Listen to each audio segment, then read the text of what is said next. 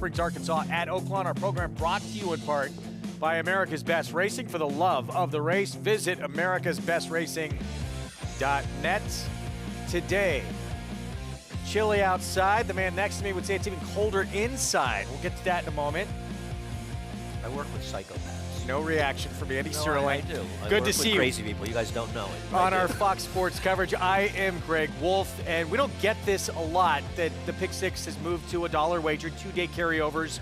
We have it today, up at over $100,000 carryover in this Pick Six. And between our coverage here on Fox Sports 2 and later today on Fox Sports 1, we're going to bring you the entire sequence of this Pick Six. There's the official number, $104,574.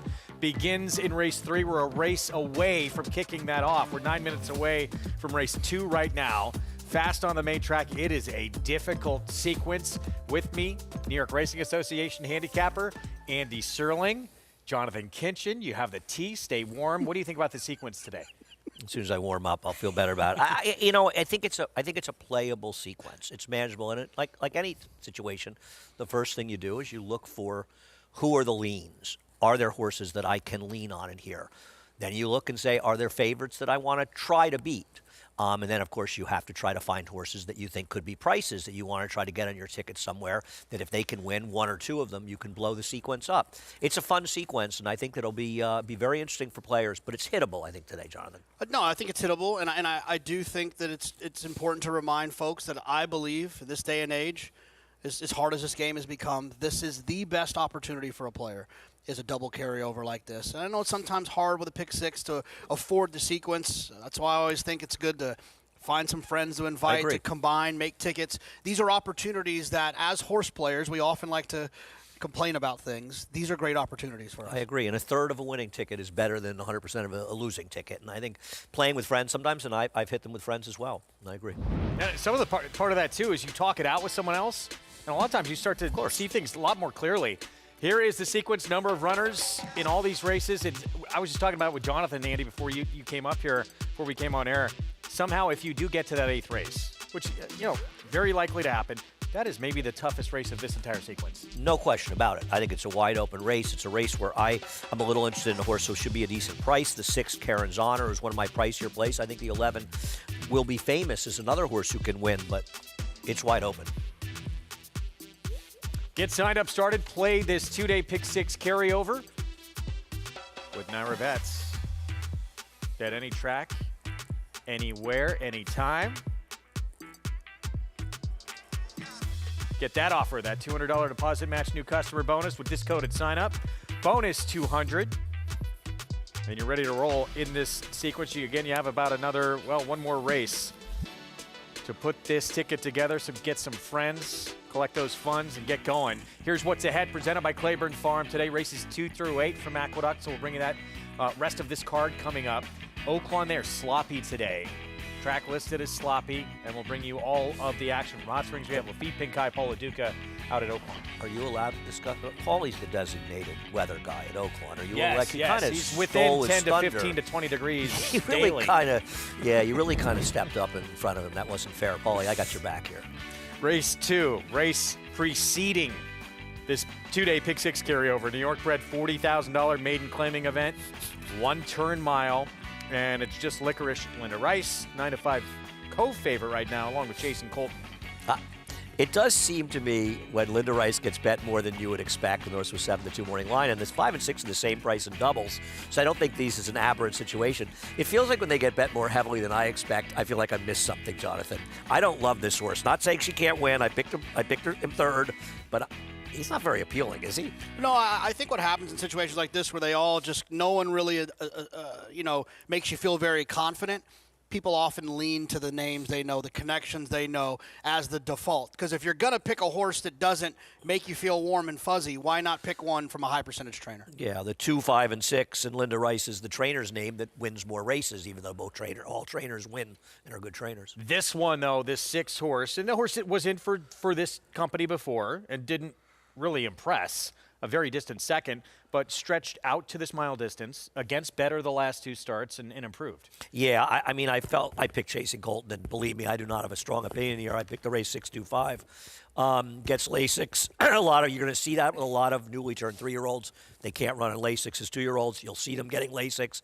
I agree. I thought if he ran his race 2 back, he would win. His last race, a little bit disappointing, but it was a blowout winner in there. Manny Franco for Carlos David. It's this race. Do you feel too, JK? This race goes through the 6? Yeah, I mean, I think it goes through the 6. I don't really understand the 5. I think the 2 is interesting, if that makes sense. I don't understand why the 2 is a significantly higher price than the 5. And maybe it's just what Jonathan's alluding to. It's Linda Rice versus Jimmy Ferraro. And Jimmy Ferraro's horse has been running very, very well, and he does seem like a trainer that always succeeds here at Aqueduct.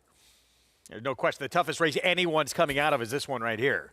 7-2, Sacrosanct undefeated for Brad Cox.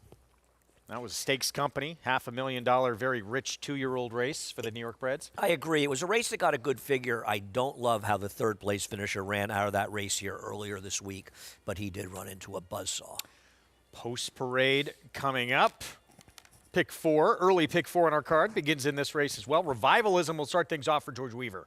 The race 2 back gives him a hint of a chance in here. The other races are too slow. George Weaver, part of the reason we have a 2-day pick 6 carryover. 2 Honest Mischief, the 2 we were talking about for Jimmy Ferraro. Yeah, it ran well enough for maiden 40, but it was the stake race where they got a nice figure that makes me think that this might be the one you want in here.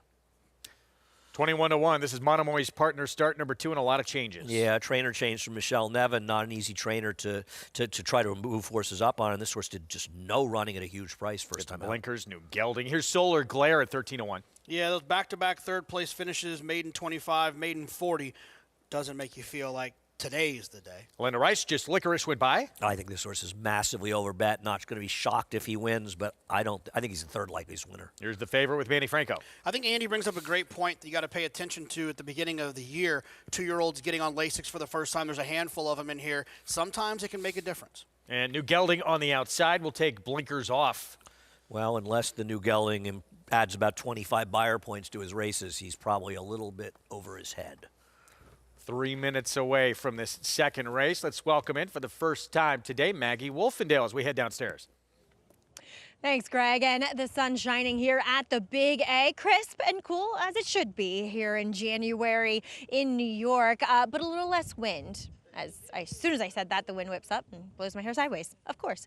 But not too bad today, as we'll take a look here at the horse who is flirting with favoritism, and that's number 6, Chasing Colton. I honestly have no problems with just Licorice, other than his price, as you guys were kind of mentioning. But I do want to point out, Chasing Colton, while he looks fantastic, he's actually a bit more settled than what I've seen from him in the past, and that's kind of been the trend with him. With racing, he has become more mentally mature and takes his racing more in stride. But for the first time, and he has run for a tag before, he'll apply front wraps, as he also does get Lasix too. So, something I want to point out with a horse who's already run for a tag, that is putting them on for the first time, who is going to be a short price. Moving on to number 1, Revivalism. This is a horse that I only have notes on from his debut, in which I didn't like him that day and he was eased. But going back and looking at his lone try at a maiden 40, it wasn't too bad, in which it was a bit of a merry-go-round race. I know he was a beaten favorite, but this guy has gone on. He has improved in the way that he moves, his physical makeup. He's far more athletic looking and fit. And 2, he's just more engaged. He was so laid back and quite frankly clueless for his first start that today he came in, he was on the bridle. He just, presents himself as a horse that should do some running in this spot here. But I'm going to land on number 2, 2 Honest Mischief, as he's one that I know maybe that New York Stallion Series race, he kind of got sucked into it and the figure might be a little bit inflated, but his start 2 back, albeit on the mud, getting back to the main track in this type of condition, I thought was okay enough and makes some sense here. And honestly, probably looks one of the best times I've seen him. Not a horse that was really cranked up, as Jimmy Ferraro's horses aren't necessarily cranked up to win first start, second start, or even third start. He just looked backwards in those, and now he's kind of rounding into a more athletic individual. So I'm going to take 2 Honest Mischief. I think that's a more than fair price, Greg. All right, Maggie, thank you. 8-5. Wow.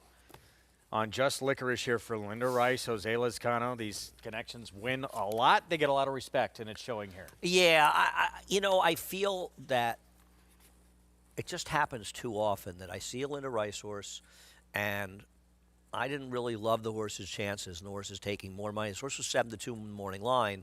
We've got a pretty good morning line maker around here. When these horses get bet like this, it usually just seems to be a good sign, Jonathan. I'm not saying I like this horse, would bet it, but I bet you he runs better than I expect. It's just hard for me because this horse is being bet off of that maiden 40 race. It was okay. I didn't think it was anything like over the top. I think there's other horses in here. Too Honest Mischief, I think, has a race that rivals that one. I think that Chasing Colton has races that rival that one. I'm surprised this horse is favored. I'm with you. I thought favoritism would be between the 6 and 2. I'm not saying the 5 should be 10-1 here. The horse should probably be in the 3 to 4-1 range.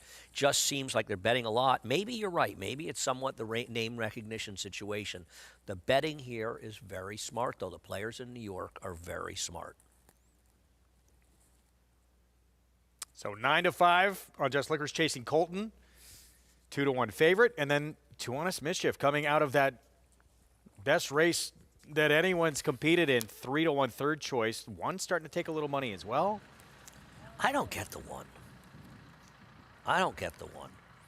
But I guess if you look at the one race at a mile, that's the race. The only time the horse ran for 40, right, that the horse did run a figure that I still don't know if it's good enough to win here, but at least it's within hailing distance as we're getting close to the pick 6, but we have one race to go. Yeah, don't forget, next race today, pick 6 carryover, over $100,000 in that pool already. So a little bit of time still before we get to race 3 to put those tickets together. Don't want to miss out on that. First things first, our early pick 4 here, a one-turn mile and a New York bred $40,000 maiden claiming race. There is the one we all believe is the one to beat, the 6 Chasing Colton. Let's go to Chris Griffin for the call. Uncle Barry.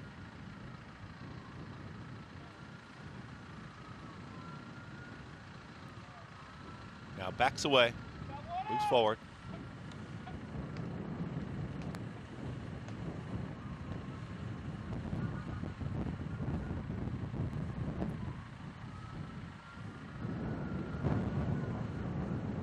Uncle Barry is in. All set. And they're off. Speed from Chasing Colton. Chasing Colton right to the front and has company from Revivalism towards the inside. They're far apart, but they're the top 2. Revivalism towards the rail, and towards the outside is Chasing Colton. Joining them, Too Honest Mischief makes it 3 across the racetrack early, and a 3-way battle for the front as they come out of the chute. They are 3 lengths in front of Just Licorice, who's now well settled in 4th for Jose Lezcano, is 5 lengths clear from Uncle Barry out in the center of the racetrack. The 2 trailers, Solar Glare, and now the trailer is Monomoy's partner. Revivalism has a neck in front, 23-3 for a pressured opening quarter mile with Too Honest Mischief right there from 2nd. Chasing Colton, center of the racetrack from 3rd. Just Licorice has had the best journey so far, is right there in 4th, is starting to move forward, now within 2.5 of the lead. Solar Glare is on the move for Jose Gomez, is taken 5th. There less than 4 furlongs to go, 47.55 for a half-mile time. The 2 at the back are Uncle Barry with Monomoy's partner. Revivalism is a half-length clear. It's Revivalism in front. Continuing to chase there is Too Honest Mischief, Chasing Colton 3 wide. Just Licorice has been right in behind the pace. Has moved towards the outside. Is going to take a wide approach here after the front runners as they approach a quarter mile left to go. Revivalism is very game, and Revivalism is still there. Revivalism is fending off Too Honest Mischief, Chasing Colton. Just Licorice down the center of the racetrack, and here comes the run from Just Licorice, who was off the pace, has got Revivalism in sight, and Just Licorice has pushed on by. Just Licorice now trying to straighten up, and does, and Just Licorice is going to kick well clear. Inside the final 16th, it's all Just Licorice from just off the pace to get the victory. Just Licorice over Revivalism, Too Honest Mischief, and Solar Glare in 1 minute 41 seconds flat. So Just Licorice, public got it right, 9-5 favorite. One like he probably should have been 4-5. Listen, I warned you before the race. They didn't ask this horse, and as soon as they asked him, he just absolutely blew the field away, Jonathan. And they know with Linda Rice like no other trainer on the grounds. Yeah, I'm trying to look back to try to see what I missed. Okay, here's one thing, and I'm not. Yeah. The one dirt race was 12 days after the prior race. It was a turf race horse, did no running, so I don't think it's supposed to matter.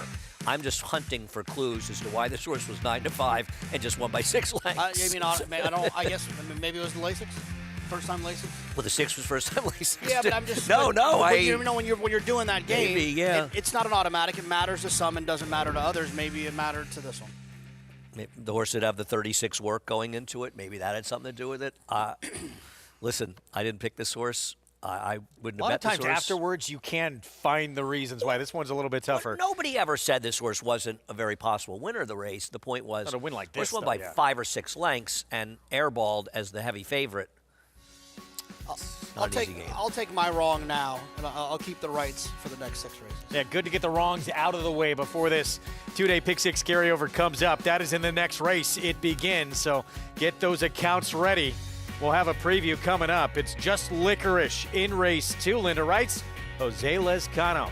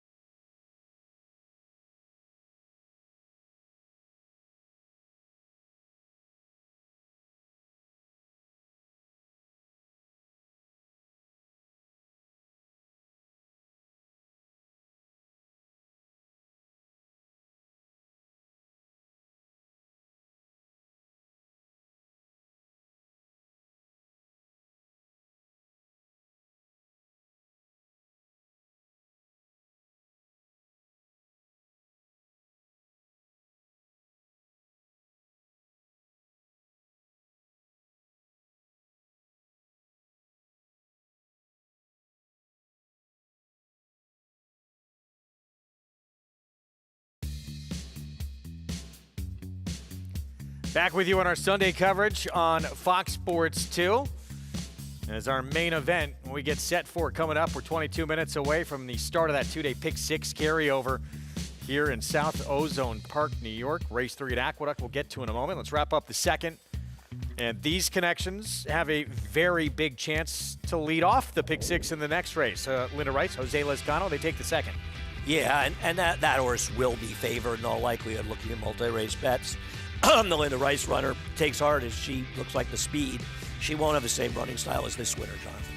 No, and obviously, it takes heart, and the next race looks to be the one that a lot of people are going to lean on. But I'm still a little bit shocked how well this horse ran in this race. I did not expect the 5 Just Licorice to run as well as he did, but maybe it's just one of those days. When they know, they know. $5.60 for the win. Revivalism winds up second to Honest Mischief to complete that trifecta there. So 5, 1, 2. Here we go.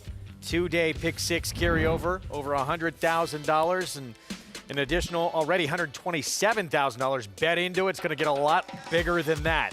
1 turn mile to kick it off. $10,000 claiming race, all for sale for that price. And the connections we just saw win race number 2. Jose Lizcano, Linda Rice, they'll have It Takes Heart, who's very quick early, in good form, but can this one get a mile? That question mark. We'll start with you, Jonathan, on some horses you want to lean on in this pick six sequence. Yeah, I mean, I think that's what the important part of these is to make them affordable is you have to find spots to get skinny. I love a single, but I also think, races where you can just kind of lock the race up, I think help too. And I think in this first leg, all you need, in my opinion, is the 2 and the 3. And you can lock it up with the 2 and the 3, whether It Takes Heart wires the field or April Antics is just a little bit better and comes running late. And then in race 5, my single is Vajda. I think this horse is just better than these other horses. When you look at situations where you have these maiden claimers, these maiden 20s, I'm always looking for droppers that stand well ahead of the rest of them. I don't trust any of the rest of them except for Vajda. I'm going to single that one, which brave is scary. Race to single in a maiden 20. Long shots, who we should be looking at. Where are you gonna go? Well, I'm going to start by saying that Waj is a horrible single. I understand what Jonathan's saying. He's a bad horse. Now, he may have found a race where he's the least bad horse in the race, but this is a Chad Brown horse that's been some short prices. I've never once seen this horse do any meaningful running in a race. He's never made a serious move. He's never had a trip. He just sort of runs. Now, maybe his 65 buyer will win today. And don't get me wrong, he would be on my pick six tickets. He would be an A for me. I don't disagree with John on that. I think he's just a very tough horse to rely on. And I think there's a horse in this race that's very interesting in the 10 Dangerous Driver. And when you first look at him, you go, well, he's an 0 for 19 horse. Why would you possibly take him? But he's not. He's an 0 for 8 horse because he's only run 8 times on dirt. And twice were wet tracks. One was a sealed track. One he ran fine, a Harrow track. So, but once you look at him, last time out going 1 1/8 miles from the far outside post, he was 4 wide around the track and actually ran fairly well and still ran a buyer figure of 59 with this big wide trip. Roger runs 65 buyers. We're not talking about some huge advantage. He's run those kind of figures. I think he makes a lot of sense. And I also think in the last race today, the very, very competitive race, I agree with Greg, Karen's Honor is a very interesting horse. I like the outside horse a little as well, but Karen's Honor is a horse that was right down on the rail on a day, December 12th, when outside runners dominated the card and dominated those races, and I thought she ran a respectable race. Now, she doesn't have a great oeuvre of work, but she does get Manny Franco for this race off a trip, and I like her to price too. A lot of decisions that need to be made and so many different ways to play sequences like this. I have a question for you. Yes. Do you think I'm crazy with Dangerous Driver? No, I thought that horse was a use. Okay. Yeah, absolutely. I do. And, well, we look, know too, about you. We've covered usually, you. JK, when you're looking at playing tickets like this too, would you generally say, and I know it's a case-by-case scenario, but you don't love to take singles on a horse races where there's not much class, and this is the bottom level? Well, I think Would you rather single horses with a little better class? Oh, yeah. I wish there was a grade 1 that I could single a monster in here, but that's not what the card Did you think gives us. headline numbers was a potential single in the 7th? Potential, but I feel like a lot of people are going to go there. Okay. I think sometimes if you can find a single that others won't go to, there's an advantage there. And it all Others won't go to watch it? No, I don't think so. There's plenty of fish for that horse, believe me. Let's go through it. Race 4. So race 3 obviously kicks it off. Race 4, New York bred maiden special weight. 1 turn mile here. We're certainly Lottie Margaret, pretty magical. They're going to take a lot of money. Unfortunately for me, this is a 6-horse field where I would want to use any of and all of the 1, 4, 5, and 6. I would move the 6 up. Marquette, I got 2 winners yesterday. The horse could be the speed. I like Observer a little bit in there, but I thought this race was open.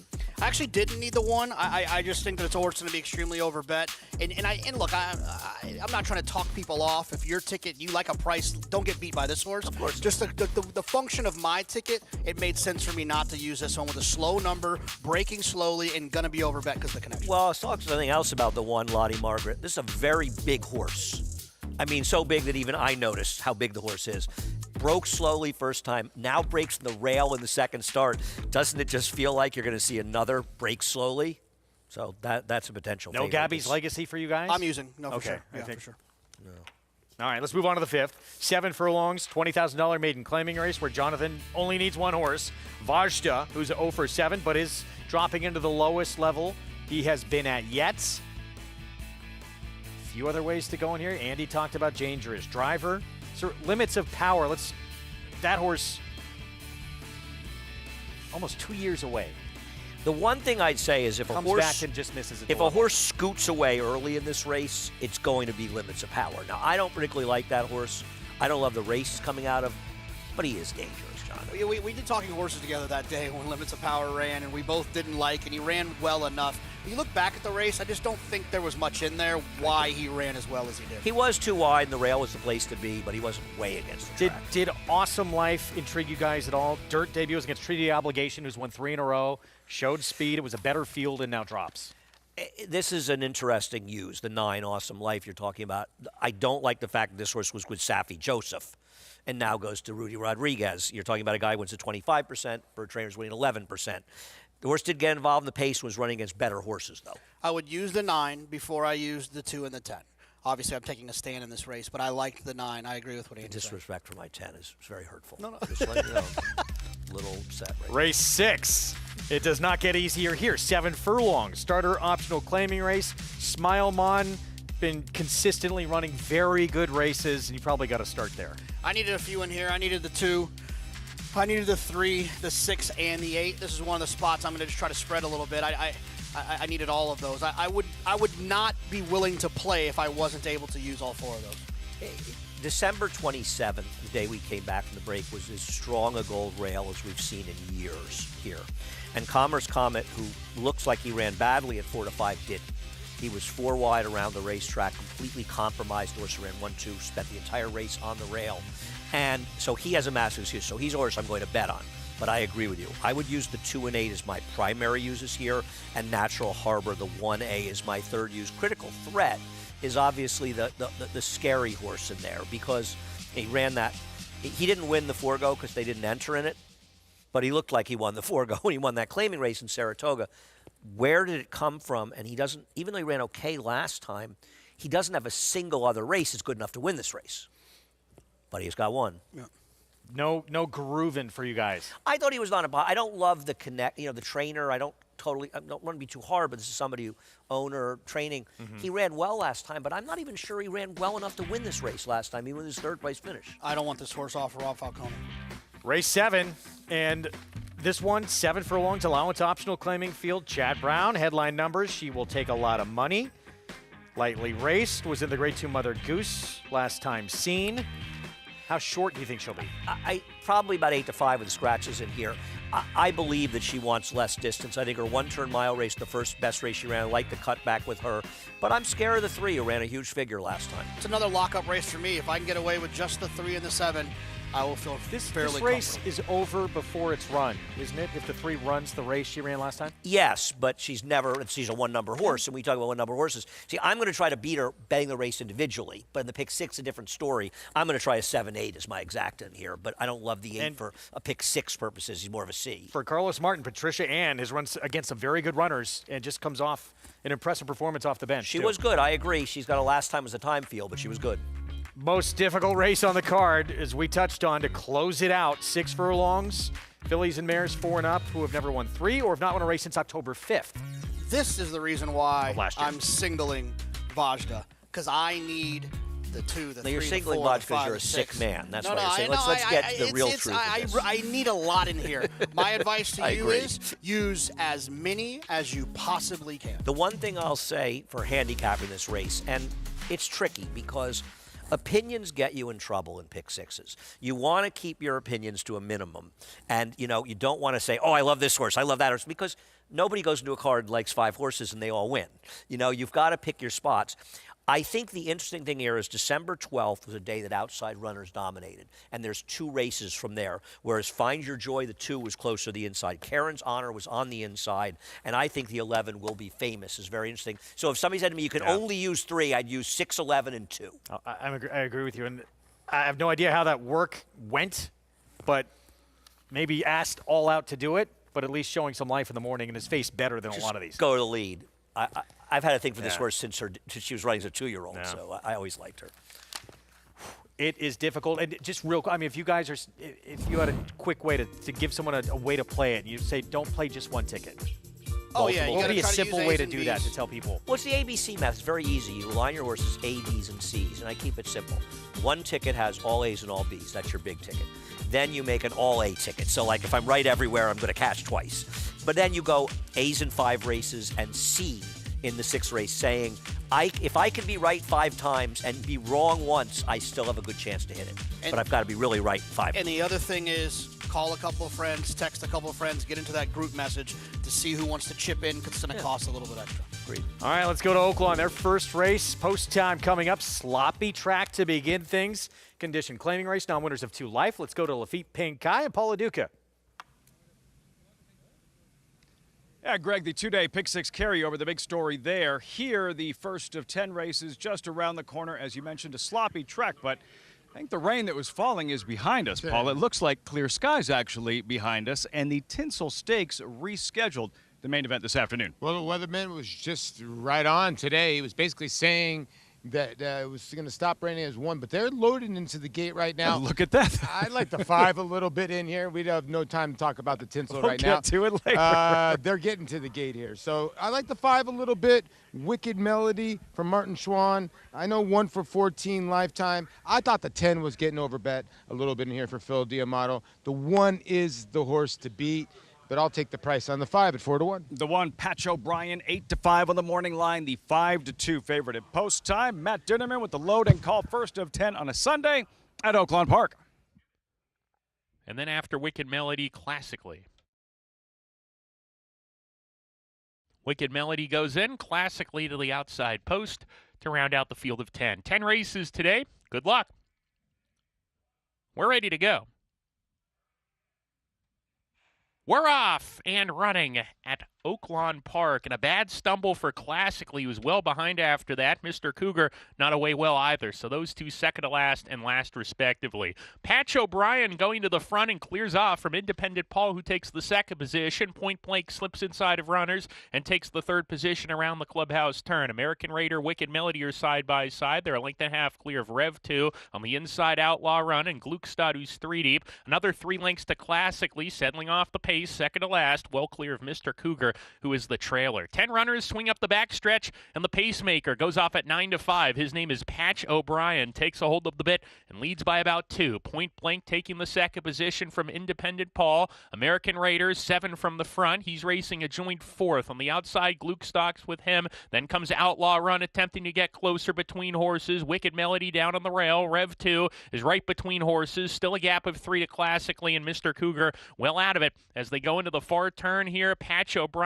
showing a little more rain to keep up and kicks on now to a half-length lead. Point Blank turning up the pressure from the outside has made a sustained run to the front. Big space of 5 or 6 now to Independent Paul. Gluckstadt is producing a run, about to claim the 3rd position, and Classically's following his move, passing a few horses, but has a lot of work to do as they come to the top of the lane. Patch O'Brien putting away Point Blank, who's starting to struggle. Gluckstadt on the outside continues to make up good ground here into the 2nd position. Patch O'Brien, the leader, is starting to get leg weary. Outside, Gluckstadt under the left-handed encouragement. Patch O'Brien keeps finding more on the front end. Gluckstadt trying to reel him in on the inside. Patch O'Brien finding more, and Patch O'Brien will prevail. Gate to wire for Patch O'Brien. Gluckstadt's 2nd and a photo for 3rd. It went to Independent Paul over Point Blank. Things got interesting late, but in the end, the favorite holds on. Patch O'Brien holds on and earns that elusive 2nd lifetime victory. Yeah, congratulations to trainer Mark Sims. He has a couple horses in today that are very, very live. Very, very heady trainer here. Claimed this one from Gennaro Garcia. And Emmanuel Esquivel, listen, this horse took all the challenges. It looked like the 9 was ripe to pick her up in the lane or pick him up in the lane, but Patch O'Brien down a little bit extra there late. Goes off of your 9-5 favorite. Good run from Gluckstadt, but Patch O'Brien, by Belmont Stakes winner, Met Mile winner, Palace Malice, holds on. Patch O'Brien in the opener. Greg, 1-9-6-2 in the first race here in Hot Springs. Gentlemen, thank you. Back to it here at Aqueduct in the start of this 2-day Pick 6 carryover. begins here in this third one-turn mile coming up. I think the horse is live, but I'm a little surprised how much money Sister Linda's taking right now. And I agree with you to a certain point. The 2 and 3 are way the 2 horses to beat. Sister Linda, who I don't particularly love, the 7. I picked her third. I do think she's a C-type horse, at least for me, because she does have races in there. The one thing I'd say about the 2, also the current favorite, and just went from 9 to 5 to even money, a lot of people justifiably are saying about It Takes Heart, well, how do I know she can handle a mile? And that's a very reasonable question about her. Well, Linda Rice, off the claim, stretching out, has insanely good numbers going from sprints to routes off the claim. And I'll give you a stat here. Off the claim. And there's Linda Rice. Stretching out with a favorite on the dirt. She's 20 for 31. That's insane. But with 27 hitting the board. Would you, and we can't dive that deep into the numbers, but 18 starts, and they've never thought about putting this horse at a mile or beyond. Well, they does not include Linda Rice, number 1. And I think it's a reasonable – I'm not going to argue with anybody, especially because the horse is even money.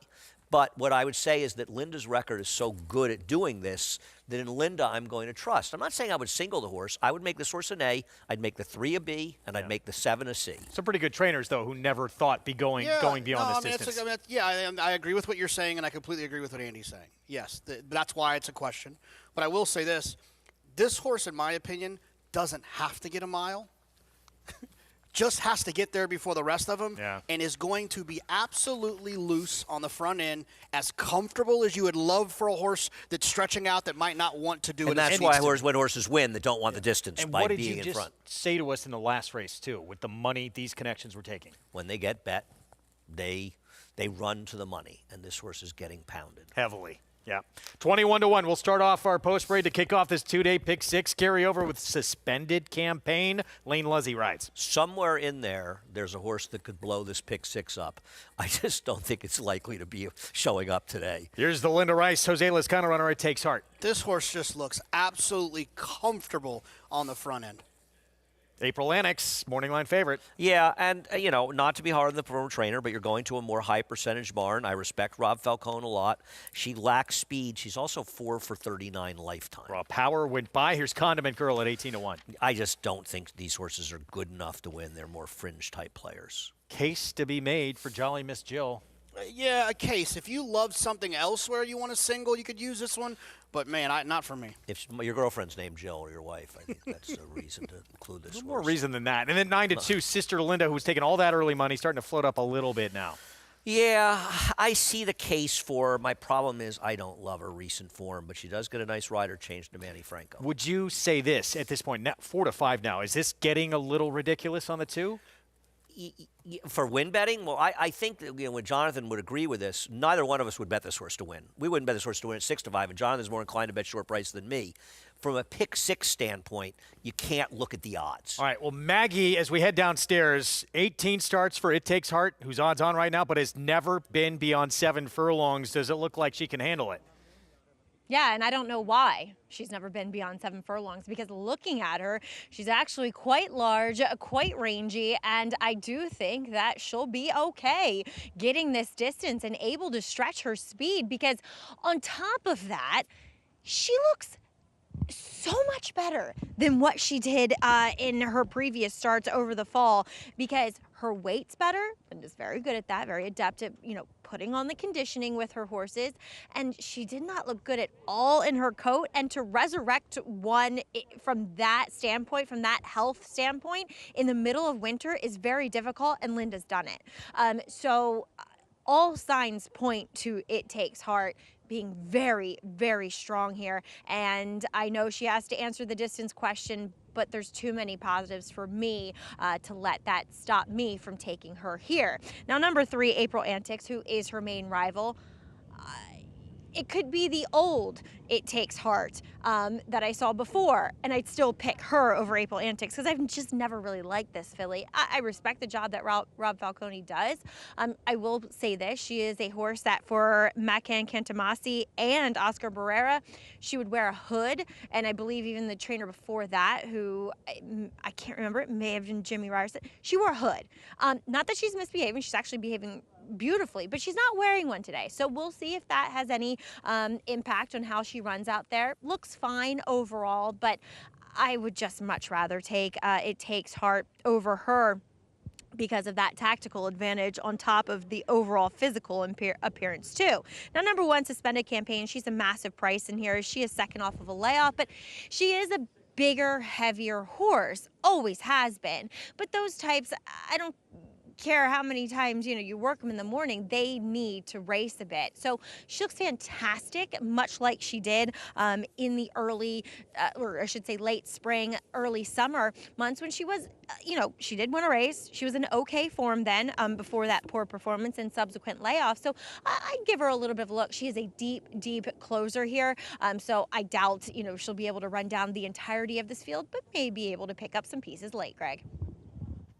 Maggie, thank you. Pool over $400,000 now. Yeah, what I meant about prices is prices always matter, but pick sixes are funny.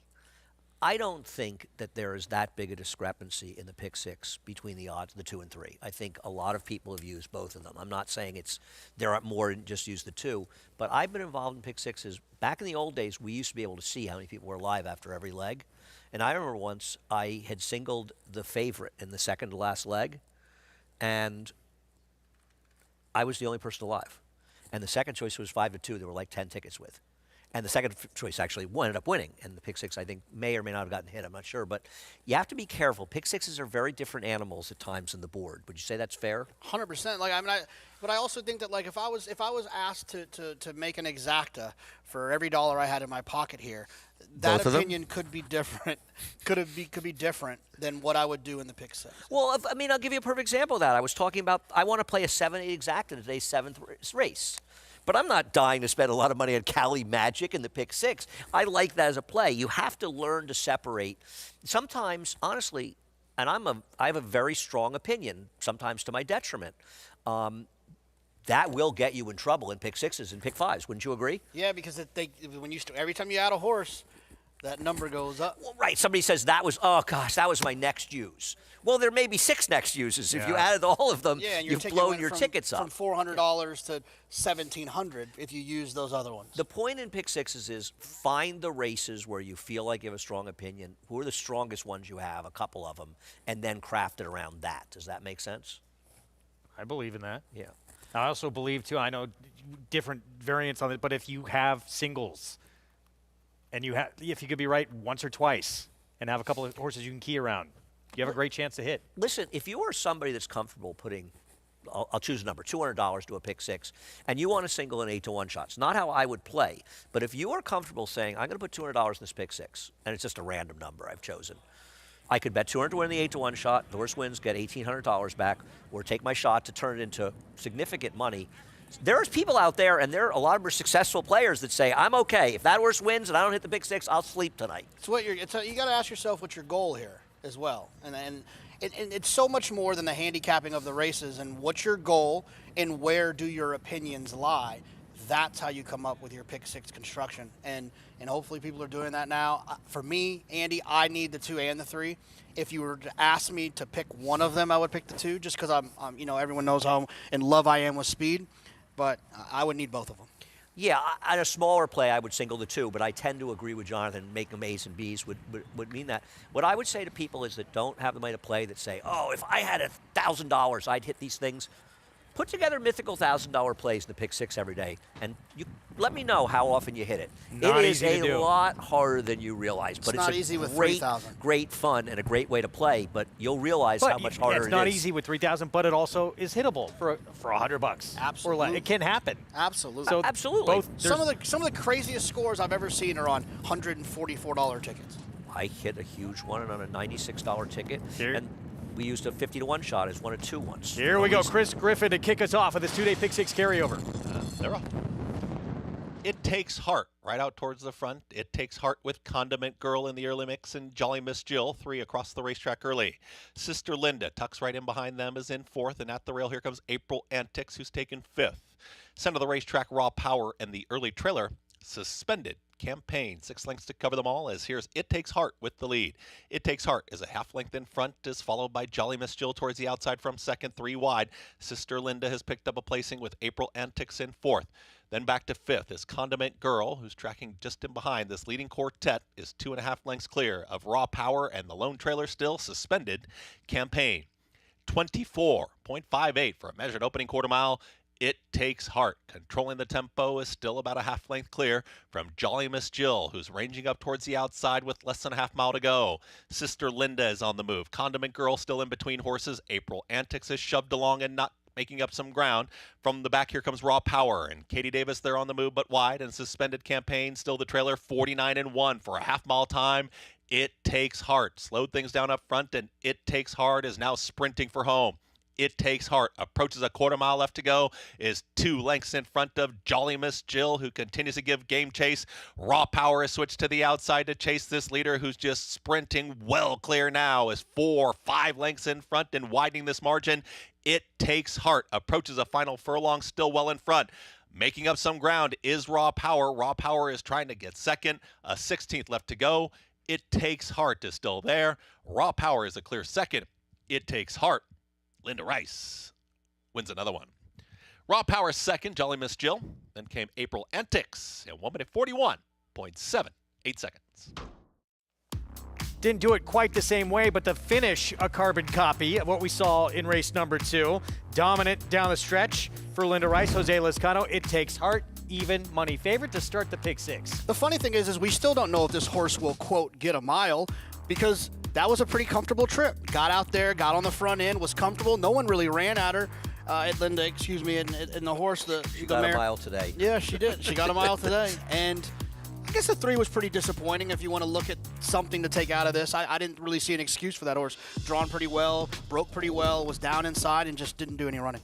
I agree. She didn't do much running at all. And you know, the other thing about pick 6 carryovers is I don't want to see a 6 even money shots win them, but I like to think that the smaller player has a chance to hit them. So you like to see some of these horses win and keep the smaller players alive. These bets don't need to be dominated by people that are making huge investments. You do to a point, unless you used 5 horses in here.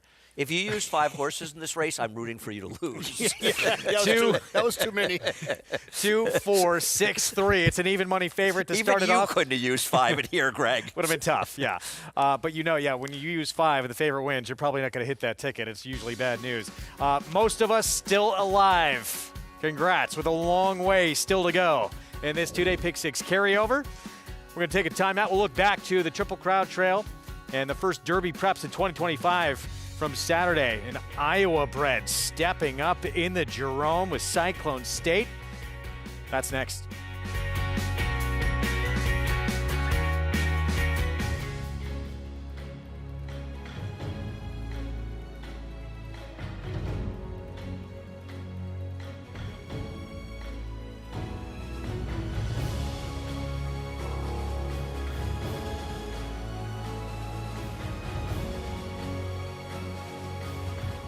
Olympiad leads American Revolution. Olympiad gets the gold in the Jockey Club Gold Cup. Horse racing? Check. Weekly promotions? Got 'em. Huge payouts? You bet. With Naira Bets. Download the app today and bet on any track, anywhere, anytime with live HD horse races, betting tips and tutorials, expert picks, and more. You bet with Naira Bets. Join now for a new member bonus at nairabets.com. At the Keeneland September yearling sale, the premier thoroughbred auction venue in the world, Mandy Pope of Whisper Hill Farm signed the ticket on the $5 million sale topper by Curlin, bred by Stone Street Thoroughbred Holdings. He was one of $5 million plus yearlings by Curlin to sell. No fewer than 44 of his yearlings fell to the auction gavel, averaging nearly $600,000, making Curlin the #1 sales sire at the September sale. Curlin, the classic sire.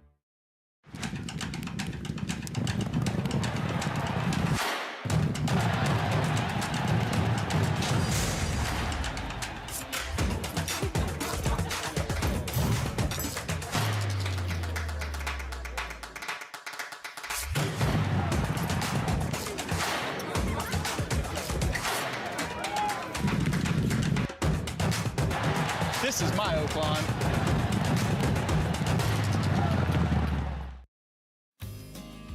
Back with you on our Sunday coverage, America's Day at the races.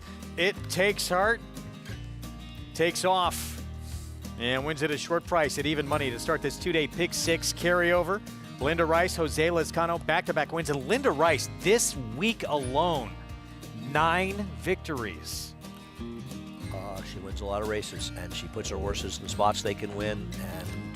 And listen, I think it's amazing how consistently Linda wins. She knows that they can run. And this horse was just a fact of finding the right spot. Well, I want to just remind, I think this is a good part about when you're looking at stats.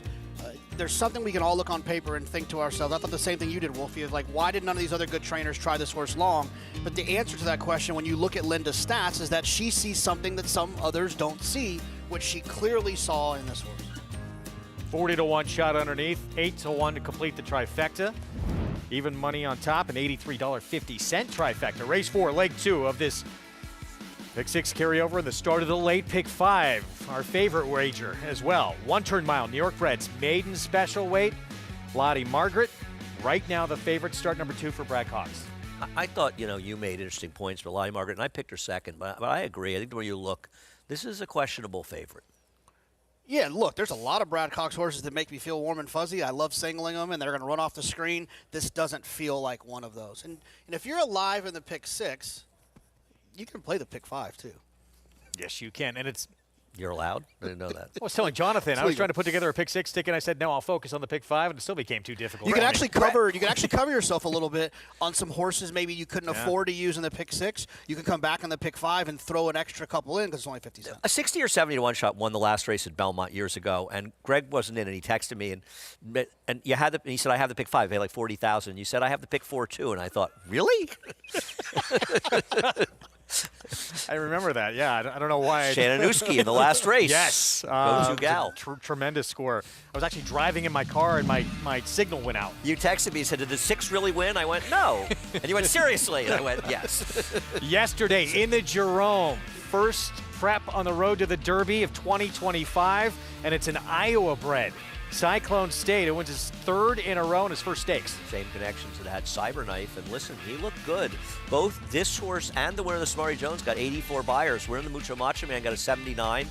Barnes a 94, sprinting out in California. You and I didn't like this horse, Jonathan. We were wrong. Yeah, and I wasn't overly, excited after the race, but hearing that the 84 figure, the horse ran pretty well. That's a nice number that you could build off of. I don't think any of us are.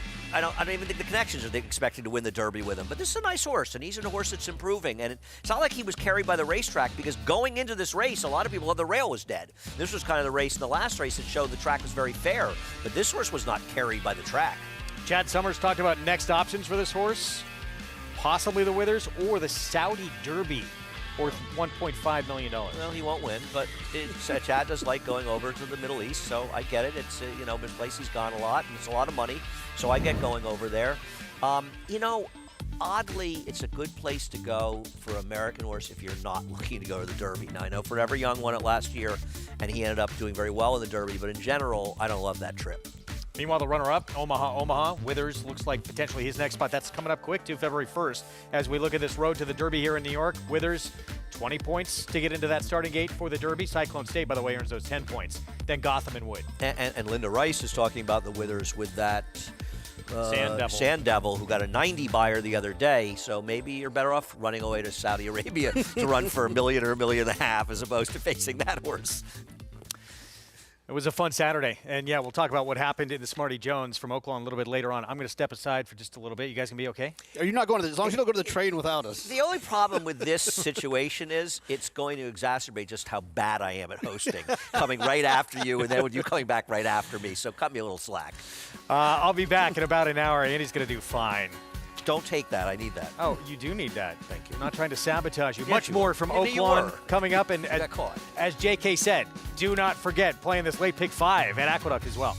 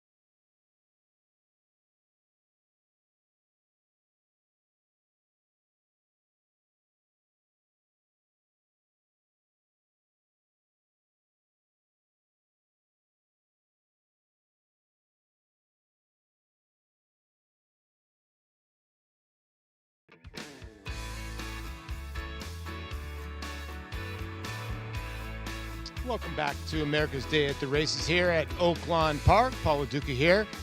Rolling solo. Greg Wolf taking a little nap. Lafitte Pinkai taking a little bit of a nap. So you're stuck with myself, Andy Serling, Jonathan Kinchin, and Maggie Wolfendale. Hopefully you're live and you maybe have singled that even money shot to start off that double carryover in the pick 6. To get to this race, we got to make a little bit of money for everybody that maybe wants to fire at that pick 5. This is a difficult race in here. I thought in this race, the 5 looked tremendous on the racetrack. Rivetage. The horse, I mean, I just, maybe I'm a sucker for grays, but the way the horse came over the racetrack, I just love the way that he really looked. Obviously, a gray son of Frosted, who was a gray. This one for 10 strike. In the drop for 35 just seems feasible. Matt Shire been a little unlucky. He's had a couple horses run into a couple monsters in here.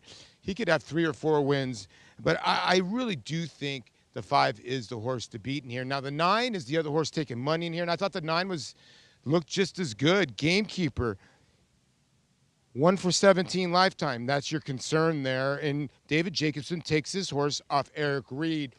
Eric took this horse off Dwayne Lucas. And, you know, this horse has got buyer figures, and the 1 win was over the mud. So, you know, maybe the 9 has an affinity for a wet racetrack. We always say not one racetrack is always the same, but maybe the 9 could be a player in here, even though the horse is 1 for 17. You know, the 3 is the other horse taking money in here. Hollywood Ending, claimed off Brad Cox, and dropped down to 35,000. Keith Asmussen aboard.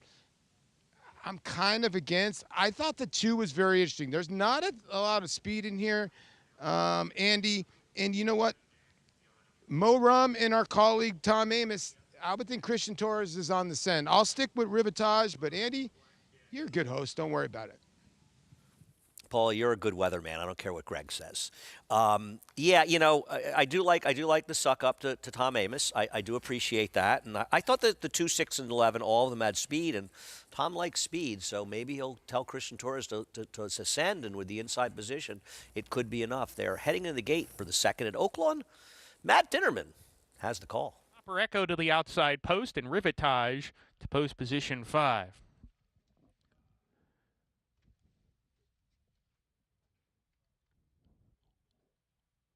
We're ready to go.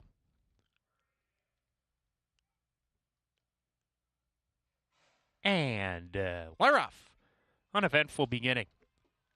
From the far outside post, Copper Echo put into play is up, challenging for the lead. It'll Do is close as well. Mo Rum from the inside. It's Mo Rum, It'll Do, and Charbon, who's 3 deep on the course, charging into the turn. Those 3 across the track. Copper Echo sets up shop right behind them in the 4th position, and Gamekeeper now racing inside of him. Gap of 2 to the gray. Rivetage, Gotta Have Dreams is next. Hollywood Ending right behind him. 2nd to last, Noble Gentleman, and that leaves Freddie Mac to trail the field as they approach the backstretch run. Contested tempo, 23-1 that first quarter mile, set by the leader, Mo Rum, who's a half length in front. It'll Do there on the outside pressing. Gamekeeper makes his way into the 3rd position pretty clearly now, and pretty easily as well. Going okay is Gamekeeper as they're halfway home. A length to Charbon, another 3 lengths back to Copper Echo, sent along already while losing ground, joined by Rivetage to the inside, and Gotta Have Dreams on the outside. Hollywood Ending now shaken up. He's 7 from the front, and a gap of 4 to Noble Gentleman and Freddie Mac as they round the 4th turn. This race will end at the 16th pole.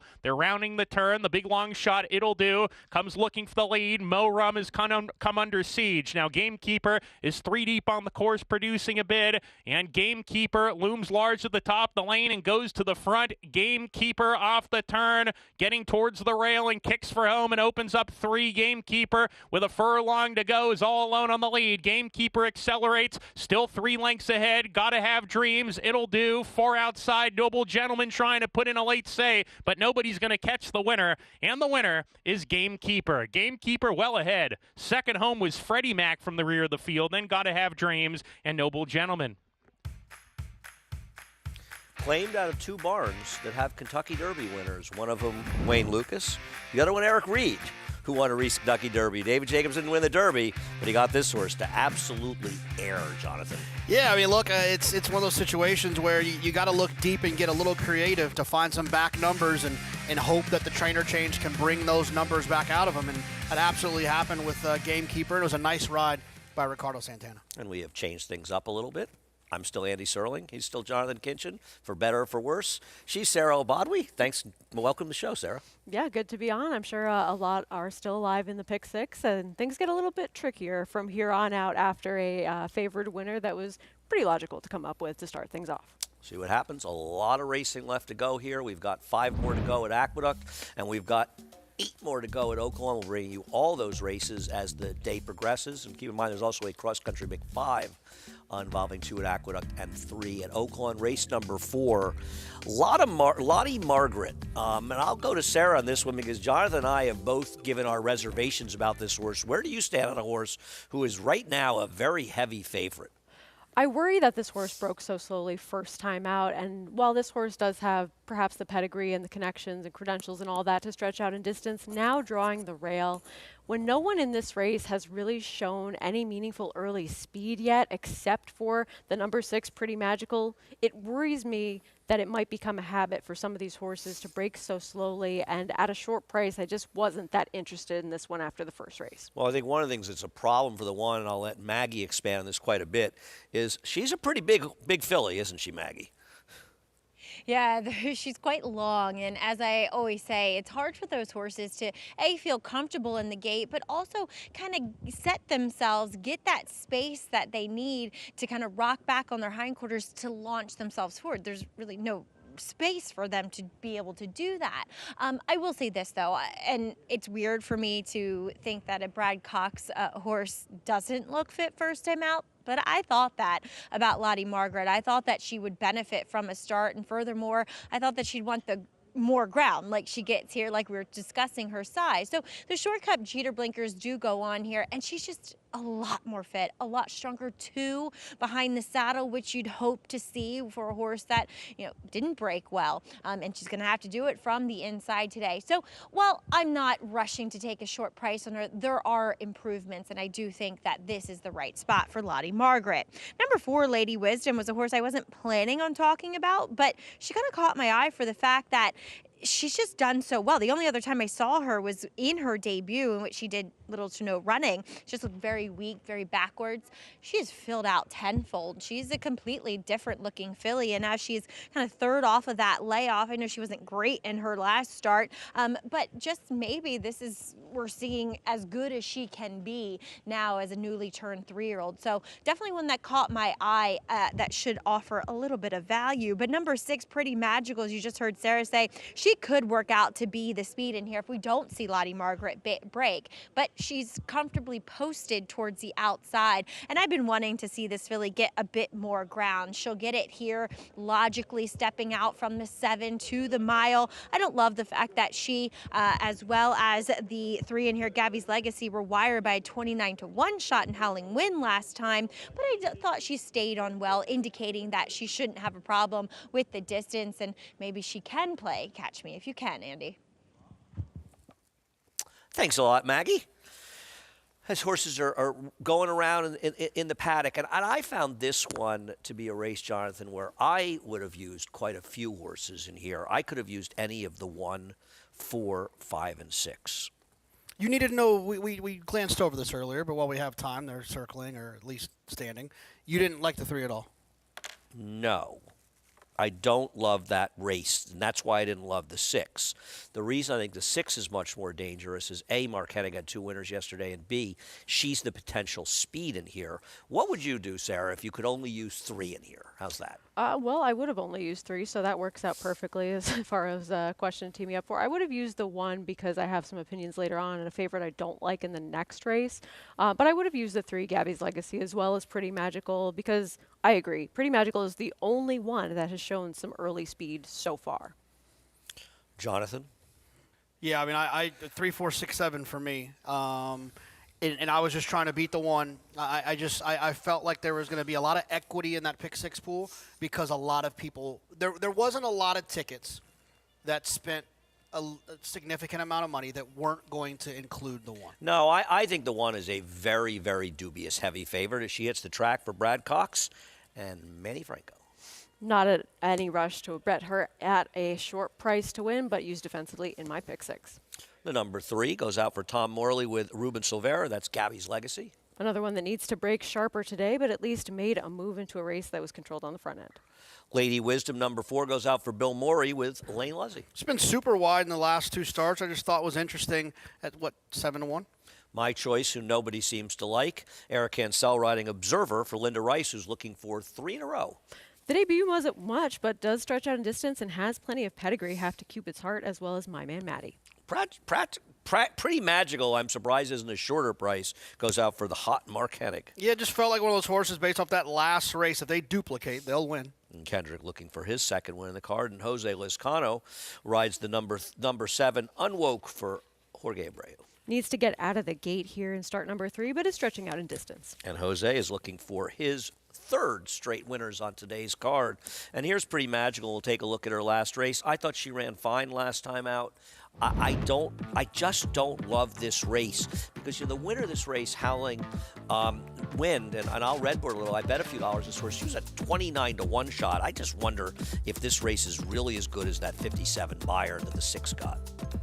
Yeah, I think that's a fair question to ask. I think that just looking so far at what is in this race, though, this has proven to be the race coming in that has 2 horses that have the higher numbers. And at least with Gabby's Legacy, that was her first start on dirt. And it was a step forward in terms of showing more speed and having a faster number for Pretty Magical. Any thoughts, Jonathan? Yeah, I mean, it's one of those deals where you look down and it's like, I mean, I picked the 6 because I feel like based on that last race, I trust the 6 the most, especially when you're taking on a horse, a Brad Cox favorite. You know, you want to have some sense of trust there. Unwoke, the 7, I thought was interesting, but just a little too slow. The 4, Lady Wisdom, the same thing, interesting, but just a little bit too slow.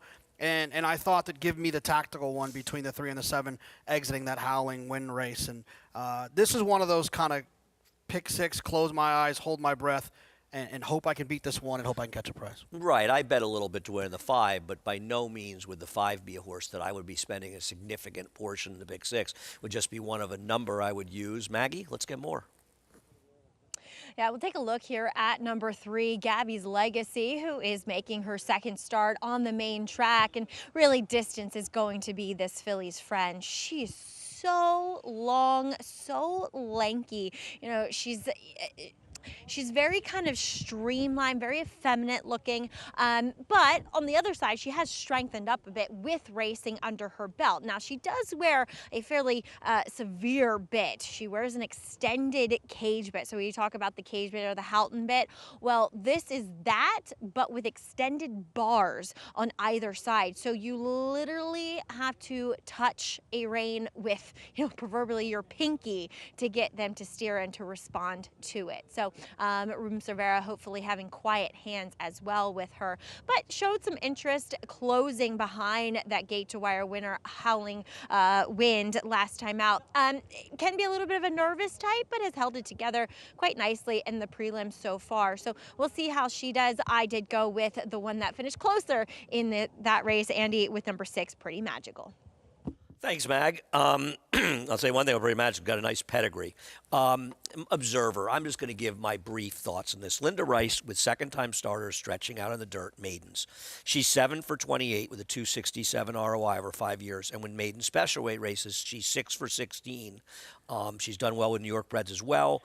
This is just the kind of move. Maybe the horse was needed a race first time out. Unfortunately, this horse is taking no money, which probably is not a good sign. I'm going to do that dangerous thing where you talk negatively about a favorite and you point out all the reasons why you don't like them, and it usually puts them in the winner's circle. Lottie Margaret on the inside is adding blinkers for a horse that didn't break slow. That was bet last time. Did break slow. Broke slow. Yeah. Did break slow. Was bet. And it was a fast pace in a race that fell apart. So to me, that's a dressed up third. And she also took no money that day for a Brad Cox first turn. I'll say something else, Sarah. Which would you rather do? Better at 6 to 5 to win the race, or take 6 to 5 that she gets left? Take 6 to 5 that she gets left, and I think that she might not be the only one. Well, but she really feels like a horse that I guarantee they were hoping to get an outside post for. She's got a lot of size to her, and gait issues first time, breaking from the rail. I hope she breaks more cleanly. I think she's overbet in this race. She is. I mean, can she win? Can she improve on the stretch out? Sure. But her first race wasn't that fast, and she has to do things a little bit differently, getting more distance and getting herself into the game. Right, and to presume that it was a sloppy track, I think one of the keys about her first race is that she didn't take any money that day. And that's just so unusual because these Brad Cox horses are programmed to take a lot of money the firsters, right? Oh, absolutely, because they deliver Yeah. so often, and so it's not unusual. He had one of the most amazing years with 2-year-olds I think any trainer has ever had or ever will have. Chris Griffin has the call of race number 4, the second leg of today's Pick 6 that kicks off our late Pick 5. Unwoke.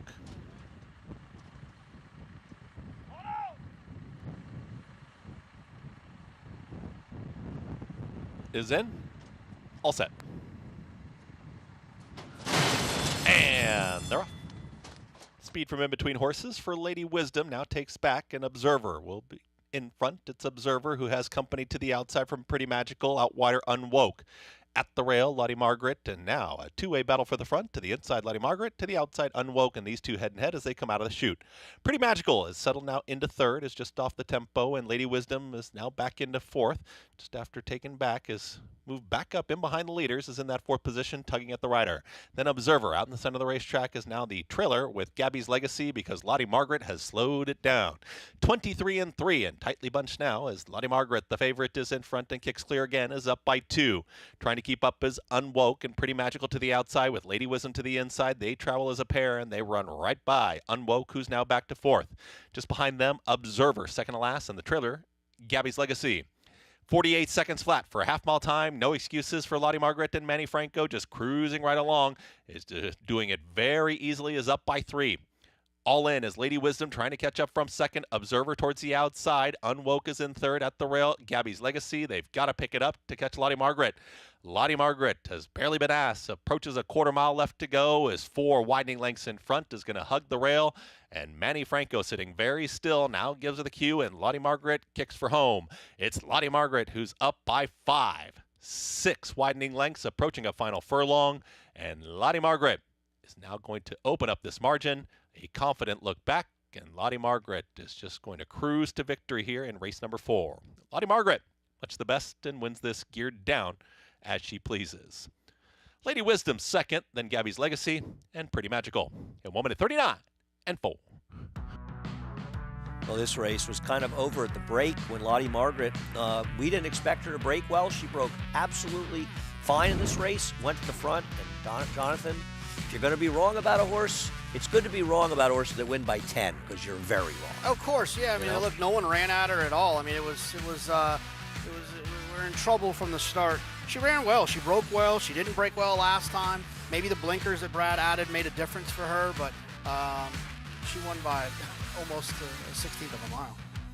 Yeah, I mean, she had to do something a little bit different, which was get out of the gate as well as have the ability to get the distance. First dirt route winner, I believe, for a global campaign, freshman sire. But this was an easy win for her, and Lady Wisdom holding on to second there. But Pretty Magical did not really show the same speed that she had in that last start. So that was something that also, once you saw Lottie Margaret so comfortable on the front end, you knew that you were in trouble. I think one of the lessons from the results of this race is that the Howling Wind race was not as good maybe as that figure suggests, but Lottie Margaret, a horse that we all found some flaws with, she had no flaws today. She was much the best as Manny Franco and Brad Cox win race number 4.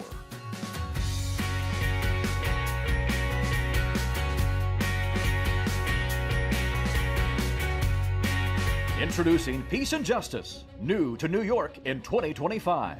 A proven sire with 200 winners, 16% winners lifetime, and one of only 2 New York-based stallions to have a graded stakes winner at Saratoga in 2024. Now, with 3 different racing surfaces coming to New York, and with New York breds running for equal purses as open company, Peace and Justice is the sure choice for 2025. Peace and Justice, now standing at Irish Hill and Duchess View Stallions in New York. Enhance your handicapping with AI Fast Facts, exclusively on Naira Bets. Open your Naira Bets app, click View Runner Details, and a stat-driven fact will appear for all U.S. thoroughbred racehorses. Download the Naira Bets app to start using Fast Facts today. RaceLens is the most in-depth product in horse racing, with unique features found nowhere else. True odds, predictive analysis, and pace projection. RaceLens. It will change the way you follow horse racing and take your game to the next level. History remembers moments of extraordinary strength, skill, and determination. True greatness is forged by those who fulfill their destiny.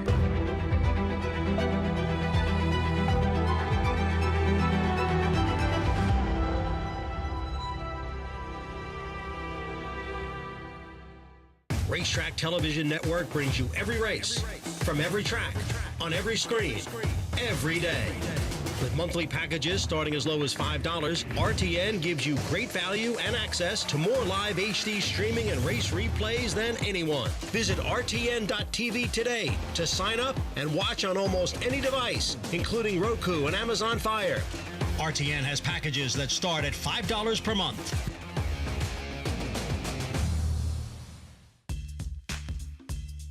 Welcome back to America's Day at the Races, brought to you in part by Claiborne Farm. 100 years of doing the usual, unusually well. Maggie Wolfendale, Sarah Albadwi, Jonathan Kinchin joining me here at Aqueduct, and of course Lafitte Pinkai and Paul LaDuca are at Oaklawn Park as Manny Franco guides in the very popular winner, Lottie Margaret, of race number 4. And so far, most people are alive in this pick 6, but not everyone, Jonathan.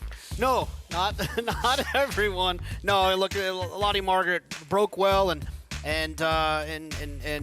really took advantage of this group that just didn't have any early speed and got comfortable on the front end. It was an outstanding ride by Mandy to get her out of there for a horse that Maggie had described some of the obstacles for having a big horse in the gate. They got this one figured out. Yeah, I mean, she was able to overcome that trouble that she faced first time out. She was bet significantly. We thought overbet. I agreed with that, but she won like a 6-5 should, and nobody really did much behind her. Lottie Margaret gets it done, 470 to win. And I don't even know, 1-4 exactly. 13 and change as we move on to race number 4. And this is Jonathan. Single is Waja, who did not open the favorite, but I have to imagine will be favored by post time, as Limits of Power, who could be the inside speed with Manny Franco, opens up as the favorite. This just feels like this horse is better than the other ones, which I wish I would have thought about in the previous race, but this one just feels better than everyone else in here. And the drop to 20 is what made the deal for me. To me, the maiden 20 is the absolute bottom. There could be horses in there that are worth $1,000. I get that. I just have trouble endorsing Waja, but he is clearly the horse to beat in here. Tell you, a horse that's kind of interesting and sort of a cool face now on the Triple Crown Trail is Coal Battle, who had a very nice win in yesterday's Smarty Jones at Oaklawn. More on him, more on the races when we come back on America's Day at the Races.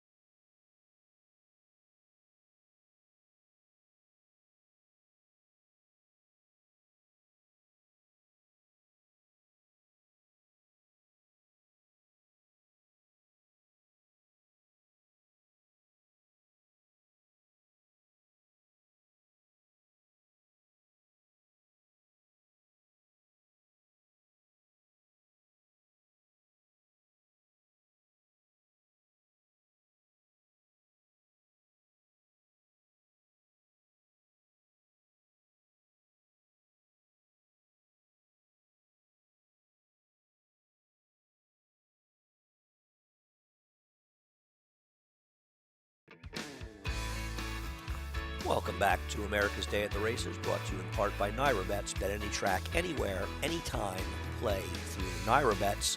Nice scene there at Oaklawn Park. I'm glad to hear the rain has stopped, but unfortunately the rain has left the track sloppy there. And it seems, Paulie, like you put up with more than your share of sloppy tracks at Oaklawn. Yeah, it seems like that, Andy. The rain was flowing last night, but it looks like finally the sun has come out, but it's going to get a little windy and a little bit chilly here. They have denoted the racetrack from sloppy to muddy. I don't know if that makes much of a difference. Just put it this way, there's a lot of moisture on the racetrack. Okay, on to race number 3. I thought this race was kind of wide open, but the public is really focusing on 2 geldings here. The two 50-cent dollars for Chris Hartman. Now, the thing about these horses are, this is another horse from Mick Ruiz barn that Mick Ruiz owns, and you know, Mick, this is not a Medaglia, or his horse, excuse me, the one that he had.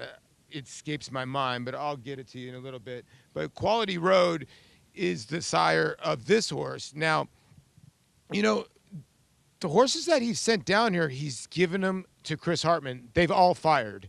So I would think the 2 here should fire in the spot, and has had experience here at Oaklawn Park too as well. So, you know, 0 for 1 over the wet track with a 3rd place finish. That's why I guess the horse is your tepid second choice. Now, the 7 in here, Gasoline, taking a ton of money. David Jacobson looking for back-to-back winners, and same connections here with Ricardo Santana aboard. This is 6-year-old by Curlin. His better races are in the slop. And, you know, dropping from 50 to 30, you know, had 1 race off a small little layoff.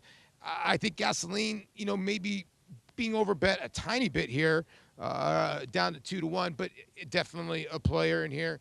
Now, if you look at some of the other horses that are in here, the 5 Unstoppable Prince, I thought looked tremendous on the racetrack.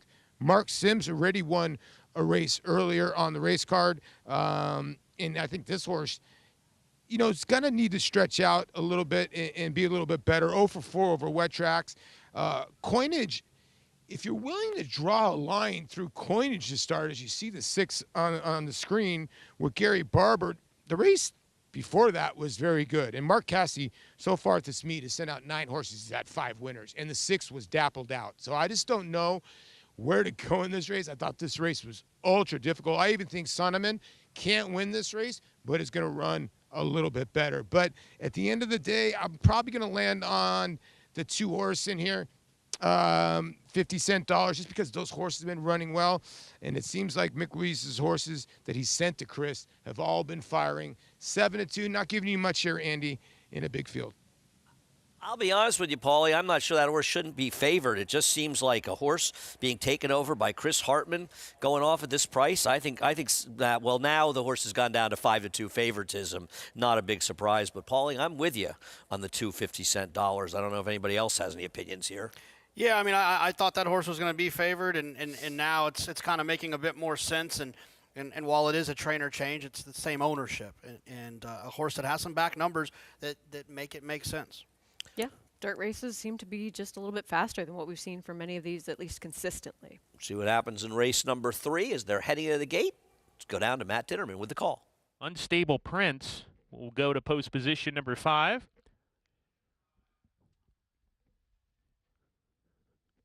And then after Unstable Prince, we'll wait on Tiwanaku. Tiwanaku. Go again. We're ready to go. And Laroff. Good beginning. Getting squeezed right after the break was 50-cent dollars. Drops to the back with Ringside. From the post 9, Chaos Reigns is going to go out to the front. Noliber right there to match him. And these two hit the clubhouse turn as one. They put about 2.5 lengths on Coinage in the 3rd position. Tiwanaku, the gray outside of him. Sonneman races in 5th, a half length to Unstable Prince, a gap of 2 lengths to Gasoline with 50-cent dollars. JP Race is second to last, and Ringside is at the rear of the field. They approach the backstretch run. On the outside, it's Chaos Reigns and the white blinkers. Inside, Nulliber. These two a neck apart down the backstretch run with Coinage. A little bit keen now in the 3rd position off the top two's heels. On the outside, Tiwanaku, the gray horse, still 4th as they start to pack up here. Sonneman in the 5th position between horses. JP Race is down at the rail, 50-cent dollars between horses approaching the 4-turn run. And then comes Gasoline. He's going to be parked about 5 wide going into the turn. And Ringside is still at the back into the 4-turn. This race will end at the 16th pole. Chaos Reigns, the leader, starts to kick on here from Nulliber. On the inside, JP Race has gotten a good trip with Joseph Romero, slipping right through on the rail to come and challenge Chaos Reigns on the front end. And now JP Race is taken over. JP Race, with about 3/16 to go, has the lead narrowly. Chaos Reigns is in the 2nd position. Here comes Gasoline with a rally. 4 outside is Ringside. Furlong to go. JP Race in front. Ringside trying to spring the upset from the 4 outside. 2-horse battle between JP Race and Ringside, and JP Race is going to win it. JP Race finishes strong to score, and he's coming home to win it nicely here. JP Race over 50-cent dollars, who gets up for the 2nd spot. Gasoline 3rd, and a photo for 4th, Ringside and Unstable Prince. Trainer Matt Scherer gets JP Race clear in this race and to win off of the claim. If you bet 50-cent dollars, you're not happy right now because that horse was the best horse in the race. Oh, absolutely, and was just unlucky. You look at him here, his horse is absolutely last, approaching the 16th pole, 2nd to last, and comes out of nowhere and comes rolling late. Yeah, I got a feeling that trainer Chris Hartman not thrilled with the apprentice in this race, Sarah. Yeah, I have to agree with that. He was able to get up for 2nd in here, but I mean, claiming off of Mike Maker, it's not easy to do, and credits to Matt Scherer for getting this one to the winner's circle, but I think it's mostly a function of a good ride by Romero rather than him perhaps being the best horse in the race. The old 82 gets it done in race number 3 at Oaklawn Park. The 3rd leg of our pick 6, which will also kick off the late pick 4. We'll see who's going to be favored. Will it be Watcha? Will it be Limits of Power? There's Watcha. He's not favored in doubles. He's favored in every other multi. America's Day at the Races continues. The only colt ever to win 3 one-mile Grade 1s on dirt. Ran the fastest buyer of the year. That's him, 6 wide, streaking clear. Here comes Cody's 2 more Grade 1s at 7/8. Here's his forego, also running a 112 bite. That's 5 Grade 1s all told. No other son of Sires Curlin has so many. They say, be careful what you wish for. We agree. Horse racing? Check. Weekly promotions? Got 'em. Huge payouts? You bet. With Naira Bets. Download the app today and bet on any track, anywhere, anytime with live HD horse races, betting tips and tutorials, expert picks, and more. You bet with Naira Bets. Join now for a new member bonus at NairaBets.com.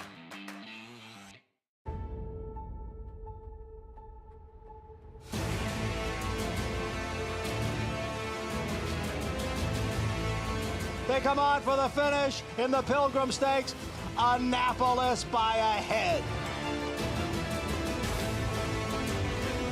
It is Annapolis in front. It is Annapolis to win the Coolmore Turf Mile.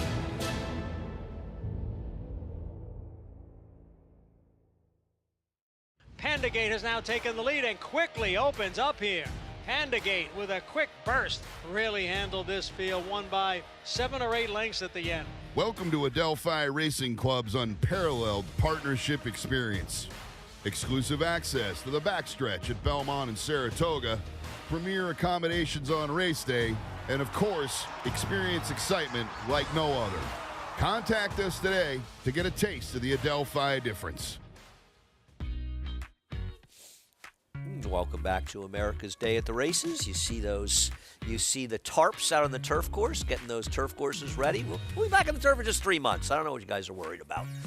Here we are at Aqueduct. Sarah Al-Badwi, Jonathan Kinchin and myself, Andy Serling, here on the desk. Maggie Wolfendale's down in the paddock, and, of course, Lafitte and Paulie are down at Oaklawn Park as we come upon race number 5 here. But first, let's go back to yesterday and talk a little bit about the Smarty Jones, the stake that was won at Oaklawn, and Cole Battle just absolutely dominated.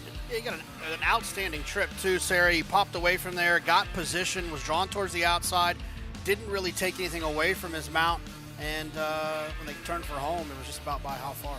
Yeah, I mean, it seemed like looking at this race on paper beforehand, there was a lot of speed signed on, or perhaps some horses trying to get the distance for the first time, and he had shown that he was a proven closer in a prior start, but not all of that speed wanted to be a part of this race early on, and they were the ones that took advantage of that, putting him up close, putting him in position to be effective, and it seems like Lonnie Briley has a good one on the Triple Crown Trail, and it's just nice to see smaller profile connections, or ones that we don't hear from as much, have a horse that seems to be on the improve. It's not often that the outside closer in a race packed with speed wires the field, but it did seem to almost happen yesterday, as there were some surprising rides in there. And I think one of the things also is the second-time star for Brad Cox just completely failed to show up. Yeah, it didn't do much running at all in here, and we talked about it a lot yesterday on the show.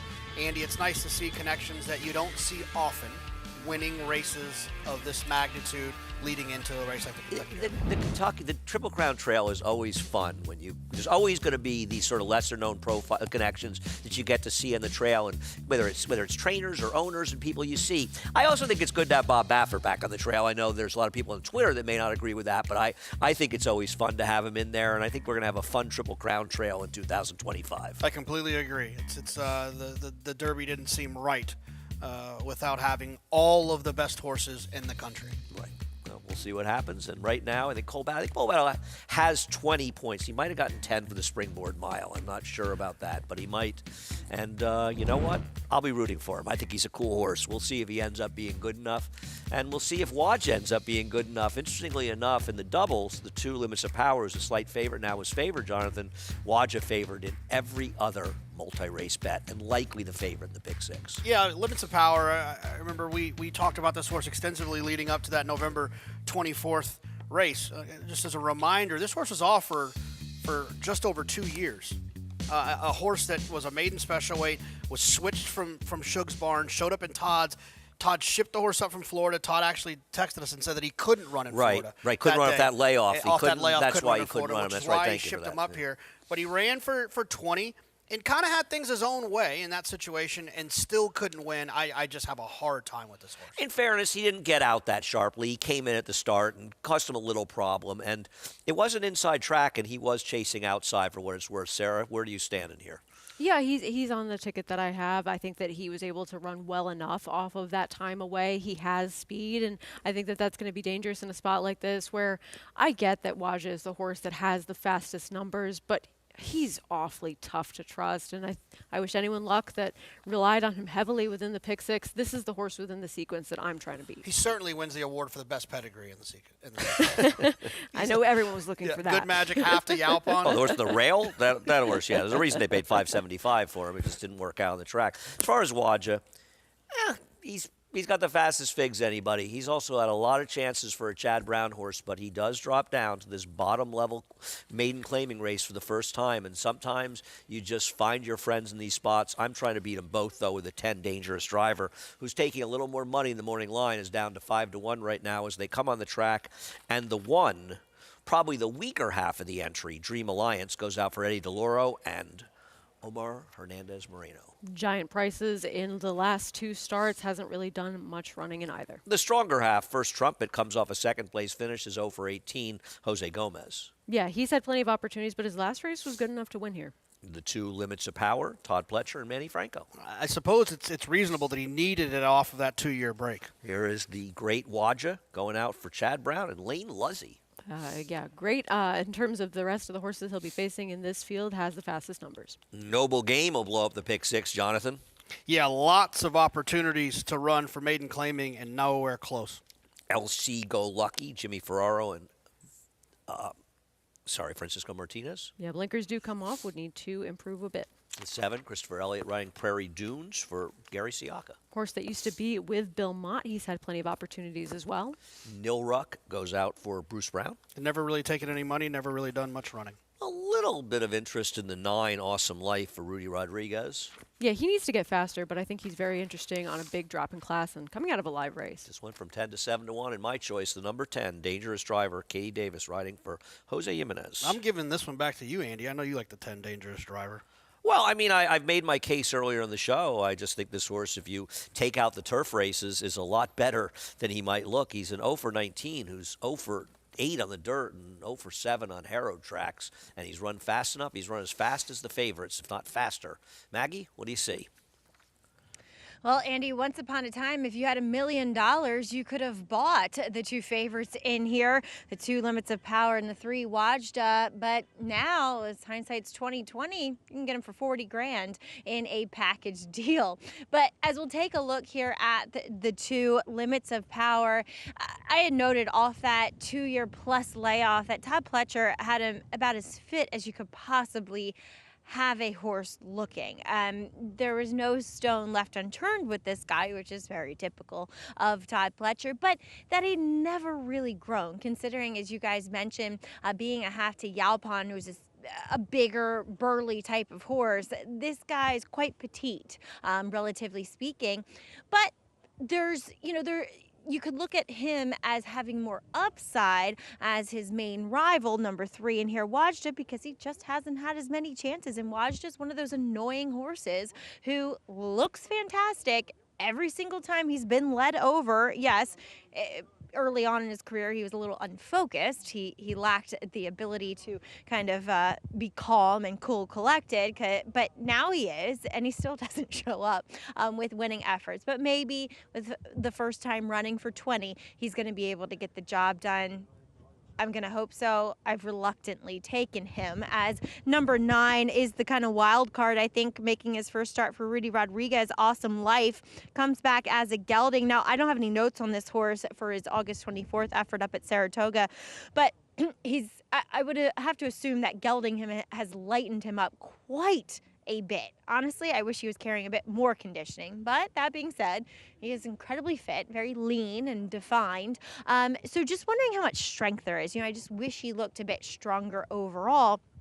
And he did show speed in that last effort. So with the 7 furlongs, we'll see how he negotiates that. I don't know how quick he ultimately is going to be because he's not built like a horse that should have that speed, Andy. But, as I said, they combined, they cost $1 million once upon a time.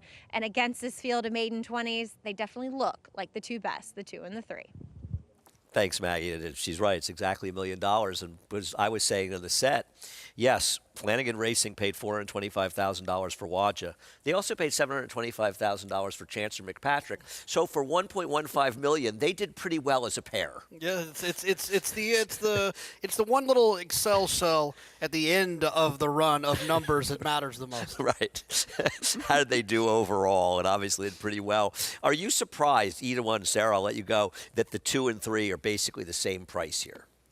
Yes and no. I mean, I think that when you look at these 2, you're looking at a horse that makes some sense having the fastest numbers coming in, but that I think a lot of people are kind of tired of in Wajda. And then you look at the 2 who has the speed and also has less opportunities to really show us what he can or can't do. And he was off for so long that maybe some are thinking that he's going to take a little bit of a step forward off of having that much time off and coming back in this spot. So if you think that that's the case, plus the early speed that he's shown, they look like similar types on paper. I think that this is a race where it's tough to really strongly, confidently endorse anybody. I'll say one thing. If you're Lane Luzzy in this race, I think the one thing you really are should be paying attention to is how the 2 breaks. Because if the 2 hesitates to start at all, shouldn't he look to send Wajda and try to wire the field, the old send the best horse to the lead? Yeah, I mean, I would think that would be the situation. I mean, you got a horse who isn't completely slow. I mean, Wajda definitely. Wajda's slow. He can be in front. Yeah, has tactical speed. I mean, I don't know, how things go in here. I hope there's a big battle up front in my 10. Katie Davis is sitting chilly towards the outside with Dangerous Driver. We'll see what happens. Good luck if you're alive, and I think most people are in the pick 6. We'll see if this is one that opens things up a little bit or if the shorter prices continue on today's card. Chris Griffin has the call of race number 5. Goes in. All set. and they're off. Dream Alliance breaks well, and so does First Trumpet towards the outside. Joining them is Vaja, and going to be at the rail. A hard set Limits of Power. Vaja is right there with the early lead, with First Trumpet there 1-2. Just off of them, Dream Alliance, and at the rail, that's Limits of Power, who's tracking from 4th. 3 wide in that second group is Awesome Life, who's in the 5th spot. In behind them is Dangerous Driver, who's now tracking from 6th. And 7th is Prairie Dunes. Back there in 8th is Nil Rook. The 2 trailers, that's LC Go Lucky with the lone trailer, Noble One. They work up the backstretch, 23.75. It's a pressured opening quarter mile. Vaja has the lead, is up by a neck with First Trumpet not going anywhere, and these two speed off together, and they are 6-7 lengths clear from the rest. Running on is Dangerous Driver, is about to take third, is to the outside of Awesome Life. Trying to pick it up there is Dream Alliance. From the back, Prairie Dunes is on the move. Same can be said for Nil Rook as the front two continue to go at it. First Trumpet doing no favors here to Vaja, who's right there. These two head and head as they approach a quarter mile left to go through a 47-3. Half-mile time.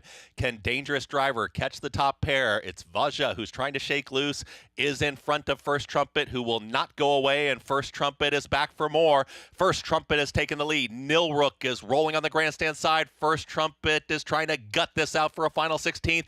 Dangerous Driver is trying to pick him up. Nil Rook on the grandstand side. First Trumpet is almost there. Needs the line. First Trumpet still in front. First Trumpet wins it over Dangerous Driver, who's in a photo there with Nil Rook. Then came Vaja and Prairie Dunes in 1 minute 27 seconds flat. Well, this will open things up, and I can't cry about my 10 who got a perfect trip in here and couldn't pick him up. The 1A, you said in the backstretch, Jonathan, I wish the 1A would go away. He never went away to the finish. No, and look, I mean, this horse absolutely ran better than the horse that I leaned on in the sequence, the 3 Waja, the big favorite. They ding-donged around there all the way, and the 1A won the battle and the war. Yeah, start number 19 ended up being the winning one. He took a step forward in that last start, showed some good speed, and was able to stick right to Waja, who I think did the right thing going forward, but just ultimately did not have enough. And Nil Rook almost really spiced things up at 44-1. I don't think would have been on many tickets unless you used several in this spot. But First Trumpet off that last race did make some sense. You're right. Nil Rook did give people a little bit of a either thrill or a scare there, and I'm just glad he wasn't able to get second over my number 10. And, you know, no excuse for Dangerous Driver. Katie could not have given this horse a better ride, couldn't have gotten a better trip. 2 horses battling up front, coming back, just right not quite good enough. And while he ran fine in here to be second, no excuse. First Trumpet was absolutely best in here. You know what? Waja just always finds horses to beat him. He's just one of those kind of horses. We'll take a break on America's Day at the Races. We hope you're still alive in the Pick 6. First Trumpet will pump it up a little bit. We'll continue in a moment.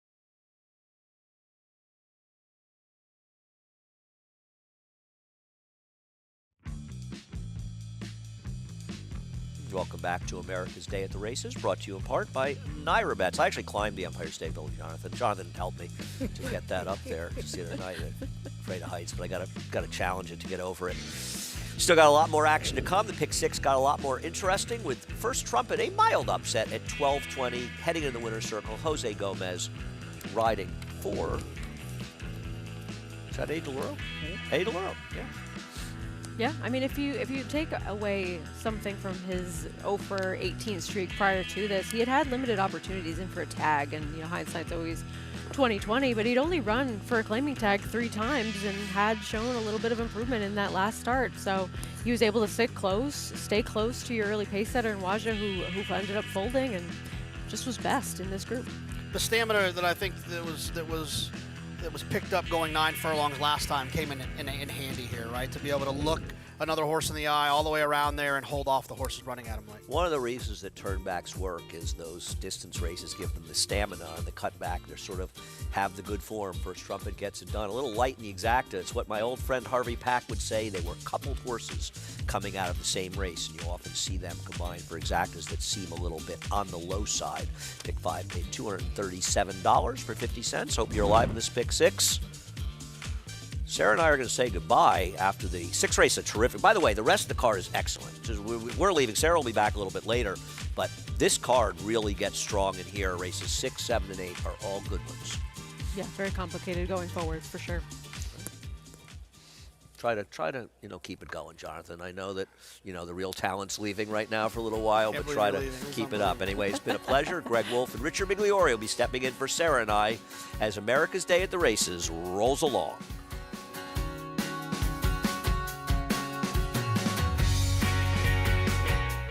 Twirling Candy, proving Lane's End's stallion-making tradition. Twirling Candy has seen success on the track and in the sales ring, siring multiple Grade 1 winners and millionaires including Exalted, Ice Cream U-Screen, AG Bullet, and Walkathon, and reaching 7-figure yearling and 2-year-old sales. Twirling Candy, a leader of his generation. It's America's original sport, and no one covers it better than americasbestracing.net. From the sport to the lifestyle, the best races, horses, and destination venues, cocktails, gambling, fashion, and more. americasbestracing.net is a sport for you.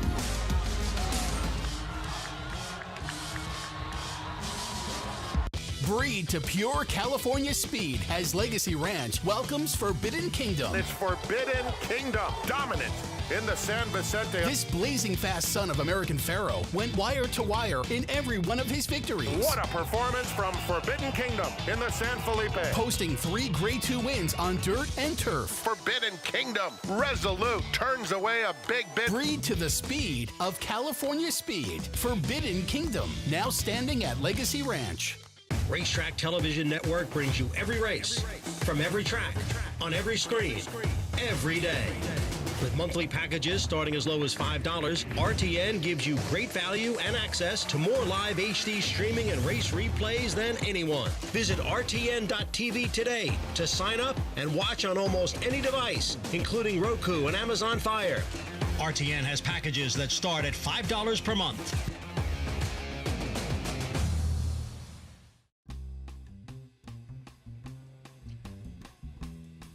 Welcome back. America's Day at the Races on Fox Sports 2.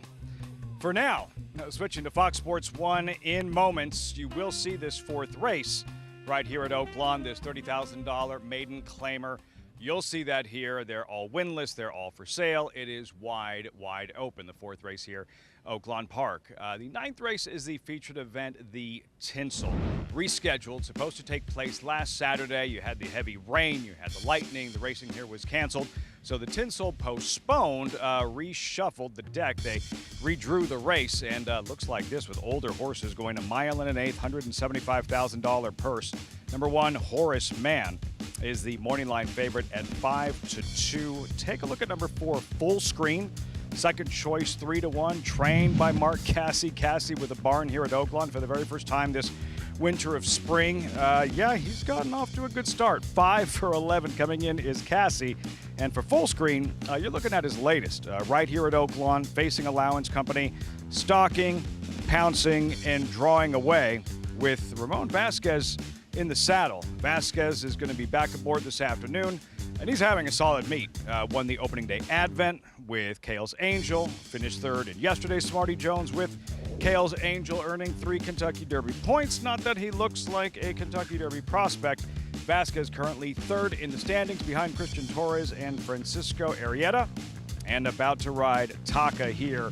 Taka, who has not done much in his first couple of starts, has not been a factor in one of those losses on a track much like this one in the mud in his most recent. So gearing up for the 4th race here at Oaklawn Park and continuing with that Pick 6 sequence at Aqueduct. Yeah, indeed. Thank you, Lafitte. Things getting a little more interesting, assuming you're still alive, with a price here coming with a 5-to-1 shot. There's not a question. Or you can start over, play the Pick 3. Hey, that's the best part about getting beat in the second leg of the Pick 5 or the third leg of the Pick 6 is you got the Pick 3 afterwards. Yep. We welcome Mig upstairs to the desk. Good to see you. Yeah, good to be here with you guys. Nice and warm for us here on the inside. Feel a little bit bad for Maggie out there in the elements, but it's winter racing, outdoor sport. And we got this 6th race coming up next. Incredibly competitive race in this 6th ahead. 7 furlongs, starter optional claiming groups. Smile Mon, we expect to take a lot of money. I know 5-to-1 right now early in the wagering. That number is going to come down. But this early money on that remaining half of the entry in here, Natural Harbor for Brad Cox. Yeah, I mean, that was the one I didn't like, but I've been screaming about a Brad Cox runner I didn't like earlier on the card that ran off the screen, so maybe I should tread a little lightly. I thought the 2 made a lot of sense in here, Smile Mon. I thought the horse would be favored. Yeah, I agree with you, especially the turn back to 7/8 horse. It's got good speed. You get Kendrick Carmouche from the inside. I think he should be the favorite. Could we lock in at that 5-to-1? Is there any way we can get set odds? I thought this race was incredibly difficult. Yeah, very tough. We're looking forward to it. It's coming up in just a little bit, but no, we cannot lock in, to answer your question. Too bad. Oh, you maybe can find someone out there who can lock in for you. So the racetracks, you probably can at the racetrack. 4th at Oaklawn is next. 3-to-1 on the 3. That is your favorite right now. What's her number? For trainer Joe Sharp, Christian Torres will be aboard in this 30 maiden claiming 6 furlong sprint. Yeah, look, it's one of those spots where you look through here, and this is one of those races that makes me feel like Oaklawn is just one of the hardest places. When you have a favorite that's 3-to-1 on the board, it's just you have horses that are coming from everywhere, trying new things. You got horses coming from Santa Anita, from Churchill, from Canterbury. Yeah. You know, it's from Hawthorne, from Del Mar. It's the list goes on, from Parks. It's what makes it so complicated, and I think that the way that they're betting this race with the 3 being 3-to-1 is evidence of that. How many mounts did you have at Oaklawn, Mig? Not many. Only rode there a handful of times. Rode the Arkansas Derby, the Count Fleet, and the Apple Blossom. So a win in the Count Fleet, a 3rd in the Apple Blossom, and a 4th in the Arkansas Derby of my 3 trips there. The man only goes for grade ones. Only the big ones. I ain't chasing any empty wagons. Come on. Well, this race, 7-2 is your favorite. I mean, we talk, as you say, how difficult it is. All these horses shipping in from all over, lower level maiden claiming race now too, and to have a favorite at 7-2 tells you how difficult this race is. What about some of those coming in from other spots? The 9, Kentucky Starlet, Churchill Downs race on a muddy track. We're muddy right now. We've been upgraded from sloppy to muddy. What'd you think about that effort from Kentucky Starlet? Kentucky Starlet. There we go.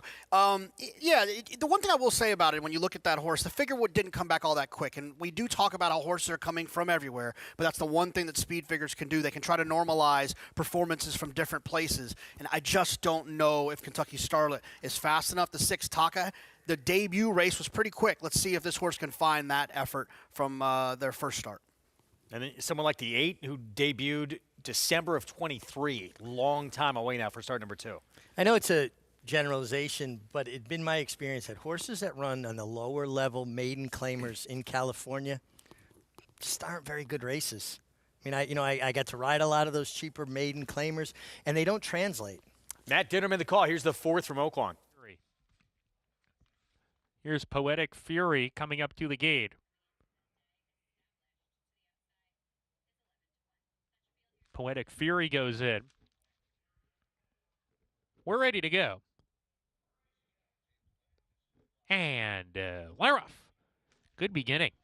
Taka wins the break and shoots to the front, clears off in the first furlong or so. Georgia on E's Mind is moving up, and here comes Poetic Fury to be part of the action on the lead. So a three-way go on the front end. Poetic Fury, Georgia on E's Mind in the middle, and Taka, who's three deep. Kentucky Starlet right behind them, placed in a good position, fourth on the outside, within 3 lengths of the lead. Another length and a half to a line of 3. Avalon Girl, What's Her Number, and Carson K, who's deep going into the forward turn run. And Alex is next. Miss World Peace alongside of her. Maria Time shuffled back to the second last position, and Little Knockout is at the back as they round the forward turn. Poetic Fury, Manny Esquivel clear off now with 5/16 to go, get to the fence, and strides a length and a half clear of the rest. Kentucky Starlet coming out of the pack, chasing this front runner into the second position. Taka under pressure, losing ground, turning for home on the inside, and then comes What's Her Number into the third position, mounting a rally, has 3 lengths to gain, furlong remaining. Poetic Fury in front, Kentucky Starlet second, trying to get to the front runner, but is not quickening. What's Her Number into the second position, the only one that can beat Poetic Fury. Poetic Fury in front. What's Her Number lunging late. It is a photo finish, very tight in the end between What's Her Number and Poetic Fury. Kentucky Starlet third and Alex fourth. Looks like Poetic Fury got it. That's the end of our FS2 coverage. We're swapping over to FS1 right now.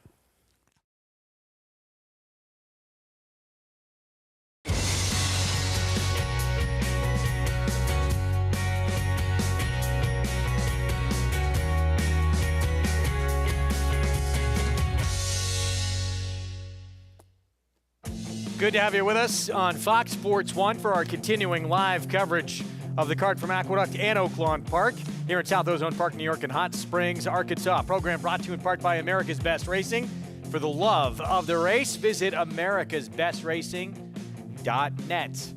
Today, underway, halfway home in a 2-day Pick 6 carryover of over $100,000 here in New York at Aqueduct, and feature the Tinsel still to come out in Hot Springs at Oaklawn. Greg Wolf, Jonathan Kinchin, Richard Migliori here in studio, along with Maggie Wolfendale for our coverage here at Aqueduct. We have one of the more competitive races of this entire Pick 6 sequence coming up here in the 6th. Absolutely. I thought it was a wide open race, and it's even more wide open now with the 1A for Brad Cox, Natural Harbor being the favorite. I thought this race was between the 2, 3, 6, and 8. So to your point, Wolfie, this is a competitive one that we've got about 9 minutes to talk about. And Smilemon, I guess you could say at least he's been very reliable and consistently running his race, which usually would be good enough to put him right in the mix against this group. Yeah, I mean, he is a bit under the gun, right, from the inside post, and there is other speed in here. And I think that, Kendrick understanding the importance of position and, holding your position is probably committed to going forward here. Wouldn't you think, Jonathan, from that post? I would think so. Kendrick's never been one to have a horse who could make the front, and to make that decision, I'm going to take back from the inside and eat a bunch of dirt. Kendrick Carmouche, he'll be on Smilemon 9-2. Don't expect to get that price at post time. No, that price is going to come down. Here's what's ahead, presented by Claiborne Farm. Races 6 through 8 remain, and this double Pick 6 carryover that was the talk of the afternoon began back in race 3. Fast main track here, and then Oaklawn races 5 through 10 still ahead. Started the day sloppy, been upgraded to muddy. See if it continues to dry out throughout the afternoon. The Tinsel, their feature, it is a very good one as well. A lot of contentious runners in that field. You can bet all of it by getting signed up right here at Naira Bets. Get that $200 deposit match new customer bonus when you punch in that code at sign up. Bonus $200. And bet any track, anywhere, anytime, right there at NairaBets.com. All right, so to the 6th here in New York. 7 furlong starter optional claiming race. And as JK told you, it is the remaining half of that entry for Brad Cox. Natural Harbor will break actually post 8 here, who is favored right now at 2-1. How do they look downstairs? Let's go down to Maggie Wolfendale. And Greg, I'm actually going to take the horse and talk about the horse that beat your favorite 2 starts ago, and that's number 8, Commerce Comet, who last time had no chance because he was so against the track. Back on December 27th, it was a track that was really hard tilted to the inside. So inside speed seemed to be winning everything, and Commerce Comet unfortunately was 5 wide throughout that day. So with a more fair racetrack that we are seeing here, this guy for Rick Dutrow looks the part, really well muscled, strong, very stout kind of individual, as he will travel the 7 furlongs today. But again, I'm looking for him to get back to that effort to back when he was first off the claim for Rick and his team. The other horse that caught my eye in here is number 6, Critical Threat, who I guess was, I don't know the terms of what happened with the claim or whatever, but was with Rob Falcone prior and is with him now again, but won by 12 and a half lengths up in Saratoga for 16 with that 97 buyer, blowing out a field. And with the layoff, he came back at Churchill and actually ran pretty well. He was out sprinted to the lead. They do tend to run a bit faster there at Churchill than they often do here in New York, but he was 4 to 5 wide around the turn and just got a bit tired. And there were 3 next time out winners in that affair, all running figures in the 80s. So a pretty live race that he does exit to, and he looks great here overall. A horse that sometimes doesn't have the most fluid motion walking in the paddock. Not the case. Looks strong, looks really well conditioned here for Rob. Second off that bit of a break here. So a horse that could be rounding possibly, Greg, back into that effort that we saw up at the Spa. Well, that race, thank you, Maggie. At the Spa, you get a look at Manny Franco here, that he ran 2 back, and Manny going to be on Natural Harbor, by the way. This was, I know it was a lower level $16,000 claiming race, JK, but this was a figure that, I mean, it was almost stakes type performance in terms of how fast he ran. Yeah, this horse ran lights out up at Saratoga, and then got into a spot in a starter allowance race at Churchill, and it just wasn't as easy as of a spot. Obviously, when you get challenged a little bit earlier, when you get to the top of the stretch, you're looking other horses in the eye. Suddenly, it just becomes a little bit more of a challenge. I think Critical Threat, especially at the price at 6 to 1, makes a ton of sense in here. How forward big does he have to be successful? Well, I think to me, it looks like ample pace signed on, and he's a horse that doesn't need the lead. I do think he wants forward position. You get the 5-pound break in the weights with apprentice Christopher Elliott. But you make an interesting point, too, Jonathan, when you don't face that resistance, right? Things come easy to you.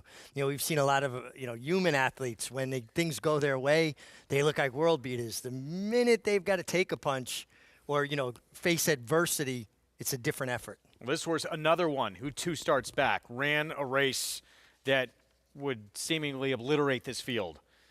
What happened in that next start? Yeah, you heard our colleague Andy Serling talking a little bit about it, who keeps up with some of the track trends around here, that the inside is where you wanted to be that day. This horse was not on the inside, was wide. So I would imagine that could be used as an excuse as to why this horse ran so poorly last time, and why you could expect this horse to run a little bit closer to what happened 2 races back from November 15th. And if he could do that, Meg, he's going to be very scary in here. Yeah, it was. But it was very, very tilted to the inside. Maggie was just talking about it. It was that moving sidewalk day that we were talking so much about. Being inside was so critical. Today seems like a much different kind of racetrack, and the track has slowed down considerably. We're not seeing them yielding very fast times. There's Commerce Comet, so Lane Luzzy on the 8. And those silks on Michael Dubb for Rick Dutrow Jr. Here comes our post parade. And we'll start with the remaining half of this entry. And again, Natural Harbor going to break 3rd to the outside.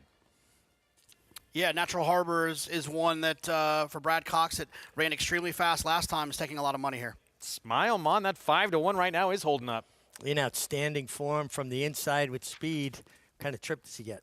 For some reason, 4-time winner. I think this horse is a little bit sneaky. I'm a huge fan of Dave Dong. Not too far behind in terms of numbers. Montebello has put together back-to-back performances. If he moves forward, he could be right in the mix. The big question is, will he move forward? It's going to need to. Critical Threat, Christopher Elliott for Rob Falcone Jr. I think a very generous 5-1 at this moment. He runs the race 2 back. Be very tough. But where did that race come from? Dots Dollar, fourth, beat less than 2 lengths last out. Yeah, but just the number was just too slow in that $25,000 claimer. Commerce Comet. Here he is for the Dutrow Barn. Yeah, it was against the bias, and a pronounced bias it was last time. That was only 8 days ago. And Mig and I a little higher on Garuvan than you are, JK. Yeah, I mean, both of you guys separately have asked kind of what, the consensus thought on Garuvan. It's not so much a thing against Garuvan. It's more that I think that the others are more likely, and I'm not crazy about a horse leaving Rob Falcone's barn. I think Rob does a great job in this ranks playing this claiming game of taking horses and letting them go away, and the fact that he let this one go is a concern for me. And it does mean something, too, but you're getting a bit of an inflated price on maybe how good this horse is because of lower profile connections. Would never talk anyone off of a horse like this at 14-1. It just also depends on what it is you're trying to accomplish. A horse that you're going to use underneath an exactas, or a horse you're going to key in a trifecta, or if you're looking to spread in this race in terms of a multi-race situation. If you're playing this pick 6, I would never giggle at anyone who's happy to be alive to the 9 in here. Never laugh at anyone at the racetrack. Well, that's not always. Unless they've already left the set. 5-1 on Smile Mon. This is surprising that this horse has not moved lower on the board from that 5-1. He was 5-2 morning line. Yeah, and I love the draw for him, and Mig, I'd be curious to get your thoughts with a horse like this drawn towards the inside. If you don't go to the front, what would be a plan? Well, I honestly think it just simplifies things. If I'm riding this horse from the rail, I'm going forward. And if you outrun me, you're going to create separation, because I'm not going to let you just fold over and back it up in my face and the whole field bunches up. And then you are eating all that dirt and having to overcome adversity. And Kendrick Carmouche, I think, has a lot of the same principles about riding as I did when I was riding. Go forward. There's sprinters here, though. Sprint speed, several. This horse has route speed, but it seems like he kind of has to go from there. Let's go downstairs to Maggie for more. Yeah, I'll be honest. I'm not enthralled with the spot here for Smile Mon. I totally heed the fact that he is in great form right now, and I do like his energy that he's showing me so far in the prelims. But, and he's not a really short price. I thought he was going to be shorter than this, to be fair. I still wish he looked a little bit better in his coat, and furthermore, I just feel like his job does not get any easier with the presence of horses that have speed and have, as you guys said, sprint speed, which could put him in a little bit of a jackpot being drawn down on the inside. Now, he was certainly flattered when Skylander, who is in raging form and resurrected by Rick Dutrow, came back and won an allowance race with a 91 buyer. But again, I just couldn't warm up to Smile Mon in this spot here.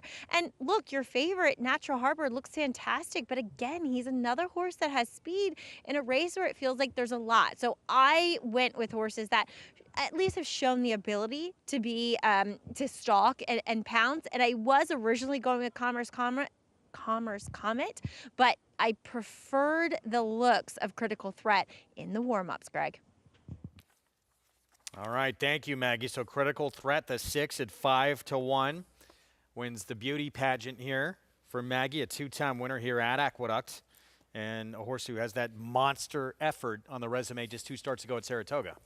Yeah, I mean, and look, you can't ignore that. And like I said, there's an excuse, I think, for the second, the last start where they went down to Churchill Downs and ran in that starter allowance race. It's just a tougher spot, having to look horses in the eye in a spot like that with those big purses down there, and you got to ship in. There's a lot to that. I'm expecting Critical Threat to run better this time around.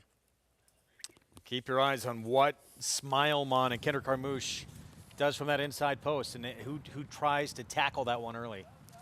Well, you got to think Natural Harbor maybe has the most natural speed of this group. No, coming out of that last race, 22 flat, he was on the lead.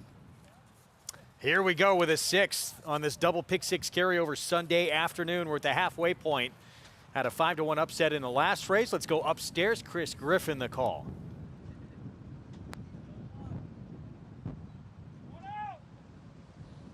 Garuvan goes in. All set. And they're off. Maybe a step slow for Smile Mon is the early trailer. For some reason, flashes early speed, critical threat from in between horses, right there for early supremacy out wider. There's Natural Harbor, who's also in the early mix, and joining them, Dots Dollar. 4 across the racetrack in the early stages. Commerce Comet is going to tuck right in behind them from 5th, and in 6th, that's Garuvan on this side of the racetrack. The 2 at the back is Smile Mon, has picked up a spot with the trailer, Montebello. For some reason, and Jose Lescano, 22-4, pressured opening quarter mile. Back for more. Here comes Critical Threat and Christopher Elliott back to within a head of the leader. These two hook up as they approach 4 furlongs left to go. 3 wide is Dots Dollar. 4 wide is Natural Harbor. It's these 4 into the far turn together. Garuvan is to the outside of Commerce Comet. They are now right in behind in 5th and 6th, and they're watching this pace battle up front, and they're moving towards the outside, picking the lane to run through. Smile Mon is trying to pick up from the back end of the field, and the trailer, Montebello, for some reason, is backed out of it. 46-3 for a half-mile time as they approach a quarter mile left to go. Critical Threat has had to work, but Critical Threat is in front. Dots Dollar just got shoved back in there in the center of the racetrack. Here comes the run from Garuvan. Garuvan was well settled off the pace, and Garuvan is now past them. It's Garuvan who's in front and kicking clear late. Garuvan, Romero Mirage approaching a final 16th from just off the pace, and they're going to win it. It's Garuvan now 3 widening lengths in front. Garuvan is 12-1.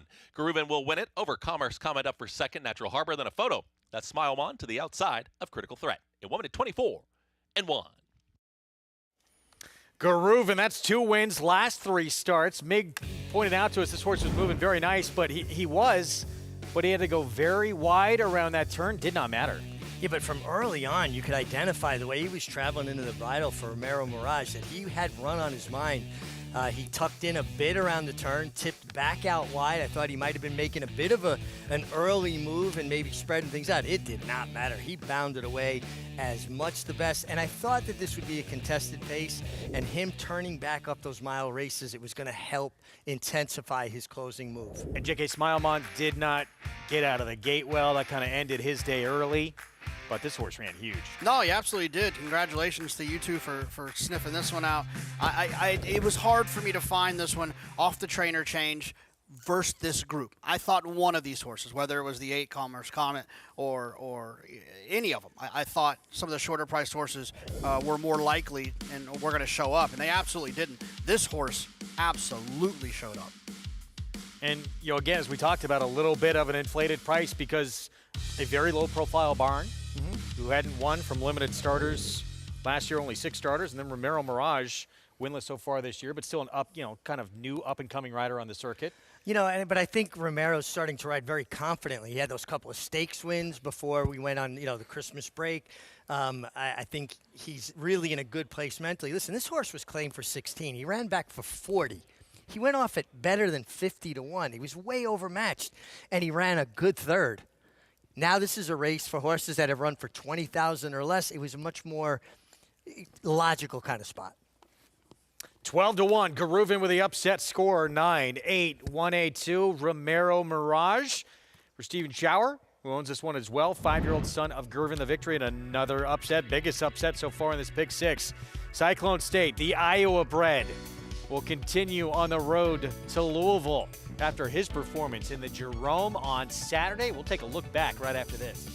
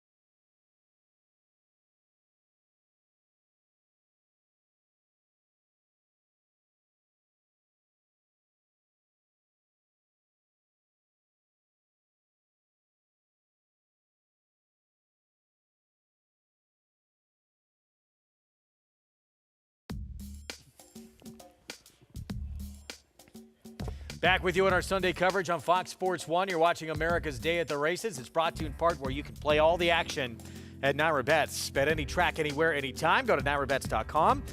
Another upset, biggest upset so far in this two-day Pick 6 carryover. It is Garuvan 12-1 to knock quite a few more tickets out of the mix.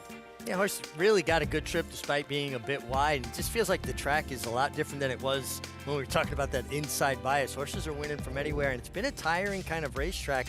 And this was a pretty good time for this level of horses. This horse really ran. Look at the separation he put on pretty much with every stride the last eighth of a mile. Yeah, look, and if you're alive, you're doing well. A horse like this goes a long way in helping. I know there's a couple favorites early, but you're cooking with gasoline. $231 pick 3. For $1, I would say so. And still, what we thought was the most competitive race of this whole sequence to come to close it out. Not to say things are easy in race 7 either, and that's what's next. This 7/8 of a mile race for Fillies mares 4 and up, allowance optional claiming field, and as we expected, headline numbers for Chad Brown coming out of the grade 2 Mother Goose, the one to beat right now. It's another one I felt like was a lockup race. We talked about it at the first race of the sequence, using the 2 and the 3 in that first race of the pick 6. For me here, the 3 and the 7 are what you need to lock it up. You'll see the 1, Patricia Mann taking some money, but I thought the other 2 were all you needed here. Yeah, kids laugh. Huge performance, Meg, in that last out effort, but Chad Brown has a knack for improving anyone in his barn, and the headline number is still relatively lightly raced. Yeah, I mean, this horse has just faced considerably tougher horses, and it's well drawn, too, right? Towards the outside, 7 furlongs. It just looks a little too formidable for me to pick against. Right now, public agrees, 3-2. I mean, you look at the numbers, though, too. She has to improve if she wants to beat someone like the 3 in here of what she did last time out. Well, I think if you like the 7 headline numbers, you're liking her to improve. Like you mentioned, she needs to run a little faster, going a little bit shorter. Maybe just that cutback is going to be what she needed to kind of help get the best out of her, and the best out of her could be 10 points faster, which puts her right in the mix with the 3 kids last lap. Interesting race against 7/8 of a mile for these fillies and mares to come. Get you back to Oaklawn as well. Let's look back to Saturday, though, on the road to the Kentucky Derby in the first 2 preps of 2025. Here in New York, it was the Jerome. And Cyclone State, this Iowa bred, has now reeled off 3 wins in a row. He's good. He's got speed. He controlled things. He gave the field a slip. This is one of those situations, Jonathan, where the race was won at the 8th pole. Now, he might have finished the bit on fumes, but he had put enough separation where it didn't matter that he was tiring. The race was over. Yeah, and he's an interesting horse because I didn't really like him going into the race. After the race, I wasn't overly impressed. I know he won easily, but I thought he kind of had everything his way and no one else really ran. But after seeing his speed figure, my evaluation of the performance kind of goes up a bit more than it was because I thought he ran pretty well to get an 84 Beyer speed figure. Beyer speed figure is obviously the higher the better, like a quarterback rating in football. You'd think a superstar could run a 110. This horse ran an 84. And that's, 7th start of his career, but the best figure he's ever run. So good to see moving in a positive direction, too. But doesn't it feel like they just kind of figured out that he's a free-running horse and allow him to use his speed as his weapon? He took no prisoners in his last couple of starts, and they just let him bound along. So congratulations to Chad Summers and the connections. This was a real nice effort. So 3 wins in a row, Maggie, and a stakes win now to boot. Is this horse going to continue on this road to that first Saturday in May? Real quick, Greg, before we get to Cyclone State, do want to congratulate Stephen Schauer for his first training victory with Garuvan in the last race. But when it comes to Cyclone State, yes, he might be an Iowa bred, but he is a son of Mackenzie, who we've just seen get off to such an auspicious start as a sire, siring multiple Grade 1 winners and added another stakes victory to the tally yesterday with this guy who, Luis Rivera, as Chad Summers, his trainer, said, has the utmost confidence in this horse, and we saw that on full display, in which he was the only one to go to assert himself. And I like the fact that he put that separation between him and the rest of the field a little bit early on, because I think that, deters some of those horses who are chasing him and takes the guts out of them, if you will. And the only horse to kind of make up ground late there was one that was coming from well off of it in Omaha. We'll see how far he ultimately wants to go, but it does sound like he'll go south for training, could come back up here for the Withers, but Greg, as you mentioned earlier, could go to the Middle East for the Saudi Derby. Yeah, that'll be a $1.5 million purse that they're considering tackling. Withers on the table as well. That's 20 points. Cyclone State gets those 10 points to get into that Kentucky Derby starting gate, and points increase prep by prep. Well, don't you think you have to identify if this horse is actually going to get 1.25 miles? Like, you might be better off going for the bigger money in a race like Saudi. That's a mile.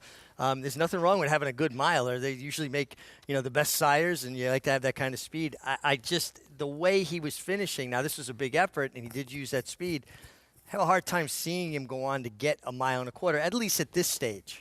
Well, you also got to think that in the Kentucky Derby, the 1.25 miles, not only does he have to deal with that, he's going to have to deal with other talented racehorses that are likely faster than him early that want the 1.25 miles. So how do you design the situation that it works out well for him in that situation? All his wins, have come with him on the front end, on the lead by himself, and that, seems hard to think he's going to be able to get that on Derby Day. Well, especially 1.25 miles in the Kentucky Derby is always too fast a pace for the distance to begin with. So unless you have a superior horse that just is faster than everybody else, they're not going to stay the 1.25 miles if they're chasing or in a full-out war early. Back to Oaklawn. We're 3 minutes away. Race 5 coming up, mile and a 16th. Allowance optional claiming field. Bishop's Bay getting hammered on the board right now for Brad Cox. Long time away, about 1.5 years. Came back a winner at Horseshoe Indy. And now the second start back off the bench. And, of course, the feature Lafitte still to come later today in the Tinsel. Yeah, Greg, it didn't look like this earlier today. Much darker, a lot of rain. It has impacted the racing. We have a muddy track and likely a muddy track for the Tinsel as well a little bit later on this afternoon. It'll go as race number 9, and the Tinsel itself was rescheduled. Supposed to take place last Saturday. Heavy rain, lightning, some wind. Racing canceled that afternoon, so it was postponed, reshuffled, and now the field looks like this with older horses running 1 mile and an eighth, $175,000 purse. Number 1, Horace Mann, is the favorite, 5-2 on the morning line, and this is part of the reason why Horace Mann, his latest, that allowance win at Churchill Downs in early November, and looks like he's found a new home on dirt. Had spent a lot of time on grass, but now he's really come to life on dirt for Little Red Feather and Phil D'Amato. For that reason, Horace Mann, the 5-2 morning line favorite for the Tinsel. Meantime, Greg, you touched on Bishop's Bay here in this upcoming 5th race. Believe actually our audience is just now seeing Horace Mann doing his thing at Churchill Downs. He should get a great trip from that inside post, arriving with some momentum, and interesting to see how much better he continues to get on the main track. The Tinsel favorite in Horace Mann. That's coming up around 5:22 Eastern. You'll see it right here on Fox Sports 1. Much sooner than that, you're going to see this 5th race from Oaklawn Park. Best race we've seen this afternoon. Big part of that story, Greg, you touched on Bishop's Bay, who pushed an eventual champion to the brink the spring before last. Arcangelo nearly defeating him in the Peter Pan. Arcangelo going on to capture the Belmont Stakes and the Travers. Greg, part of this story, though, Bishop's Bay, his trainer, Brad Cox. We've grown accustomed to see him winning so many races here at Oaklawn Park. He had the favorite yesterday in the Smarty Jones Hot Property. Things didn't work out for Hot Property, and now just kind of a trend, a surprise. Brad Cox still looking for his first win this meet at Oaklawn. Maybe that changes with Bishop's Bay. Yeah, that's probably the biggest just shocker of the meet right now, that one of the best barns in the business is winless at this meet so far in Brad Cox. Yeah, well, I dare people to keep thinking that trend's going to continue. And I think it's actually going to stop here in the next, 2 minutes and 30 seconds. Bishop's Bay is a horse that I loved last year. And, in fact, I guess 2 years ago, I tried to beat Arcangelo in that Peter Pan with Bishop's Bay. Not that I only tried to beat him. I singled Bishop's Bay, which in hindsight seems a little silly, but he'll get me my money back now, maybe. Well, he gave Archangel all he could handle in that performance, in that Peter Pan. Then he was second to 2 fills in the Ohio Derby and went to the bench for about a year and a half. Comes back a winner, and you would think Mig going to be that much better now second off the bench. This horse has shown talent at every single step along the way. Yeah, he really has. This just feels like it's another stop on his way to Stakes Company again. He faced the runner-up in the Kentucky Derby in 2 fills. Archangelo, your Belmont and Travers winner. I mean, that was the horse on the outside winning there. Yeah, I mean, he's really faced good horses, and he's run fast in every start. And that was a game performance against Archangelo, especially like now that we know who Archangelo was, what he turned out to be going on to win that Belmont and going on to win that Travers. Seeing him get kind of re-rallied on in that spot doesn't feel as yucky as it did on the day when you saw and it. in a tough spot, being down on the inside, oh my gosh, too. yeah, this huge performance in hindsight. There's a chance that this could be a real horse as a 5-year-old who's going to have an opportunity to come back, and obviously he had some starts and stops last year, to come back and have a significant career, or at least an ending to his career as a 5-year-old. He did that in the Peter Pan in only his 3rd start, so he's already shown not only is he talented, he's got a determination, grit. He'll fight for it. He's a 2-5 favorite for a reason. What about someone like Baton Rouge on the rail, the 1 for Chris Hartman? It's the only horse, in my opinion, that can beat this horse. But if the Bishop's Bay that we've seen in any of his starts shows up, I think he'll get his picture taken and help poor Brad Cox get his first win at Oaklawn for the main. 1-9, and now, seems like a near certainty. But it is racing. We'll see what happens. Can Brad Cox get that first win here with the 5? Bishop's Bay, overwhelming favorite. Let's go to Matt Dinnerman for the call. Just put down on Bishop's Bay. 1-9 right now.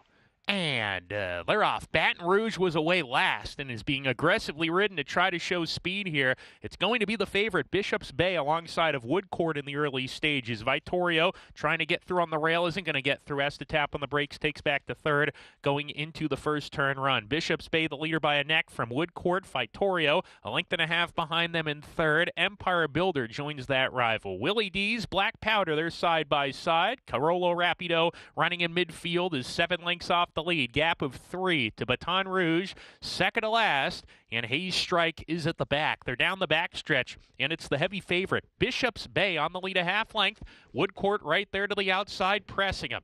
Length and a half to Vittorio, settling in 3rd. Empire Builder still alongside of him. Willie D's is about a half length in front of Black Powder, and then comes Carolo Rapido, Baton Rouge, second to last on the inside, still 6 or 7 behind, and a big space to Hayes Strike, who's well out of it as they go into the far turn. It appears Bishop's Bay goes pretty well here under Florent Giroux. Bishop's Bay a neck in front. Woodcourt's turning up the pressure, though, and he's even with Bishop's Bay around the turn. Empire Builder in an all-out drive 3rd. Vittorio 4th to the inside of him as they come to the top of the lane. Baton Rouge still well out of it. Top of the stretch. Bishop's Bay has asked for more. Woodcourt continues to fight with him, and these two in a slugfest coming off the turn. Outside, Black Powder at 51-1. He's in with a good shot. Black Powder, Bishop's Bay. They're squeezing Woodcourt, who had to check. Far outside, Carolo Rapido's putting in a late bid. Bishop's Bay trying to fight with Black Powder. Those two exchanged a brush with a 16th to go. It's Black Powder, Bishop's Bay to the inside. Black Powder did it at a huge number,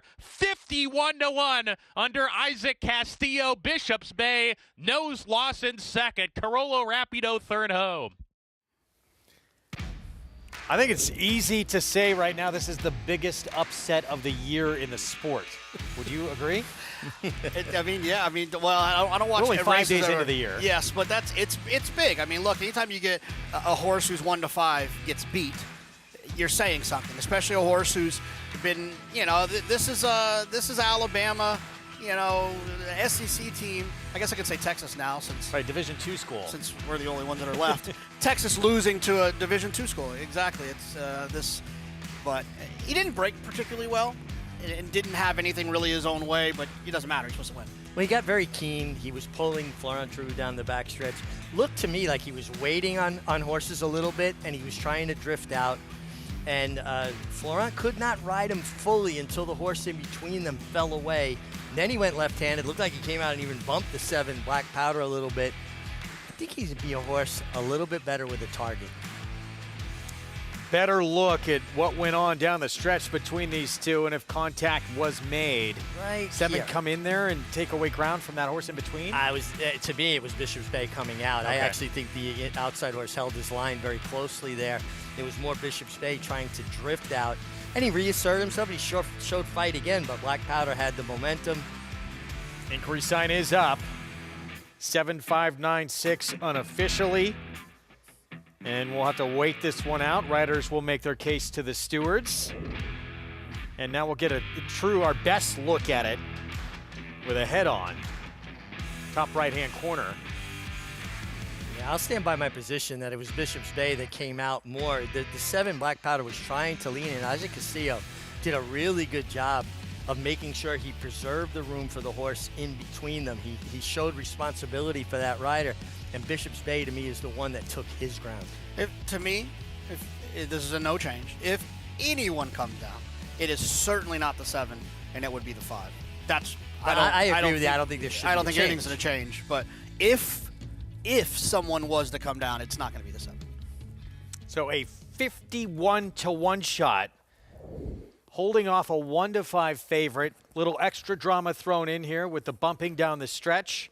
You two believe it does not involve your favorite in here. This should stand. We'll see what happens, but just an incredible upset. Look, before the gates opened on this race, I think we all were in agreement Bishop's Bay could maybe make some noise as an older horse this year against some really graded stakes competition. Yeah, based on what we had seen from him and what we saw towards the end of the year, and look, I'm not even certain that's not the case. Maybe he didn't like the racetrack. Maybe he didn't like being inside of horses. Maybe this other horse just showed up and ran a huge race.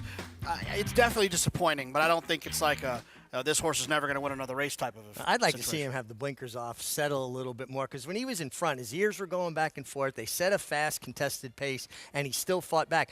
I actually don't think this is a race that we should just put a line through him. Post-parade, back to New York for the 7th. Here is Patricia Ann. Came off a lengthy layoff to win impressively for Carlos Martin. Yeah, this horse ran well last time. It kind of had everything her own way with a nice, easy pace. Equus at a big price, Eric Cancel. Making a first start for Linda Rice, turning back in distance. This one will be tough to beat if she can reproduce that last race. If she can run that last race, they're all running for second. Good night, and God bless at 28-1, Katie Davis. That closed well last time in the safely kept at a big price. Would be a bit of a surprise. Headline numbers for Chad Brown coming out of a grade 2 and cutting back in distance. Yeah, this is a horse that's, if the cut back in distance is what she wants, that's what will help her get the number that she needs. It's a 10-time winner here, Kali Magic. Yeah, I just think she lands in a tough spot for a very hard-knocking, consistent mare. And Korb on the outside seems, just to this point, has not run a race fast enough, has she? And she's going to have to really step it up. Her best race was on the turf, and I just have a hard time seeing what kind of trip she gets from out there in the 10-hole. 5-1 from that outside slot for Hall of Fame trainer Todd Pletcher. Inquiry sign has come down at Oaklawn, so it would appear that result is going to stand. 7-5-9-6 and a 51-1 upset. Meanwhile, back to the 7th here in New York. Let's go downstairs to Maggie. Some drama out there at Oaklawn as we'll take a look here at your 3 main favorites in here and begin with headline numbers, who's turning back in distance. Now, she's a horse that when I saw her first time out, I'd written miles just a starting point. She looks like she wants every bit of, 2-turn races. But while her figures have been somewhat consistent, it's like she is kind of getting there going longer and then unable to seal the deal, and that she comes up a bit short. So I totally get turning her back in distance given the proof that we've seen in her running, but still physically she is built like a horse that wants to run long, and the pedigree says that too, being a gun runner out of a Curlin mare. And on top of all that, she's just been facing some tougher customers, especially in her last race in the grade 2 Mother Goose.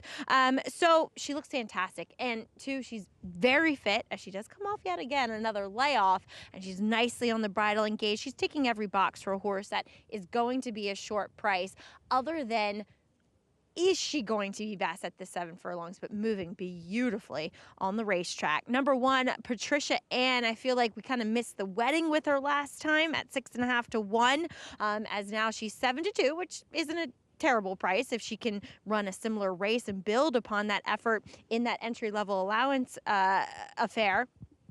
She was a little bit hard to load. She's a little bit of a obstreperous type at times, as she does wear a hood, but she's been really good today so far. Was well behaved in the paddock with the pony. She looks fantastic. If anything, I thought she looked fit for the comeback race, but she looks even stronger now. So I really do like what I'm seeing from Patricia Ann. It's just, you know, last time you missed her at that much more preferable price. Number 3, Kids Laughed. I think Last Laugh, she is the viable alternative. She broke well last time, then she kind of was taken back a little bit to sit off that pedestal. She pounced at the top of the lane, and she kicked on really, really well. I wish she was making a little bit of a better impression on me overall physically. I did pick her in here because I didn't want to necessarily take headline numbers off the turn back. But looking at them physically, Greg, I do prefer headline numbers. Kids Last Laugh, she just looks, you know, like a notch below, just from the overall standpoint. And I think that's, you know, probably the way it is. As we've seen headline numbers in only 3 starts prove to be consistently, I think, you know, when you look at the numbers as a whole, faster, other than Kids Last Laugh, last 88 buyers. So we'll see what shakes out here. But all things good for your favorite. All right, thank you, Maggie. We all look at different figures and everything. Kids Last Laugh, thoroughgraph-wise, that was just a completely dominant, another stratosphere type of race than anyone's ever run in here. Yeah, which was tremendous last time. And like you said, if this horse can find a way to run that race, headline numbers is going to really have to love the cutback. But it's entirely possible that she can, Kids Last Laugh, the 3, can regress a bit off of that. Headline numbers could take a step forward, wanting a little bit less ground. Like I said, multi-race wise, if you're alive in the pick 6, having the 3 and the 7 here would make me feel very, very comfortable. Patricia Ann, too, on the rail, came back off a lengthy layoff, has looked very good almost every time out for Carlos Martin. We'll see what we get from her from that inside post. 7-5 favorite, though. Chad Brown's headline numbers with Manny Franco, the 7. There she is. Silk Saklarovich Stables, set for the 7th. Let's go upstairs. Here's Chris Griffin. God bless. Headline numbers. Kali Magic. Corb. Last to load to the outside. Here's Corb.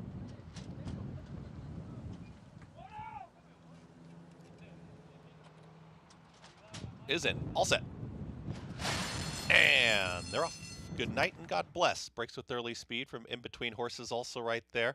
That's Kids Last Laugh is in the early mix. It's Kids Last Laugh and Corb toward the outside there, 1-2. Patricia Ann moves through at the rail. Will challenge for the early lead now, and Patricia Ann is going to challenge Kids Last Laugh. They're clear head and head, 1-2, as headline numbers wants to get into that early mix too. Is splitting rivals in the 2 path. Corb is out wider, now in 4th. Back in behind them is Kali Magic. At the rail, Equus is going to be second to last. Shares the trailing position with Good Night and God Bless. 23-1 for the opening quarter mile. Patricia Ann towards the inside with a neck advantage. Here's Patricia Ann, takes some 4 furlongs left to go, is up by that neck, and Kids Last Laugh is trying to keep up from second. Corb is 3 wide. Headline numbers is watching the action right here from 4th.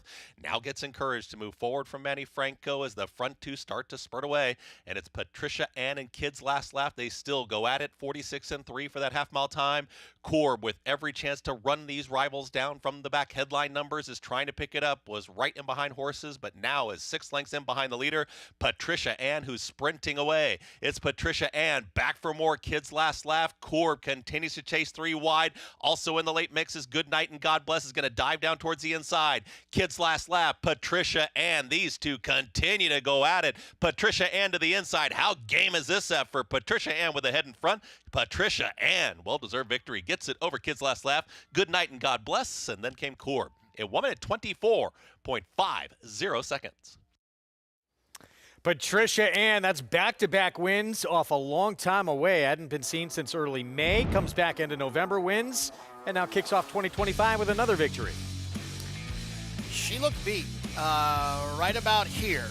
It felt like the 3 was going to run right by her, but she dug in, and she held that position and was not going to allow the 3 to run by her. Very, very game performance. Kept sticking her neck and her head out. Didn't want to get past Kid's last lap looked like she actually was carried on a little bit by the 10, Corbet. When she fell away, and it allowed the 1, Patricia Ann, to reassert herself. The favorite, the 7 headlight numbers, was a bit keen early, kind of let it go around the turn, and then was even through the stretch. She's going to be better stretching back out. Another upset in this 2-day pick 6 carryover. Patricia Ann at 7-2. Headline numbers, who goes off at 6-5, does not factor into this one at all. Kids Laugh Last, though, ran her race. Just Patricia Ann was better. Yeah, 100%. Yeah, I mean, if you had the 3, I mean, you were on one of the right horses. I don't think she ran poorly. She just couldn't hold off or run past, the 1. The determination of a thoroughbred racehorse was on full display there. She did not want to be passed. She wanted to be the herd leader, and she got it done with a hard-fought victory. So a 5-1 shot, a 12-1 shot, and now a 7-2 upset of a 6-5 favorite, all in this 2-day pick 6 carryover sequence. And we have the final leg coming up. We'll see what the will pays are when we come back. It's Patricia Ann here in the 7th.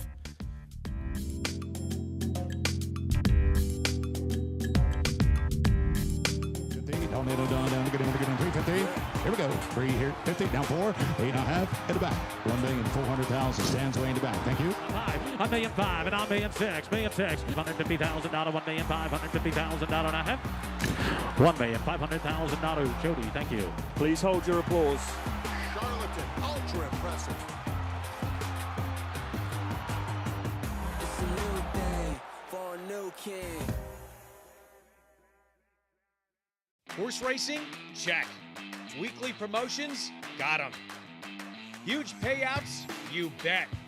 With Naira Bets.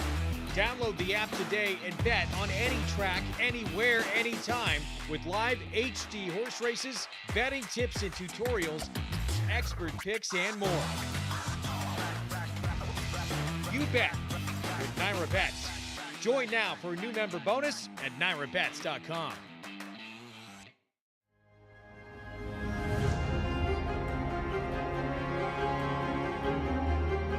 Greatest Honor has taken the lead now. Less than a quarter of a mile to go, and Greatest Honor starts to get away. Greatest Honor, he's an easy winner in the Holy Bull. And here he comes now. Greatest Honor finding his best stride right when he needs to, and he's going to run down, drain the clock to win the Fountain of Youth.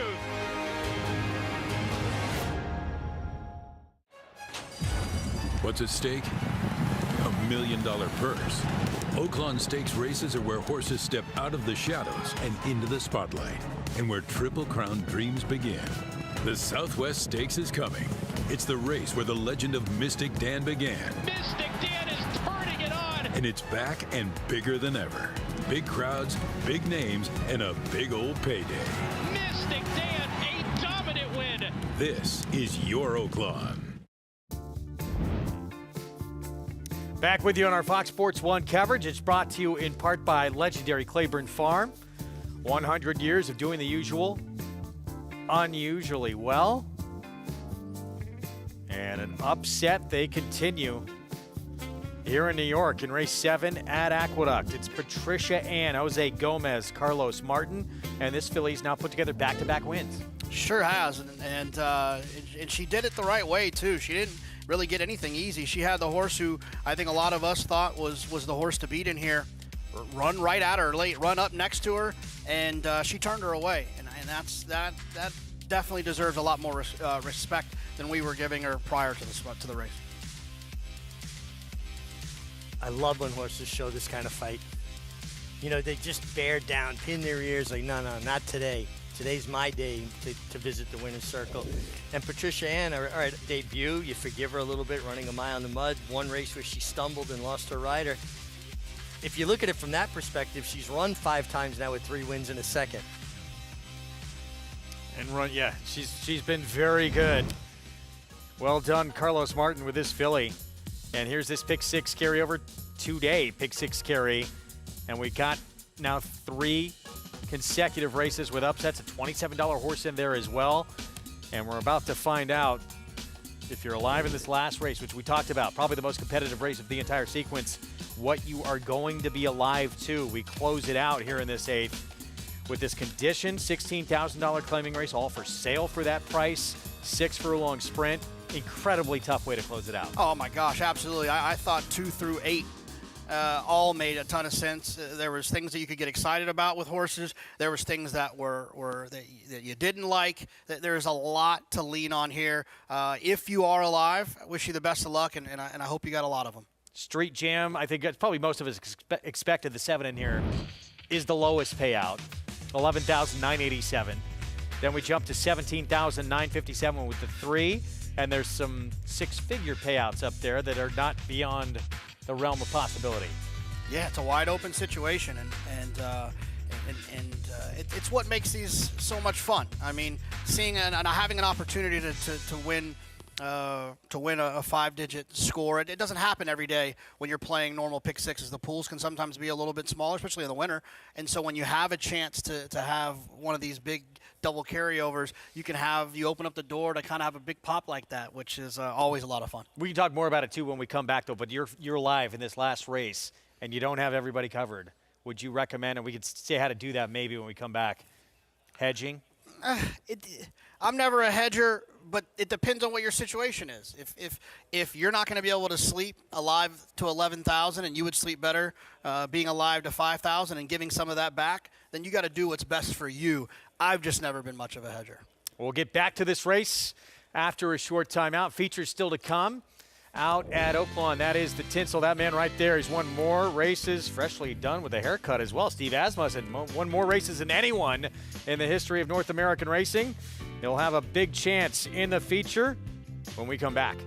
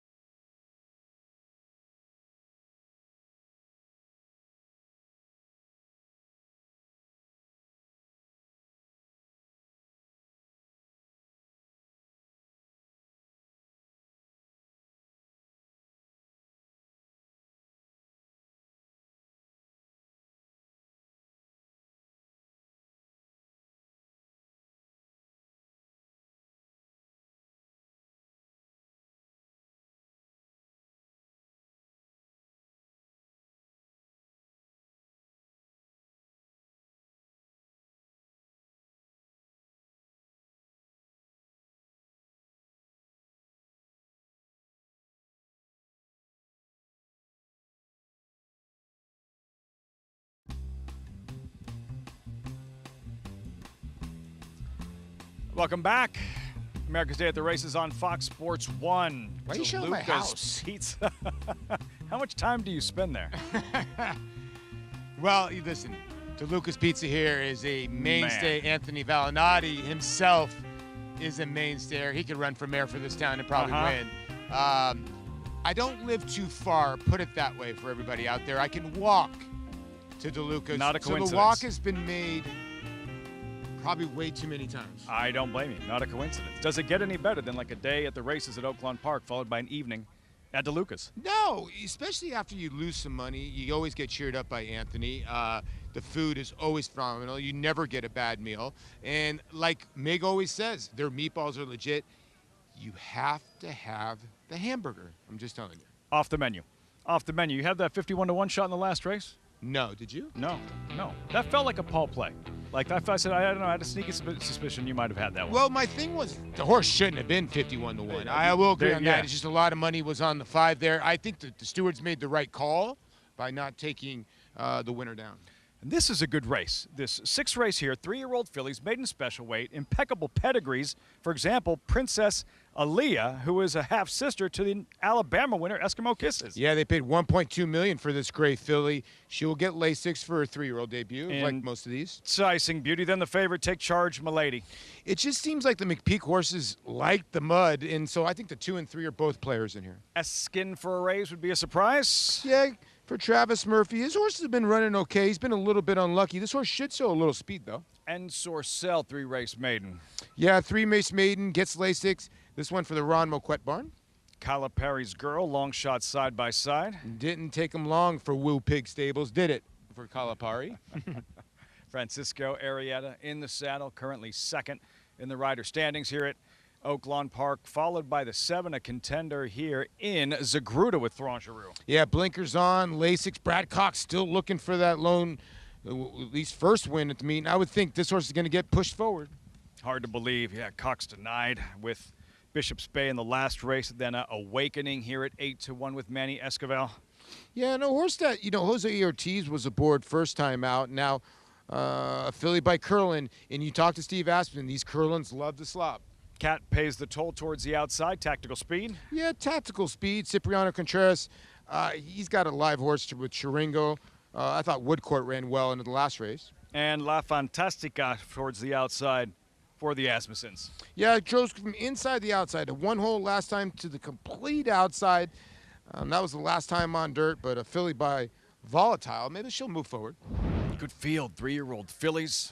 Graduation day for one of these sophomore fillies. Who did you have winning? Well, I would land it on the 2, Enticing Beauty. I didn't think, it's 7-1. I mean, I do think the 3 is the horse to beat. Take Charge, Milady. The 1 is very interesting to me. The Tyler Bacon, D. Wayne Lucas experiment has been working down here. You got to like the bullet drill in the mud for the 1 horse in here. Now, the 7 is taking money here, Zagruda.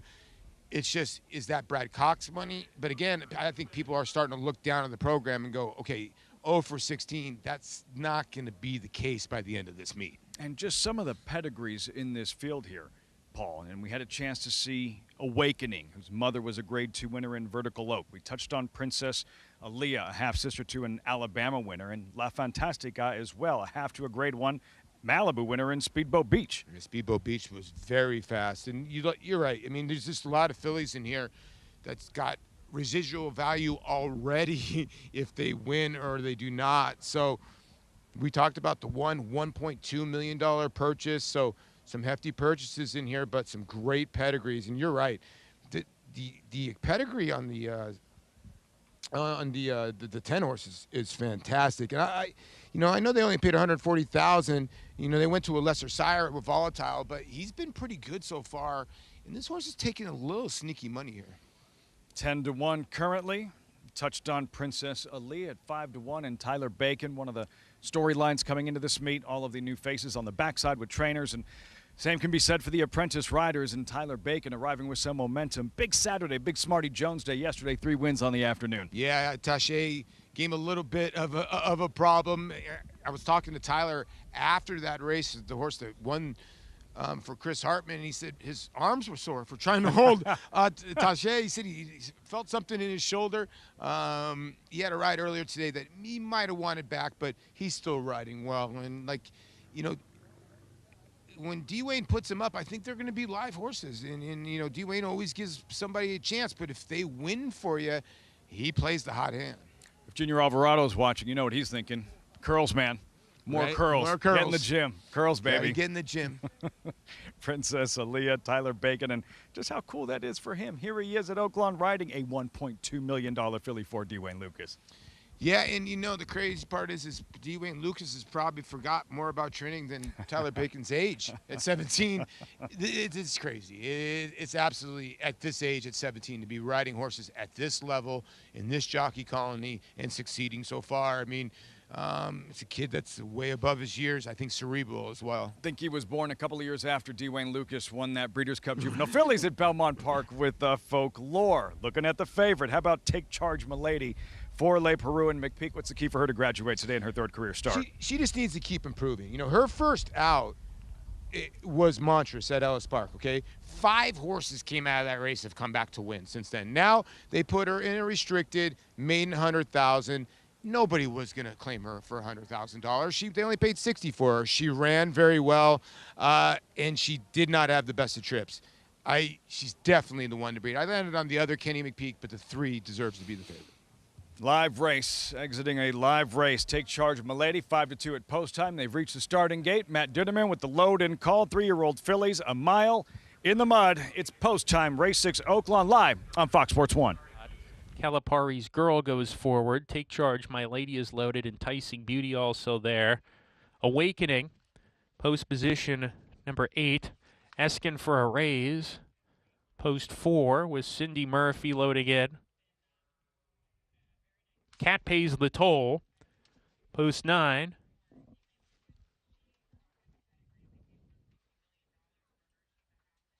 Insercell, post position 5. Still working with Insercell to take her spot in the gate. And to the outside post, La Fantastica. The other Asmussen entrant. That's the 4.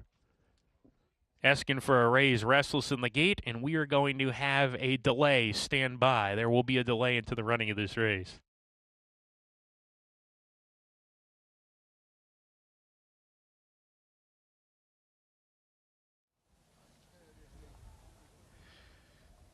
A delay before the start of this 6th race, Paul. From our vantage point, it looks like number 4, Asking for a Raise, is sitting down in her stall. Yeah, so what we call this is cast in the stall. So they're going to back everybody out. You can see they took the 5 out of the front end here of the gate, but they're going to back every horse out here because this could be a dangerous situation sometimes. Now, the horse is calm right now, sitting down in the gate, but what ends up happening is you want off that shot. Good job there, guys. You don't want the horse to be slashing around with his legs underneath the gate, so they are going to get everybody out of the gate, focus on this horse, and they're doing the right thing. Right now, so far, let's keep our fingers crossed, she's right now staying calm on the ground. So these are the situations that these guys at the gate deal with, and they're phenomenal at it. So hopefully she gets out of this unscathed. It sounds trite, Richie, because when it does come up with the insistent starters, the unsung heroes of the sport doing everything they possibly can to ensure the safety of both horse and rider. Yeah, I mean, they do a phenomenal job, the gate crew, and they put themselves in jeopardy to help save horses and riders. And what Paul was talking about, getting the horses around that horse that got prone in the gate, because their tendency is to panic, and they'll thrash about, and the other horses run the risk of getting kicked or caught with an errant hoof. So get everybody out, get everybody settled, and then come up with a strategy to extricate that horse from that position as safely and quickly as possible. As you would expect, 4 is already been named a scratcher. You're going to come out of this race, but more importantly, get this one out safely. And, yeah, cannot say enough about the work the starting gate crews do to get all these races off safely for all these equine athletes and riders. Yeah, and again, you got a horse in a prone position, their tendency is to panic. A horse is a flight animal. When they're down like that, they feel more vulnerable. So their flight instinct, their panic instinct is going to kick in. Obviously, they've gotten that horse cleared from the gate. She looks like no worse for the wear, but the right thing. Scratch her, bring her home, check her out. There'll be another day. And they're just going to move everyone out a spot. It'd be a lot easier because this was the 4-horse. So move 1, 2, and 3 over one spot and take the 4 off the board. Yeah, you don't want to leave that empty space. Horses are like water. They flow to empty space. You know, for years we saw it in the Kentucky Derby with the 2 starting gates. The horses from the outside, you know, the first horses in the auxiliary gate would break hard to the left because there's that empty space. The last horse in the main gate would break hard to the right because of that space in between. I love that they have a 20-stall gate now at Churchill Downs. And in this instance, you got to put them back together. Gate, though, and some news about that. Yeah, a little bit tight for some bigger horses with that 20-horse gate at Churchill Downs. Yeah, but they made it work, and it's the race is as big as it is and generates the money that it does. It made sense to go ahead and find a permanent structure for that to kind of solve that problem because so often you would see it. Those horses in the middle would just come together. And just get slouted. Also, though, 20-horse gate, they probably use it once a year. Yeah, that's all right. They can afford it. Good news. They do get Eskin for a race out okay. 7-5 favorite. Take Charge Milady. One of a couple in here for Kenny McPeak. Also has the 2 Enticing Beauty. He ran very big first time out. Sort of went backwards in start number 2. We'll see if she can rebound. Again, let's go back to Matt Dinnerman for the call. Here's the 6th from Oaklawn. 2 back. Cat pays the toll. And La Fantastica to the outside post. La Fantastica going in. This race at a mile. We're ready to go. And Leroff, Insercell stumbled badly at the break and is well out of it in the early part. Awakening put into play at once as a narrow lead early from Take Charge My Lady in the second position. La Fantastica third going into the first turn. The Gray Princess Aaliyah is saving ground early, 2 lengths off the lead. Cat pays the toll, not cornering well, nor is Insercell, who's trying to lug out here. Insercell around the turn. Calipari's Girl as well, also not cornering too well here. Slipping inside of those 3, Enticing Beauty claims about the 6th position, swinging up the backstretch. First is Awakening. Awakening setting the pace with a clear lead. The margin's a length and a tail. Take Charge My Lady right behind in chase mode second. Gap of 2 to La Fantastica. Princess Aaliyah runs in the 4th position with Zagruda. They're side by side. A length and a half to Cat Pays the Toll. Insercell to the outside. Enticing Beauty shuffled back to the second last position. And Calipari's Girl is the trailer. 23-3 for the first quarter. The half in 49 seconds flat. Not a fast pace here at all. Set by Awakening, who hits the far turn just a neck in front. Take Charge My Lady turning up the pressure.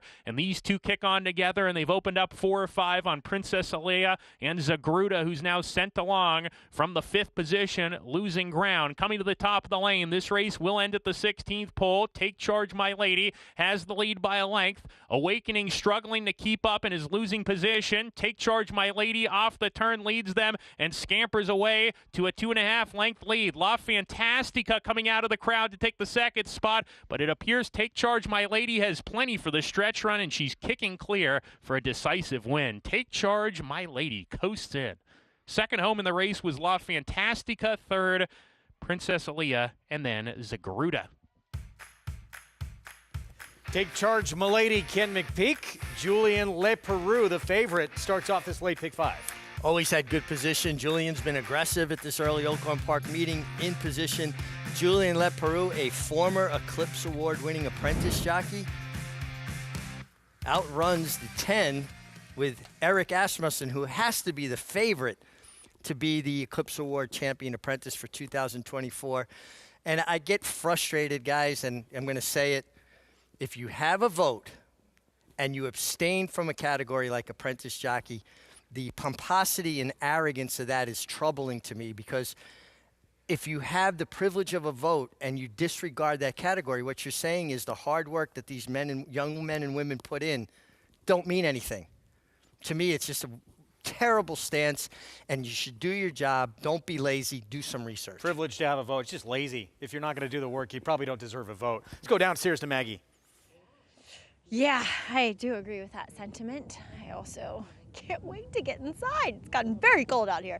As number 11, Will Be Famous, could seize the opportunity to take this field on a merry chase, as she could be the speed here. And she does come off a bit of a layoff, but looks incredibly fit, as Greg pointed out. Nice workout, 9 of 188. And for a lower level claimer, it's a pretty good breeze coming in here. We don't know what it looked like, but it looks as though it's tightened screws. That is something I can observe and report back on, in that she doesn't look like she's coming off of this, 8-month layoff that we're seeing from her. I can't do my math. Anyway.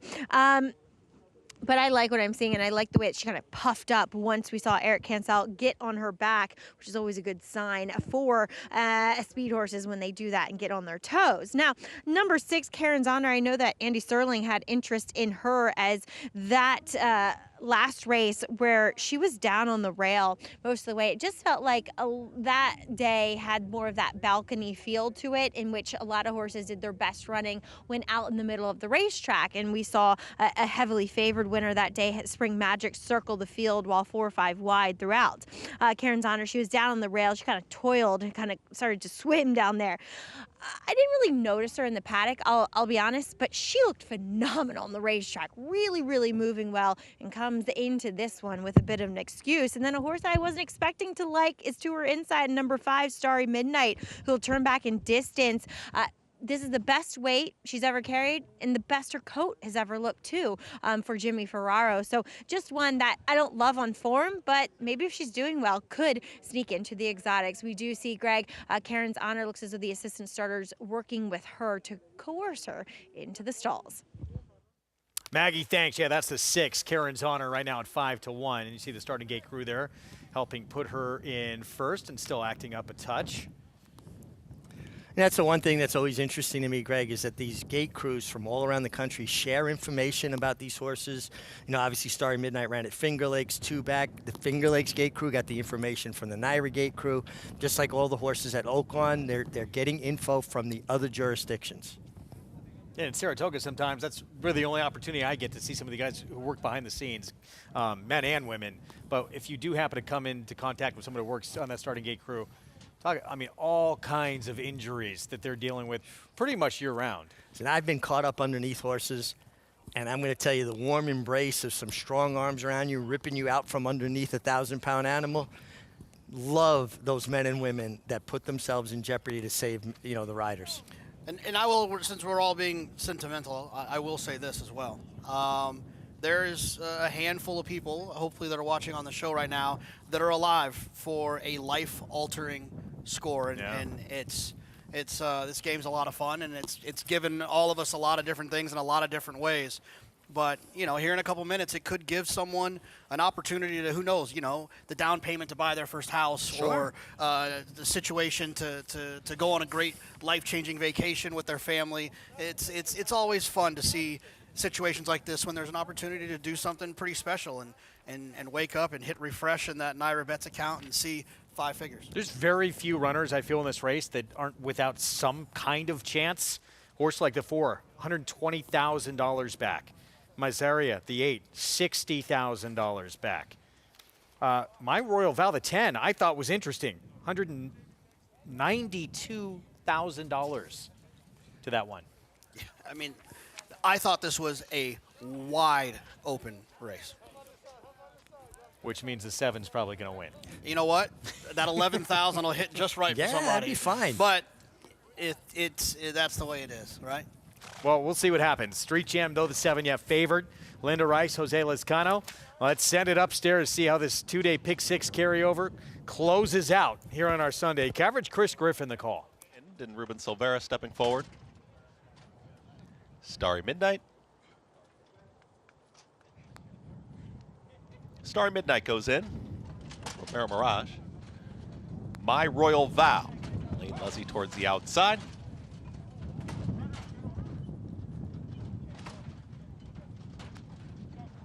My Royal Vow.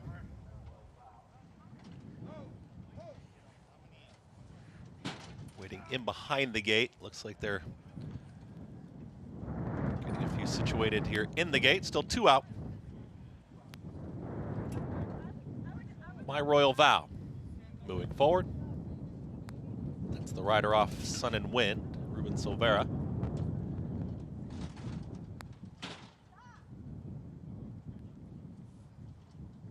Ruben Silvera climbing aboard. There's My Royal Vow. 8th and final on this Sunday. program here at Aqueduct. My Royal Vow backs away.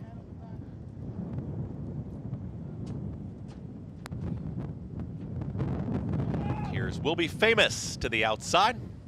This will close out the pick 6. Thanks for getting involved this afternoon. Here at Aqueduct, Will Be Famous. All set. And they're off. Towards the inside, it's Find Your Joy, who's in the early mix, and Dashing Della's right there. They're 1-2 out wider. Here comes Sun and Wind to join the early fray. They are very tightly packed. Also in that mix is Book of Wisdom. Going to be in between horses. Street Jam out wider Will Be Famous. Now 3 of them across the racetrack. They sort themselves out, and Christopher Elliott and Dashing Della's got a head in front. Sun and Wind is in between horses with Will Be Famous out wider. Now off the pace is Book of Wisdom. 4 furlongs left to travel. Mysaria and Katie Davis, they're on the move from 5th. To the outside of them, now progressing is My Royal Vow. Is going to be 4 wide in that second pack. And then down at the rail is Find Your Joy. Losing ground with Street Jam. Just got passed to the inside by Starry Midnight. The 2 at the back, Karen's Honor, with the trailer Dolce Seta. The leader is Will Be Famous, and Will Be Famous is kicking clear. Is well out in the center of the racetrack, but Will Be Famous and Eric Cancel doing it easily so far. Dashing Della continues to try to stay right with this leader as Will Be Famous turns up for home. 47.59 for that half-mile time. Will Be Famous is in front. Here comes Book of Wisdom and also My Royal Vow. These 2 are rolling after Will Be Famous. Will Be Famous is approaching a final 16th. My Royal Vow to the outside. Book of Wisdom to the inside. Can Will Be Famous hold off the charge from My Royal Vow? Will Be Famous can. Will Be Famous wins it in the finale. My Royal Vow second, then Book of Wisdom, photo for 4th. Then 1 minute 13 seconds flat. Will Be Famous closes things out in this 2-day pick 6 carryover. And right behind that one, a horse that was paying $192,000 in the pick 6. Congratulations if you're a winner, and you'll get them next time if you had the 10. Will Be Famous. She was traveling throughout like she was going to run big, and she did.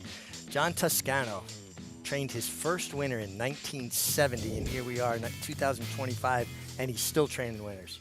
That face, probably the best company of anybody coming into this. But there was the layoff question, but answers it just fine. 5-year-old mare went for the 3rd time in her career. Can't sell aboard, and this pick 6 going to come back over $26,000.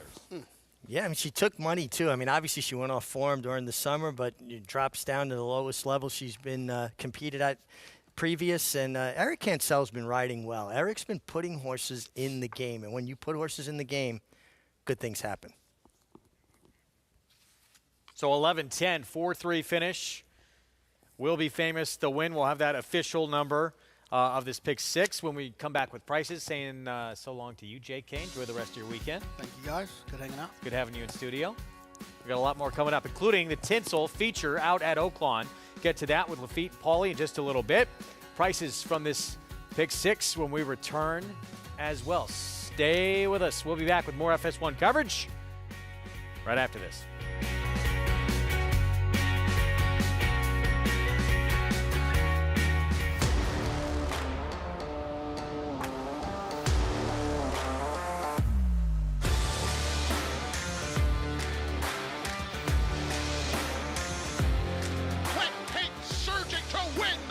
Club American Oaks. 4K to win the Breeders' Cup Domino.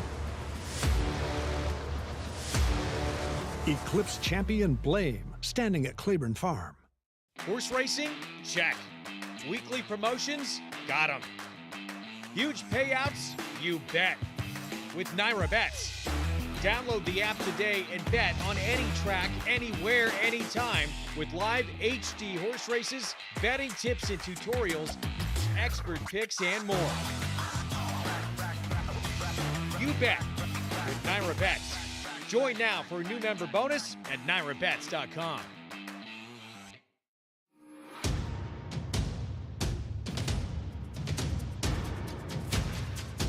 Drain the Clock will win and win by as much as he wants. Drain the Clock will bound home the winner. Drain the Clock, Jackie's Warrior, drain the clock by a head. $120,000. $100,000 to the back. Racetrack Television Network brings you every race from every track on on every screen, every day. With monthly packages starting as low as $5, RTN gives you great value and access to more live HD streaming and race replays than anyone. Visit RTN.tv today to sign up and watch on almost any device, including Roku and Amazon Fire. RTN has packages that start at $5 per month.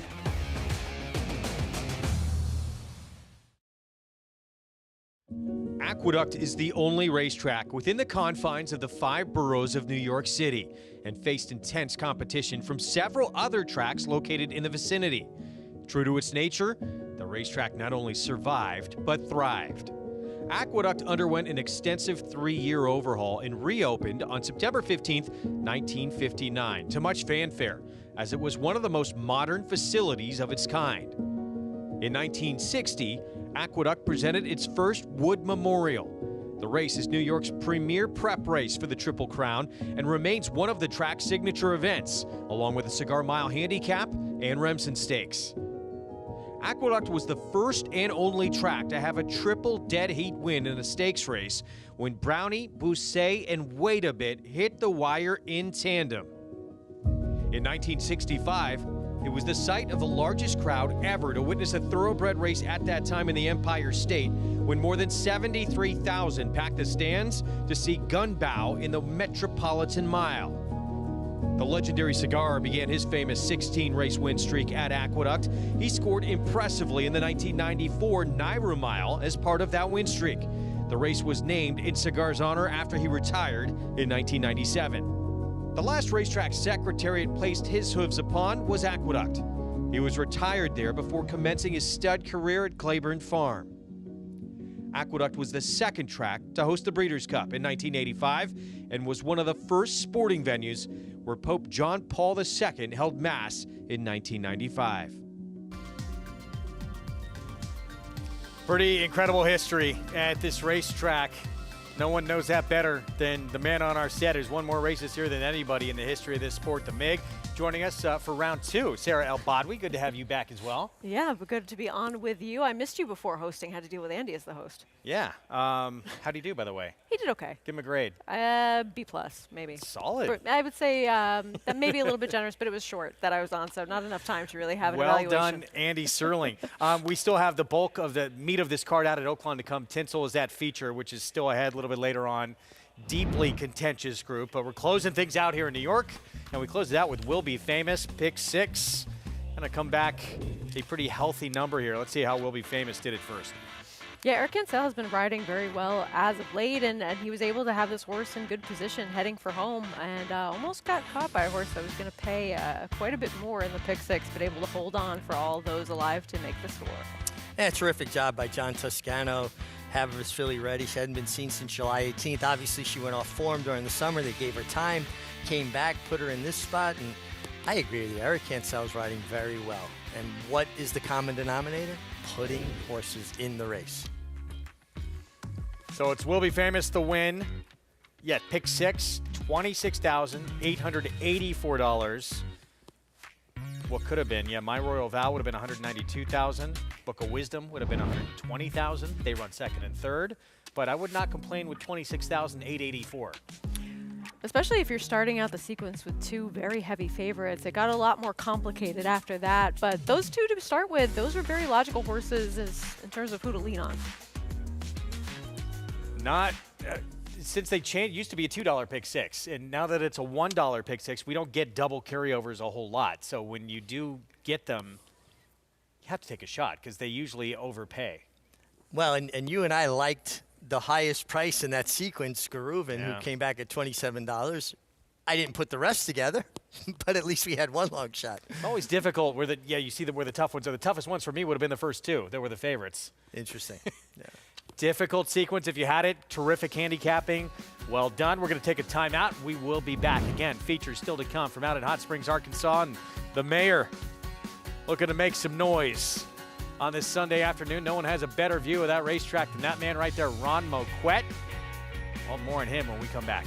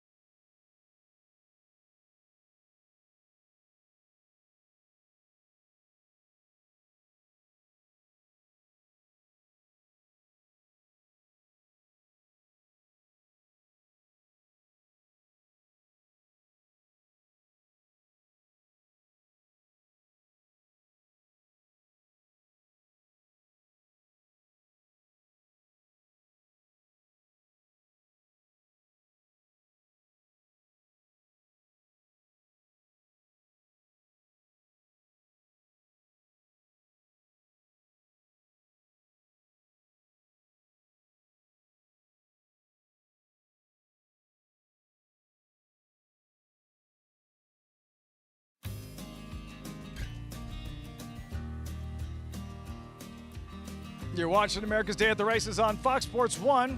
Live look. Oaklawn Park in Hot Springs, Arkansas. Wind blowing, temperature dropping, Polly, but getting to the teeth of the Sunday program and the best racing still ahead.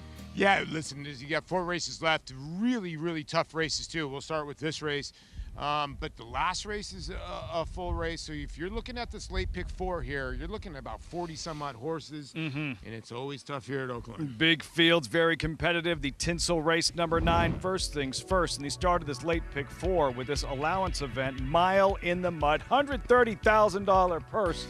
Let's meet the field as they hit the track just moments ago. The scratch of number 1, Marshside Mama, is out. First one you'll see is Contour, a long shot at 20-1, winless in 3 tries on wet tracks. Yeah, and the last 2 efforts have been okay. Blinkers will come off for a hot trainer that needs to get a little bit better. We ever get the story behind this filly in Just My Heels? No, never did. I was always wondering. That. I think it was Ron Moquette running down the street with his heels. It's Penny, Kay, and Susie, too, at 10-1. Getting bet. Yeah, and the horse that's stretching out for Tommy Vance, who's having a actually good meet, I would think would be the horse to chase. Outrageously. She's sharp. Looks good, too, on the racetrack. She's been a different horse as a 4-year-old. Crazy. Cami Ramon Vasquez. Well, make her cause the horse to win and $104, so throw him out at your own peril. Trainer Chris Hartman had his hands full with Saranac Lake. Yeah, Saranac Lake was not having any of it on the saddling. Hopefully she's getting a little bit better out there on the racetrack. Great name, Sicilian Grandma. Then number 9, Twas Lola for trainer John Herron. John Herron had a winner in the last race yesterday. Sicilian Grandma. I think me and Mig are the only 2 rooting for that one. Contention to the outside. There's perfect shot for Steve Asmussen. You know, this horse is very interesting. Flavian Pratt rode this horse last time, got Lasix for the first time, and right now at 5-1. Simply enchanting for Phil D'Amato, Southern California transplant. Taking a lot of money here, gets Martin Garcia. I'm surprised this horse is taking a lot of money, but it's Phil D'Amato. Carrara, Le Peru, McPeak, look out. I thought this was the horse that they would be favorites, especially after the last 2 wins, and especially the way the barn's going. 9-2, third choice currently. Then Kirby K draws in from the also eligible list. Yeah, and I think a key draw, and at 38-1, this horse does have a winning race over a sloppy racetrack, but has to improve at least 10 to 15 buyers points. Competitive allowance event. These fillies and mares, a mile in the mud. You're looking at outrageously. We mentioned she arrives with momentum.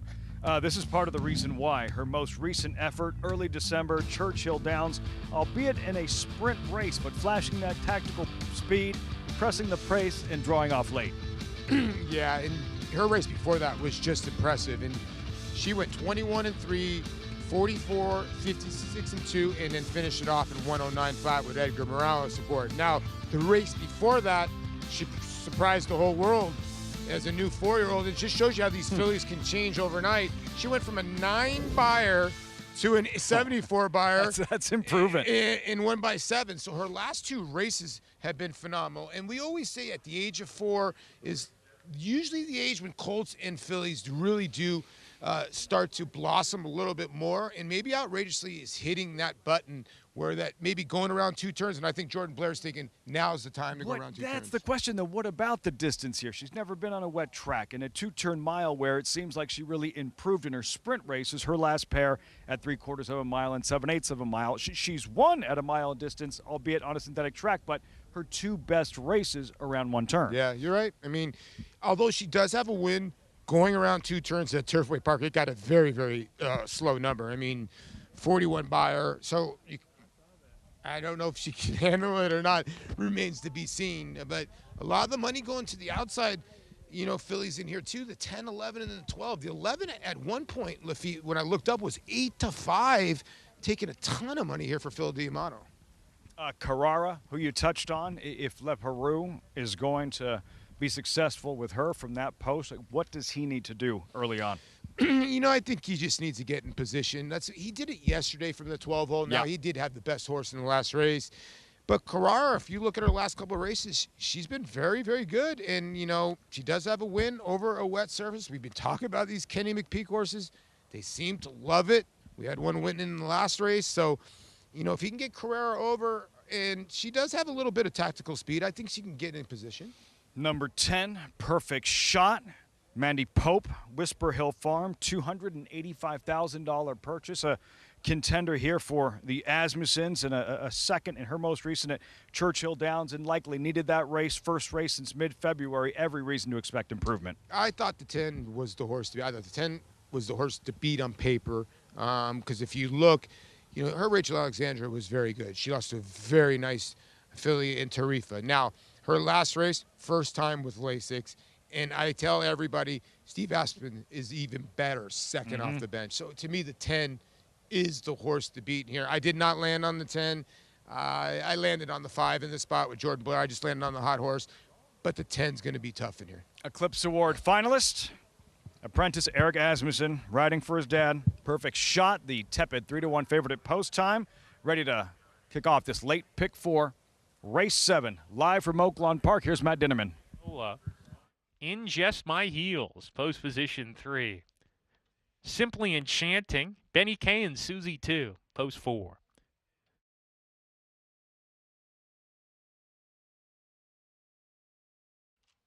Carrara, post position 12.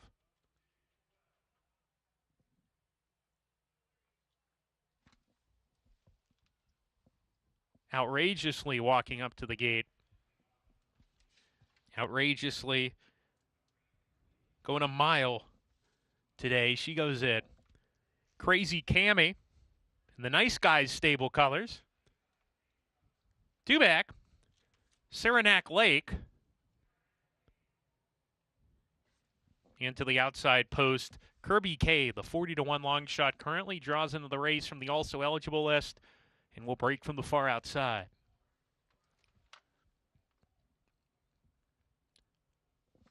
Kirby K goes in.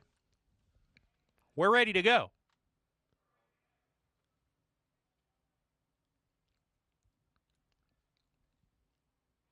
And they're off. A stumble at the break from Benny K and Susie 2, who's in midfield after that beginning. Perfect Shot on the lead with 'Twas Lola on the far outside. Simply Enchanting not far off. Perfect Shot taking back. Sicilian Grandma in the mix as well as they go into the first turn run. Sicilian Grandma gets to the rail and leads the way along with 'Twas Lola. These two together on the front end. They put 2 lengths on Outrageously, who's setting up shop right behind them, stalking relaxed in the third spot. Simply Enchanting outside of her. Then comes Crazy Cammy. Perfect Shot on the outside, 4 lengths off the pace. A gap of 2 to In Just My Heels with Kirby K to the outside. Another length and a half to Carrara. And then comes Saranac Lake running 2 lengths ahead of Contour. Benny K and Susie 2 has dropped to the back and is losing position. They head down the back stretch here. Sicilian Grandma still in front, just a neck though. 'Twas Lola hounding from the outside. On the inside, Outrageously attempting to get closer. And here comes Outrageously, finds a seam in the 2-path and splits the top 2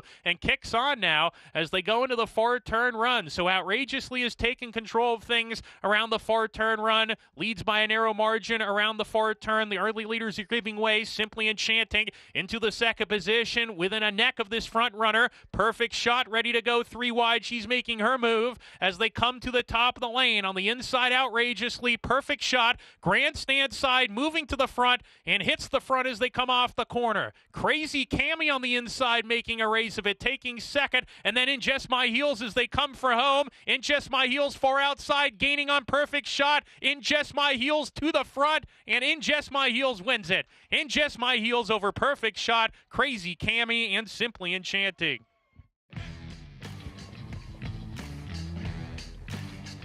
Driving finish In Just My Heels. Rafael Bejarano, beautifully timed ride, 4-1 at post time to kick off the late pick 4. Yeah, the Rodmo Quick Barn's been getting going. Had a winner yesterday with the 8 horse, and that's Just My Heels.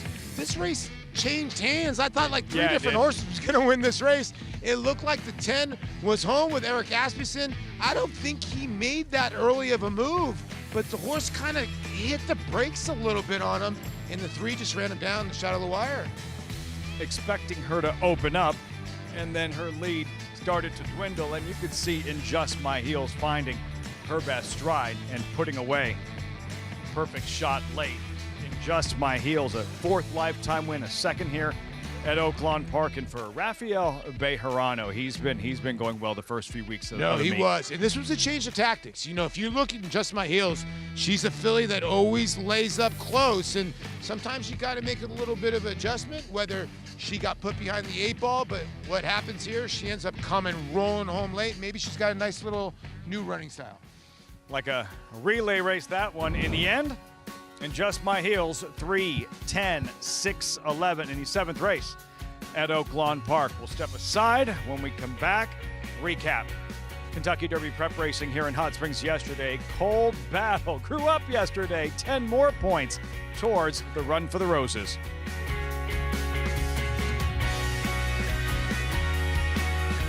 The champion 2-year-old.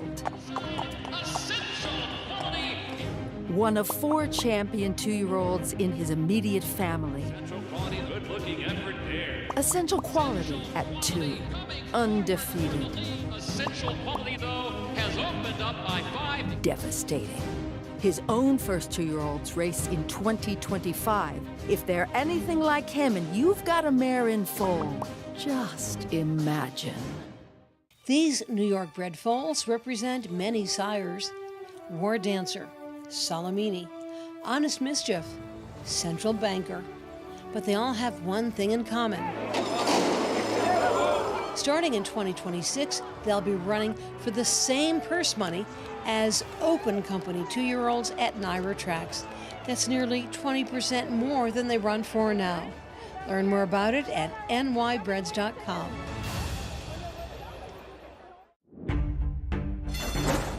They're off. And the Churchill Downs Stakes. And Gun Pilot 1-2-1-6-6 was that first quarter.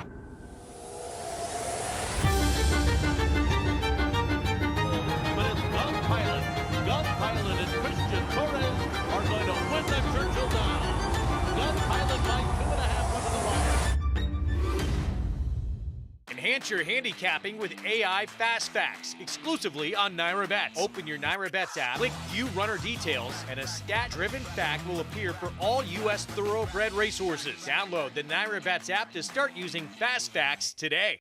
RaceLens is the most in-depth product in horse racing, with unique features found nowhere else. True odds, predictive analysis, and pace projection. RaceLens. It will change the way you follow horse racing and take your game to the next level. Good to have you with us on our Sunday coverage here on Fox Sports 1 in Just My Heels. As Paula Duca brought up, different way of doing things today, but it works out. Coming from well off the pace, usually more forward, picks up the 4th win of her career. Yeah, in a race that was kind of run in waves, if you will, right? A couple horses taking different shots at different points. She was the one that made the last run under a pumped-up Rafael Bejarano to hit the wire, and Ron Marquette's barn is starting to heat up. A little bit of a slow start, but they're finding their stride. Pace was honest in that race, and she was able to benefit with a little bit of a different tactic today. And at multiple points in that race, she thought that you were going to have multiple winners, but she ended up being the one to find her way to the winner's circle just over perfect shot. That perfect shot, that big sweeping move, looked like she was home free, but not to be. As we move on to race 8, $30,000 starter allowance. This one at 1 mile and 3/16, that Preakness distance, an ethereal road for Dwayne Lucas. 2 starts back, a win on a wet track. Now with Kent Sweezy, but Ramon Vasquez will be aboard, but this is the one who made a lot of noise a couple of years ago on the Triple Crown Trail. Yeah, actually won on that undercard of the Preakness, the Sir Barton Stakes, the year that Early Voting was able to get that win in the Preakness. And he's had a couple of big victories since then, and this will be his 3rd start for a new barn. Speaking of the road to that first Saturday in May, Smarty Jones, the first prep out in Hot Springs, and that comprehensive 3-year-old series they have to get to the Kentucky Derby and Cold Battle. Neat to see lower profile connections have a really good horse, and it looks like that's exactly what Lonnie Briley has with Cold Battle. The race played out differently than they anticipated. He was a horse that came from so far back to get that victory in the Springboard Mile, but showed a different dimension in taking this race and being forward in a race that was supposed to have a little bit more pace than it did, at least on paper, but things didn't work out that way. They worked out for Cole Battle with having the right position at the right time, and he extended his margin pretty effortlessly. Yeah, I was a bit surprised that the fractions were as slow and that Cole Battle was basically the one controlling the race. But what I do like about this horse is if you look at his demeanor, ears flat to his neck, he's just pinned his ears and really bore down, and he just had that intense demeanor that I correlate with good horses. Good horses have that intensity, and I saw that intensity there. 72-year-old trainer. We heard Lafitte interview him before and after the race, ecstatic with what happened, not used to being in this kind of position, in the spotlight. This horse right now is very early, sure, but second on the Kentucky Derby points leaderboard and deserves to move on. I mean, this was a big performance. It sounds like the Rebels next, February 22nd, but this could be a very good horse. To have already shown different dimensions in his running style and adapt to multiple pace scenarios, I think that is a major feather in his cap moving forwards. Well, we'll see what happens going forward, but yeah, it sounds like potentially we'll see him again in the Rebels, so more hot springs for Cole Battle. And Lafitte, I know you talked to Lonnie Briley the other day. Very neat story. If you can't be happy for Lonnie Briley, I don't know what to tell you. On this road to the Kentucky Derby, and with a colt that is now 4 for 4 on dirt, showing some versatility and just the professionalism for a colt who was green as grass in his last win in the Springboard Mile. Yeah, watching him grow up before our eyes. Yeah, I think that was the big difference, right? Because when the Springboard Mile, the horse was green as grass running down the lane. But soon as the gates opened, could not been more professional. Broke straight as a string, went down the lane straight as a string. And again, you know, Mig brings up a good point, and I had mentioned this before. When a horse runs well over 5, 6 different surfaces and keeps on competing well, this horse ran well at Kentucky Downs. A lot of people don't know Kentucky Downs. It's a European-style turf course that a lot of horses either run dead last or it's just one of those weird courses. This horse has never really run a bad race on any kind of surface. That, to me, means quality. What a story. Cole Battle, as Greg mentioned, likely next stop, the Rebel Stakes, this road to the Arkansas Derby through Hot Springs, the road to the Kentucky Derby through Hot Springs. At the end of the month, we're right back for the Southwest Stakes, $1 million. The Rebel, $1.25 million, and the $1.5 million Arkansas Derby. Last year, 3 horses exited the Smarty Jones to run in the Kentucky Derby, including Mystic Dan, who ran 5th in the Smarty Jones. And the thing is here, Paul, it seems almost a little bit silly to look at the leaderboard right now. It's January, and there's still so many prep races in front of us. But just take a look at the leaderboard at this stage last year. This is after the Smarty Jones went official a season ago, and you'll notice of the top 20 horses in terms of points, 9 of those horses wound up in the Kentucky Derby starting gate. So at first glance, you may think, all right, these aren't the horses we're going to be discussing as winter turns to spring eventually. Last year, basically half the field was already in the top 20.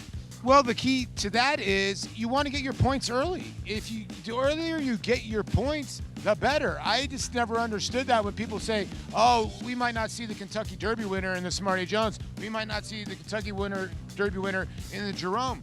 Well, why? Because the earlier you get your points, the more you can lay back on your horse and don't have to tighten the screws on your horse to get into the Derby. You can kind of lay back a little bit and get your horse ready for the Derby and don't have to run first or second in one of the other preps because you already have the points. That's been the key. So for trainer Lonnie Briley, this will be brand new. For Hall of Famer Bob Baffert, it won't be new. And it'll be one of the biggest stories on the road to this year's Kentucky Derby following that 3-year suspension from running horses at Churchill Downs. And Baffert, who has used the prep series here at Oaklawn time and time again, sounds like we'll have a chance to see gaming trained by Bob Baffert in the Southwest at the end of the month. Listen, whenever Bob ships here, he ships with a purpose, and I would think gaming's going to be probably a favorite. It depends what happens with everybody else coming in. I mean, I think you're going to get some more Brad Cox horses, you never know who else is going to come in. I would think a couple of the horses will come back from that race. We'll see what happens with Kale's Angel, who didn't fire his best shot too. So, you know, when Bob comes in here, they're usually pretty tough. Yeah, Greg, other trainers, like they had their chance. They had their chance. 3 years without having to deal with the likes of Bob Baffert on the first Saturday in May in Churchill Downs. That ends this year as he'll be represented likely by talent and volume. Yeah, you got to figure he's going to come back with a vengeance as well. Gaming, they mentioned a horse who was a runner-up the Breeders' Cup Juvenile, but the horse we're going to talk about, I think, is the more highly regarded from this barn right now. Barnes looks like he is the real deal. $3.2 million colt, and now comes in undefeated to whatever his next spot will be after this impressive performance in the San Vicente. And this was an impressive performance. You know, he was barely able to get up going 5.5 against Innovator, but I think it really underscores the fact that what a race does for a horse. He was so much more focused, broke, and with run on his mind, and 5.5 to 7 furlongs. What a complete difference. Horse got to use his stride, and I see he's by into mischief, but his grandsire is American Pharaoh. And I see a lot of American Pharaoh in that stride, the way he uses himself. And, of course, Barnes, named for Jimmy Barnes, Bob's longtime assistant trainer. And I think at times, I won't say an unsung hero, but certainly a critical factor in that stable's success. As loyal a sidekick is a very important part of that operation, as you'll find probably anybody's bar in the country. Absolutely, and for many, many years now. What do you think of the performance? It was big. I mean, and I think it doesn't hurt in a way. I know he's going to have to do things quite a bit differently and stretch out in distance as well, but he does already have a win at Churchill Downs, so must be good to know at least that he handles the surface just fine if that's where they're going in terms of aiming him for the first Saturday in May. Just exciting, too, to have the premier trainer in terms of the Kentucky Derby back in the mix, and that we're going to see him on Derby Day as well. It's about time. It was long overdue. 8th race coming up next from Oaklawn, mile and 3/16. And a look at Brightleaf for Sean Williams. Was out on the West Coast for quite a bit. Last start at Keeneland. Major player next.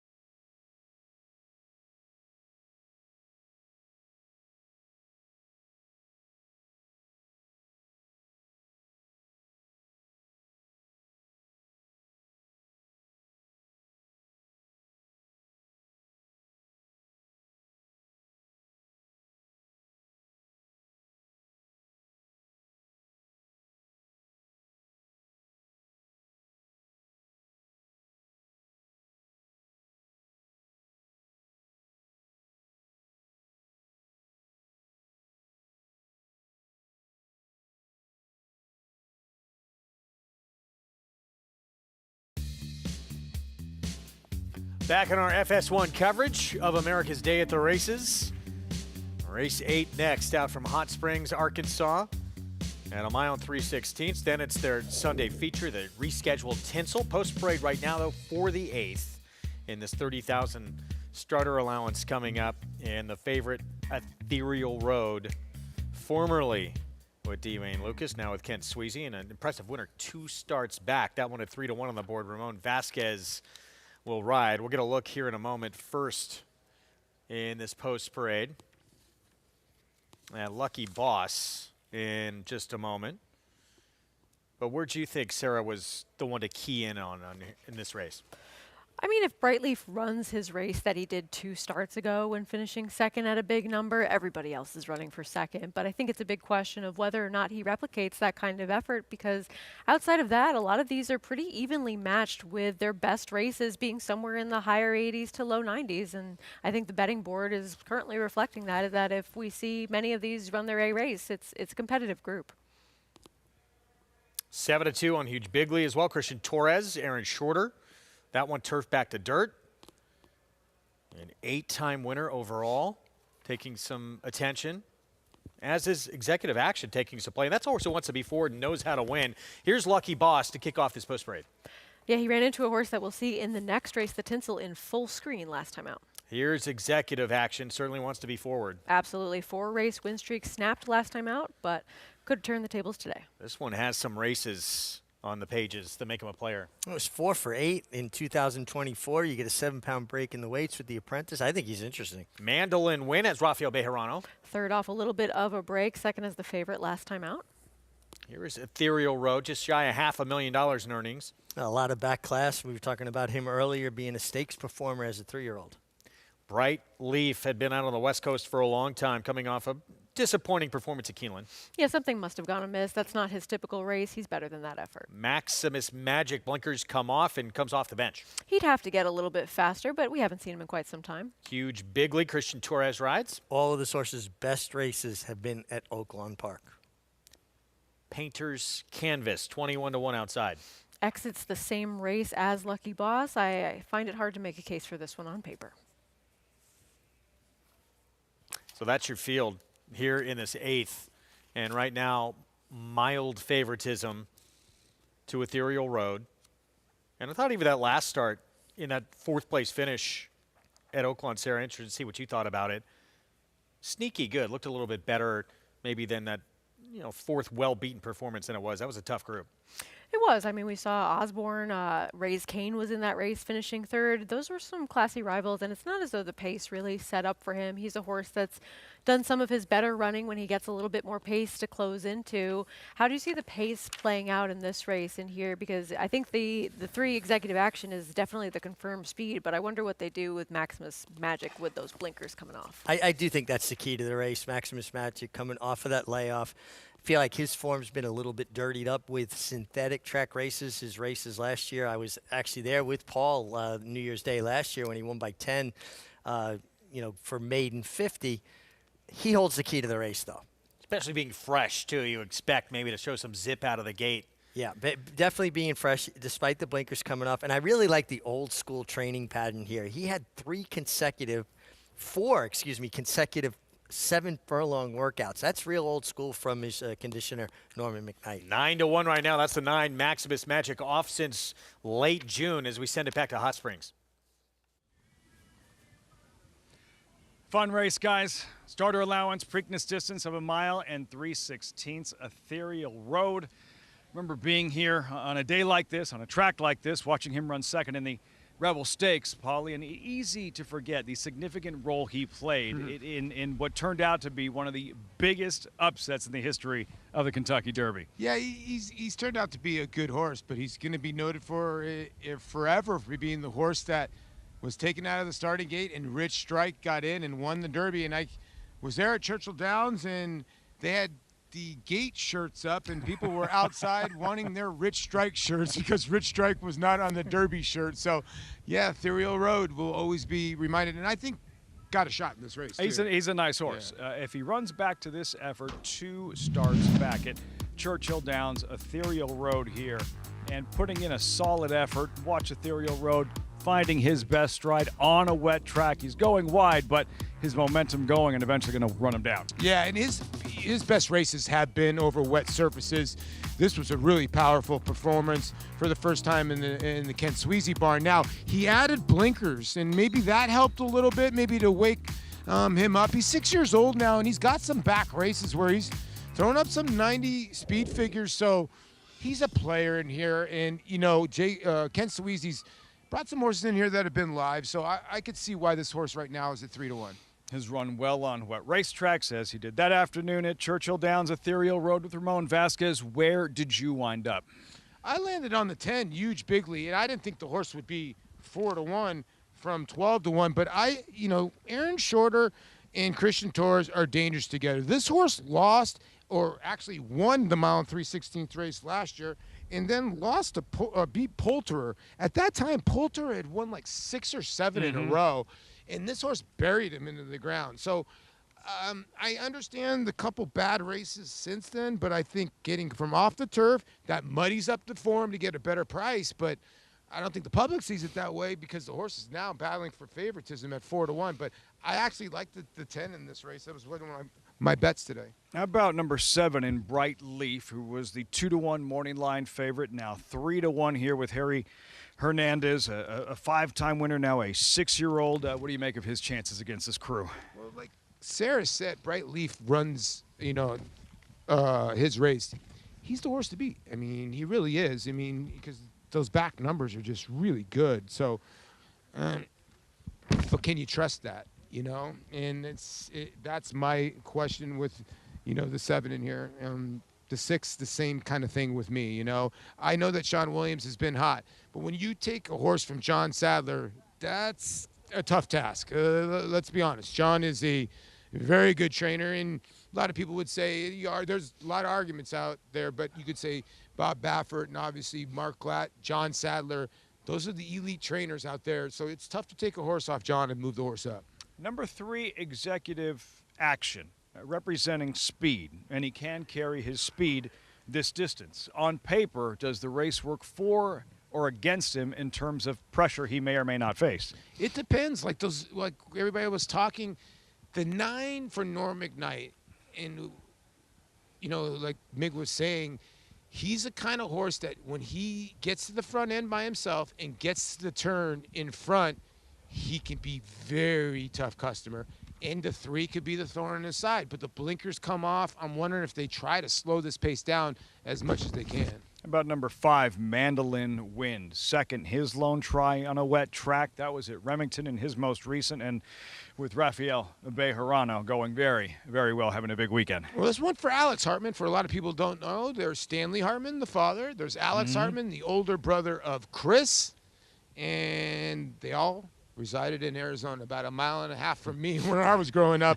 And Alex can straight out train. Now, this horse has been over at Remington Park and, never tried this distance, but has been getting better in his last couple races. And now going to try, this is a tough spot to get the mile and 3/16. But, Alex is very good at his craft. Marching towards the starting gate, and we have that Tinsel coming up next, race number 9. Finally, this Tinsel supposed to take place 8 days ago and postponed as a result of rain and lightning. We've had some rain earlier today, but no such issues. The Tinsel coming up in an exciting race to close out what's been a terrific weekend of thoroughbred racing here at Oaklawn. The Tinsel's going to be a fun little race, and you're going to see these horses are going to start all the way up, almost like a quarter horse race, all the way from back there. And I think no post position, you should be able to get your position early, and we'll see what happens in the beginning of this race. But I do think the 10, Huge Bigly, is a good bet. At 9-2. Preakness distance, 1 mile and 3/16. Ethereal Road.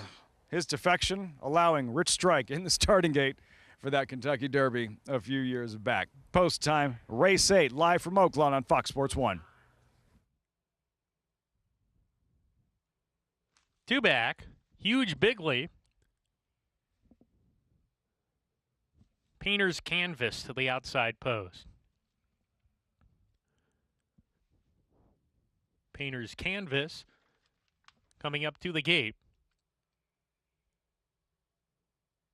We're ready to go. And we're off. Looks like they're scrimmaging for the early lead here. Nobody's really intent on getting it, and it's going to be Maximus Magic who's going to come up there and have a narrow lead as they come by us with 1 lap to go. On the outside, Huge Bigley running in second. Bright Leaf alongside of him in the 2-path in the gray. Mandolin Wind down on the inside. Not a fast pace at all here. They're just crawling on the front end. Maximus Magic, the leader by a nose on the inside. Mandolin Wind right there. Huge Bigley is 3 deep in the 3rd position. Ethereal Road tugging a bit, joining Bright Leaf and Lucky Boss to the inside. Deeper is the Thunderer, who's 4 wide on the course, and Painter's Canvas is 5 wide. Executive Action at the back, just 4 lengths from first to last as the field of 9 makes their way up the backstretch here. Huge Bigley has a share of the lead now. Maximus Magic holds the inside position. Mandolin Wind right behind, galloping in 3rd, a half length off the top 2. The Thunderer outside in 4th, and Bright Leaf racing alone now in the 5th position, 2 behind, and a line of 4 at the back. Executive Action, Painter's Canvas, Ethereal Road, and Lucky Boss as they approach the 4-turn run. Mandolin Wind finds an opening on the rail and comes challenging for the lead with Maximus Magic. Huge Bigley 3 deep as they go into the 4-turn. The Thunderer is 4 wide as they round that 4-turn now. Gap of 2 to Ethereal Road, who's claiming the 5th position. Executive Action is next. Bright Leaf is tailing off towards the outside as they come to the top of the lane. Mandolin Wind still with the lead. Huge Bigley right there. Maximus Magic gives way between them as they come to the top of the lane, and the Thunderer deep on the course off the corner. Huge Bigley, Mandolin Wind side by side as they approach the final furlong. Mandolin Wind on the inside. Huge Bigley is outside. Huge Bigley with a nose in front. Mandolin Wind to the inside. Not going down without a fight, but Huge Bigley has the edge, and Huge Bigley will win it. Huge Bigley, Christian Torres over Mandolin Wind and Rafael Bejarano. The Thunderer was 3rd. Executive Action 4th. A slugfest to the wire. Huge Bigley emerging victorious. Well done, Paulie. 5-1 with leading rider Christian Torres in the saddle. Yeah, you can see Christian was just never letting anybody get away from him in this race, and I was a little bit leery because he was 3 wide most of the way, and the 5 was giving him a fight, but it looked like Christian always had the measure here. I thought this horse at 12-1 was never going to be that price, but we get one home at 5-1. Mandolin Wind, digging, scrappy, but in the end, just too much. Huge Bigley, Greg, 10-5, 4-3 in the 8th at Oaklawn. Up next, the featured Tinsel. Yeah, we look forward to that. Your winner's starting to put together a nice resume out in Hot Springs. 4 wins from 9 starts on this racetrack. And meets leading rider Christian Torres adds another one.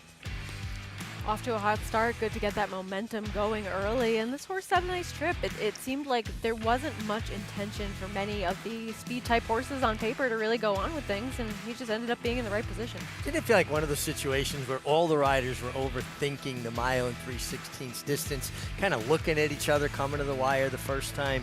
Huge Bigley sits a good trip. Christian Torres, to me, you elevate anybody you like at Oaklawn when he's aboard.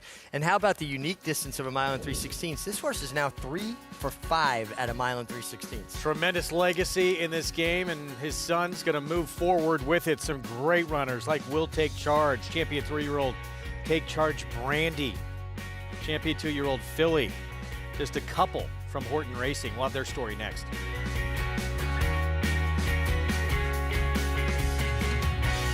Say hello to Move. It's a one-horse race, very professional and very fast. Move, rolling home by 4 in fine style. Muth, the son of good magic, coming down the stretch in Hot Springs to win it.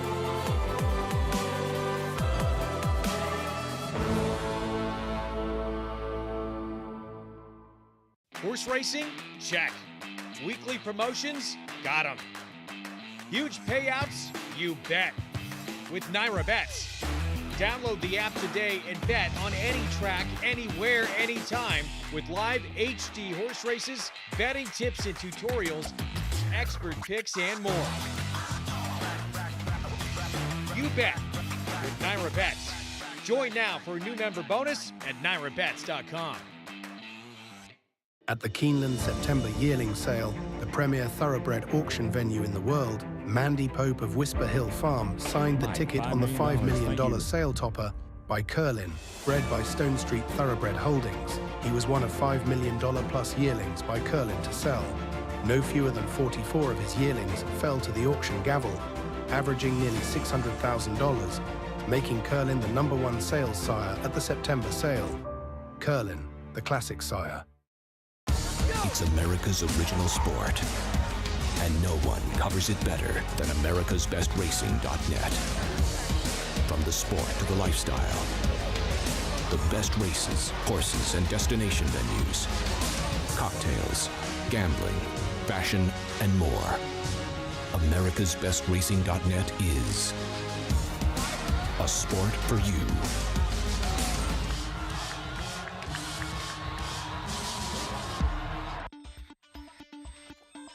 Look at downtown Hot Springs, so much to do there. It's become a true destination spot. And if you're a horse racing fan, bucket list place to go. Catch the action at Oaklawn Park. You've roamed those streets, Mig. I love it there. Got a great historic feel to it. The conversation's all about racing in the restaurants and, of course, the Gangster Museum. Huge Bigley. Now 4 wins, 9 starts at Oaklawn. With the win, Christian Torres for Aaron Shorter. Yeah, it's really interesting that this horse is kind of specialized at the distance. This is his 5th time trying it, 3 wins with a 2nd to show for it. Got that trip that, Christian Torres delivers consistently, putting horses in a position where they get to use their stride. Yeah, absolutely. He's not the leading rider for no reason at all. He knows where to put horses, especially at Oaklawn with these longer stretches, and I think he just sensed where he needed to be as the pace wasn't materializing in the same way as it might have looked on paper. 5-1 here, Huge Bigley. Mandolin Win, the Thunderer, that 50-cent trifecta over $200. As we move on to the feature on this Sunday card in Hot Springs, the Tinsel, $175,000 purse, 4-year-olds and up, and Red Route 1. Second in the Rebel and Southwest on the road to the Derby back in 2023. Has become pretty good as an older horse now. Multiple graded stakes winner, even money right now. Short That's price. got to change, right? A little overbet, I would think, yeah. Deep closer, too, right? He's going to have to work out a trip with his style. Willis Horton Racing will send out Seize the Night, one of several others you can make a case for. Big price there. We'll talk more about the legacy they've left behind and moving forward. Arkansas, they of course lost a very important part of their racing history when Willis Horton passed away at the age of 82 back in October of 2022. But now his son Kevin hopes to carry on the legacy of his dad, who campaigned such stars as Will Take Charge Brandy, and Met Mile winner Silver State. Well, at an early age, he was, a cowboy, and I think that started the love of horses for him and my mother and dad and one of his brothers. One year didn't miss a race. They went every day, got up early and took care of their chores and made it down there for the first race and then come back home. That's the thing about horse racing. I mean, it gets in your blood, and it got in his, and he's been, just passionate about it his whole life. It was a long time later before they got a horse in the stakes. Lemons Forever winning Kentucky Oaks 132. Lemons Forever won, I think it was like 40-1. I guess anybody would think they made it if you won the Kentucky Oaks. So he started getting a little bit better horses, which I can't ever remember missing a sale. He would get the books, I don't know, probably a month before the sale, and then we'd go to the sale in Keeneland, in which he'd have all these pages turned down. I mean, it'd just be, and man, we'd spend so much time, and it's always hot. 2012, got Will Take Charge. Will Take Charge running a giant one on the outside. Lucas 1-2. Will Take Charge gets up. It just took him a while to grow up until he got it all put together. Will Take Charge is surging, and It's a photo finish. It's too close to call. And the winner is Will Take Charge. He put on a speech at the Eclipse Award that, just his joy caused him to nearly dance across the stage. You know, they say that a poor old country hick from the hillbillies of Arkansas can never accomplish anything. But ladies and gentlemen, we accomplished something. And we are very, very proud.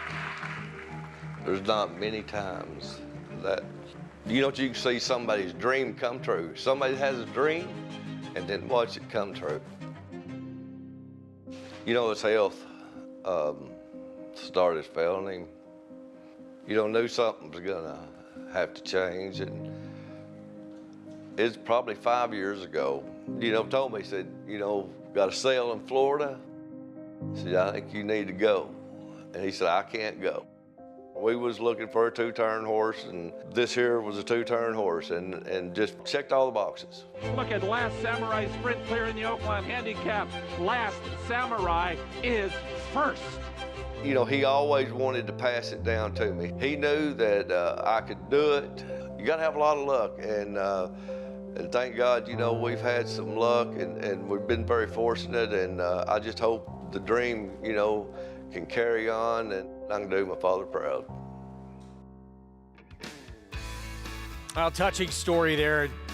Kevin's father obviously had a huge impact on him. Used to do his ranching in the morning, and then he would drive 2.5 to 3 hours every single day during the meet. He never missed a day of racing at Oaklawn.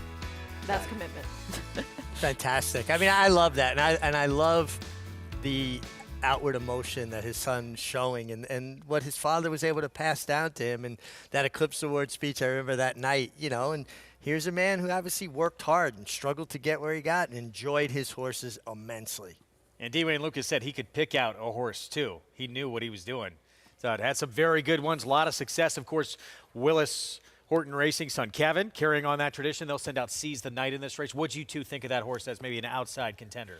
This is a tough group. It's not one without a chance, but I think he's a horse that would have to get a little bit faster because you're dealing with some horses that are not only graded stakes types, but graded stakes winners as well. So kind of an outsider in this spot, but you never know. This is a barn that certainly knows how to win races right here at Oaklawn. I think he's way too big a price right now at $15.01.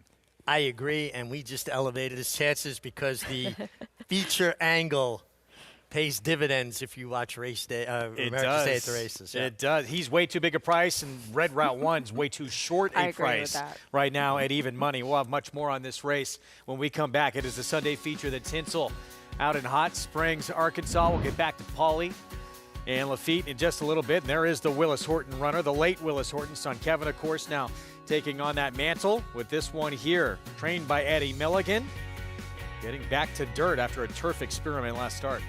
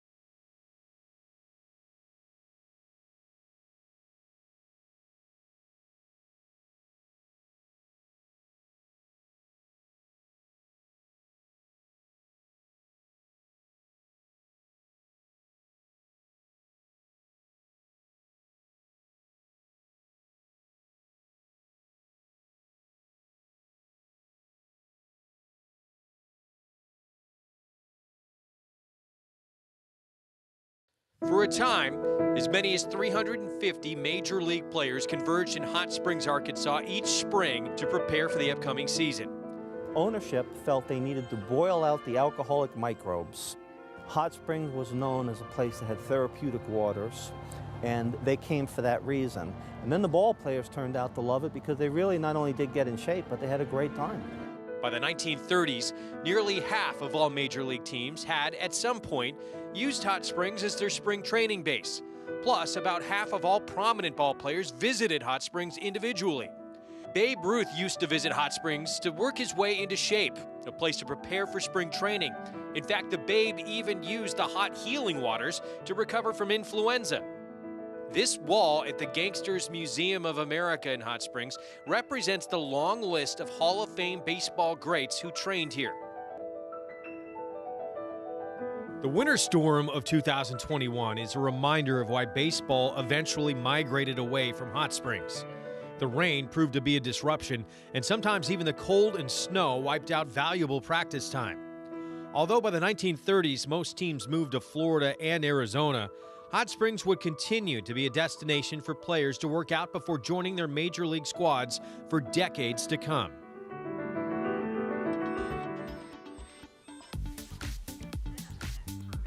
What a cool town. Just fascinating. The history. Richie mentioned the Gangster Museum, the popularity of thoroughbred racing here in Hot Springs, and baseball, and the idea that Babe Ruth would prepare for the regular season here in Hot Springs.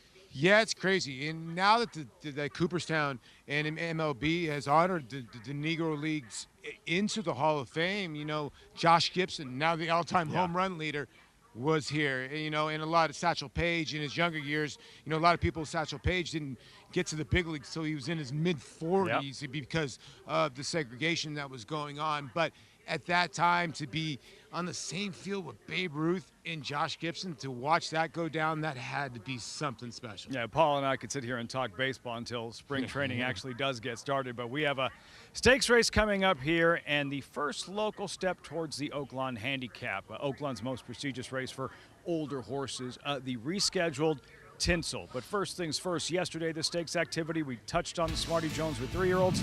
Also had 3-year-old fillies in the Mockingbird here, Paulie, and she's so spicy. The odds-on favorite has things her own way up front, but look out for GW's Girl representing Danger from off the pace. Yeah, she's so spicy. Got softened up maybe just a little bit earlier in the race, but here comes Francisco Arrieta and the Greg Compton charge, and you know, towards the end of the race, she really started reaching out. Now, she had been a filly that only had run on grass. It was the first time she had run on dirt, but Francisco, after the race, had told me he had worked her on the dirt and she had worked special, and she beat a nice horse, and she's so spicy. How much ground she made up. She's so spicy, had built about a 5-6 length lead on her. Yeah, she made up a ton of ground. I said to you on the top of the lane, I don't know if she can catch her or not, but she's going to come, and she did. And there you see the trainer, Greg Compton, very, very heady trainer to stick this horse back on dirt.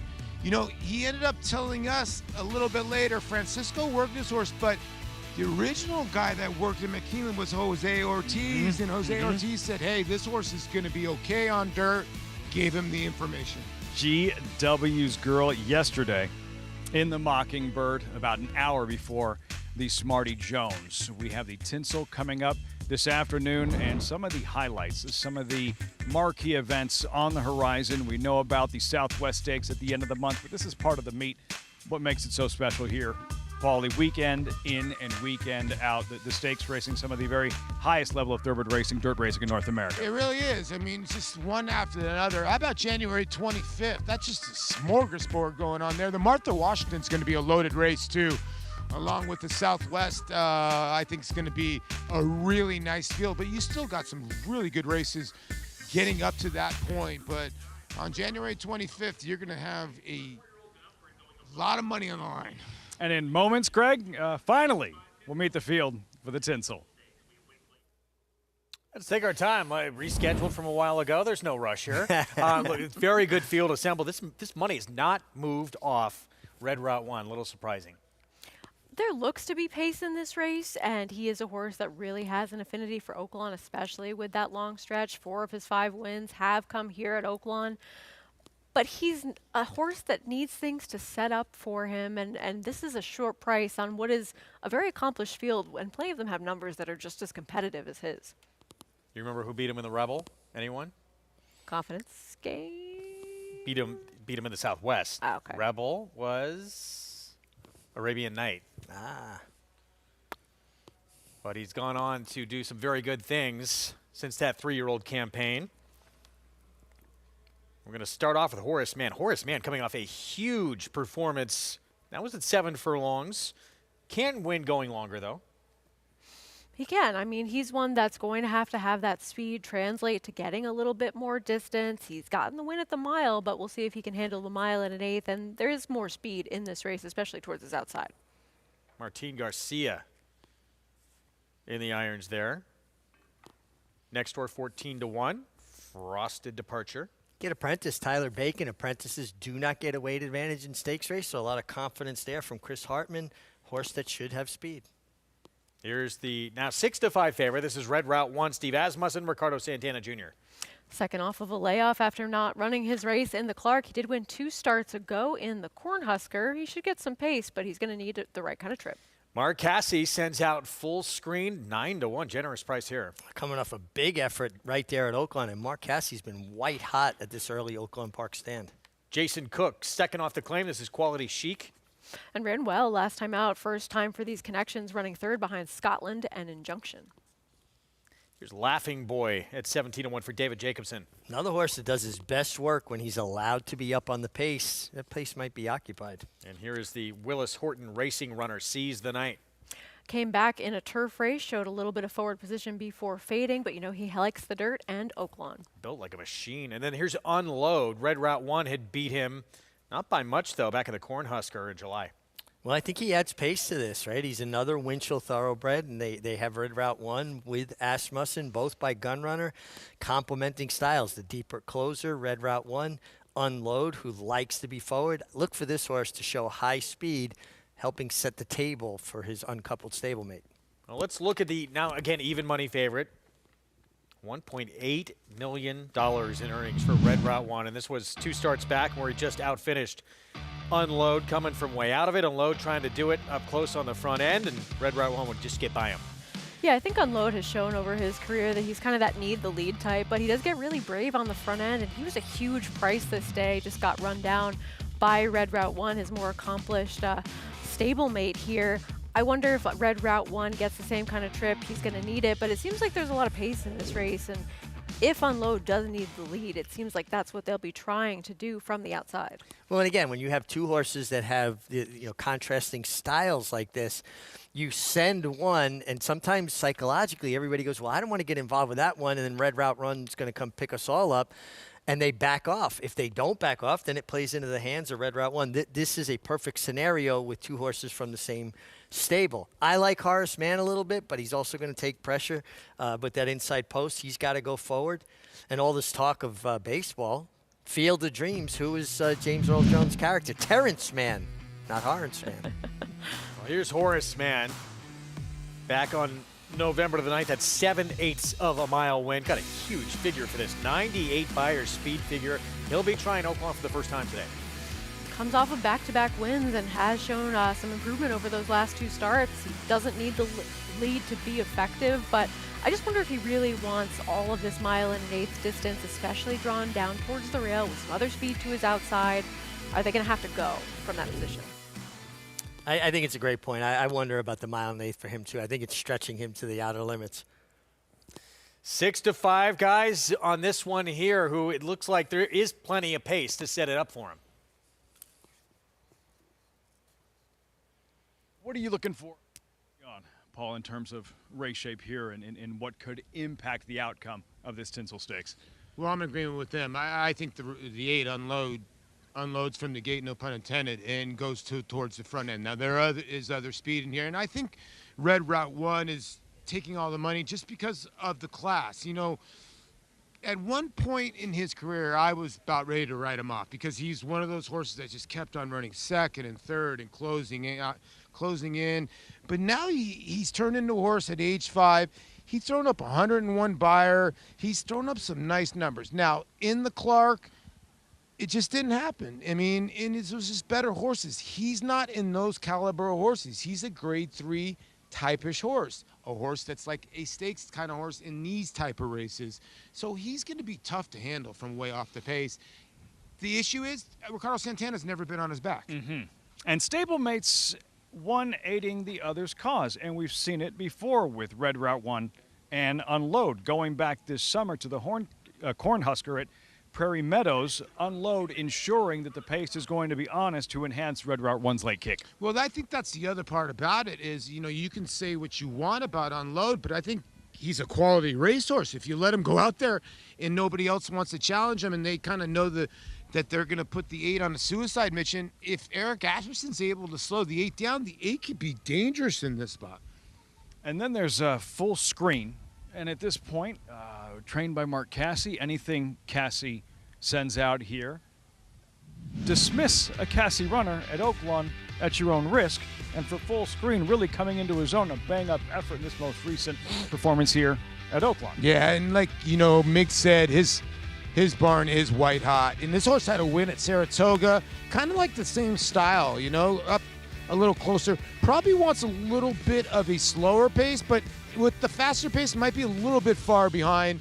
So don't get worried if the 4 gets too far back, because the pace, I think, will be a little bit stronger than it was on this day. But you can't argue with the way the Casse horses have been running.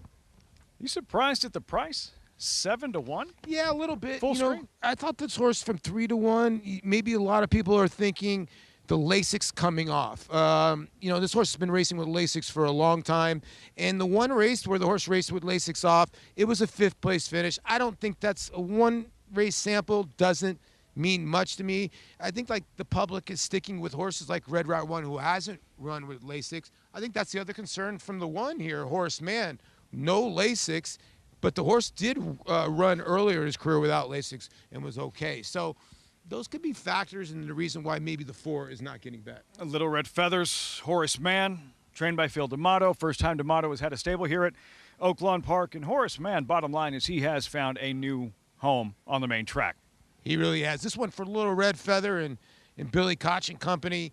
A horse that had blinkers, and I think the blinkers coming off helped. And, you know, Phil is the kind of guy that he's such a good turf trainer. He's the best turf trainer out in California. It's hands down. And then when he brings him to the dirt, it's usually one thing I always like about Phil, he checks every box. So he brought this horse to the dirt out here or out to Kentucky, and the horse has just changed into a different horse. And being a son of Twirling Candy, should like the mud. I don't have a rooting interest per se, Paul, but I don't necessarily be heartbroken if Horace Mann does not win, only because his jockey was making fun of us shivering on the sidelines. Yeah, he was. You know, Martine's always messing around with Lafitte and I. He's just looking at us and looking at a California boy and an Arizona boy. Oye, pero tienen frío. Yeah, we're cold, man. Yeah, we're cold. But he also said he gave the old smooch, like he's going with the one here, Horace Mann. But, you know, Martine can be funky that way, but we'll see what happens. But he seemed like he was gonna leave from the gate. Horace Mann, currently 3 to 1. Red Route 1 continues to get crushed. Even money here. How far back off the pace do you expect him? He's not a drop anchor stone closer as he was when we were first introduced to him. He's probably going to be dead last in this field. How far back? You know, because it's only, 8 horses in the field, so he's definitely the slowest early in this field. I would think he'll be right behind Quality Chic, somewhere in that area. But the pace should heat up. And again, the muddy racetrack shouldn't be an issue. The horse has had 3 exacta finishes. You just never know until the race is run. But I think the class of Red Route 1, I landed on the one Horace Mann just because the horse is in good form. But the class of Red Route 1 might just win this race. As we've reached post time and then get closer to the starting gate, always a comprehensive series when you get to races like the Razorback and the Essex, eventually to the Oaklawn Handicap, the most celebrated race for older horses every season here at Oaklawn Park. Yeah, you're right. I mean, the Oaklawn Handicap is giant. And if you look back, you know, Red Route 1 was 3rd in that race, but, you know, look who showed up in that field. You know, you had Skippy Longstocking who came in, then won the Charlestown Classic, Highland Falls. I mean, So the Razorback is always a tough race. So a lot of these horses, this is a springboard towards that. A few years back, Accelerate and City of Lights, all they did later that season. One won the Breeders' Cup Dirt Mile, the other the Breeders' Cup Classic. First things first, this Tinsel, mile and an eighth. Final check of the tote board reading 6-5, Red Route 1. The favorite at post time. Here's Matt Dinnerman. Laughing Boy takes his spot. Two back. Sees the Night. Unload to the outside post. We're ready to go in the Tinsel Stakes. And we're off. Uneventful start. Frosted Departure hit the ground running and strides in front with Unload, who's quarter-horsed out of the gate to get to the front and show some speed. And Unload is the leader here from Frosted Departure, who keeps tabs with him. Horace Mann is right behind them in the third position. Sees the Night is 3 deep between them, getting shuffled back here. Laughing Boy into the turn, shuffled back to fifth, racing alone now. Gap of 2 to full screen. Then Quality Chic and the trailer, Red Route 1. He will attempt to do his best running later, but per usual, takes his customary spot at the back of the pack, at least 15 lengths behind the tearaway leader, Frosted Departure. 22 2/5 seconds, the first quarter mile here. They're moving right along. Frosted Departure with a fast pace, opens up 2.5 lengths. Unload backs away into the second position, happy to let this leader get away while flying on the front end. Horace Mann running in the third position, sees the Night to his outside, then Laughing Boy, full screen. Quality Chic still second to last, and he's running 8 lengths ahead of Red Route 1, who is still well behind as they go into the far turn. Frosted Departure, 45 4/5 seconds for the half. Flying out here. That is very fast time on any racetrack, but especially here at Oaklawn Park. And the leader is Frosted Departure. Let's see how much more he's got here. He's coming back to the group. He's got a 5-length lead. Unload in the second spot. And in the meantime, Horace Mann is giving way and is dropping back. He's done. Frosted Departure off the turn, drifts wide. He's exhausted. Here comes Seize the Night. Unload is weakening. Far outside, Quality Chic putting in a bid. And then full screen between horses. Red Route 1 never picked up his feet. They're coming down the lane. Seize the Night's in front. Quality Chic on the outside. 2-horse race. Seize the Night inside. Quality Chic on the outside. Seize the Night with the narrow lead coming to the line, and Seize the Night seizes the day and wins the Tinsel. Quality Chic second. Full screen third, and fourth was Red Route 1.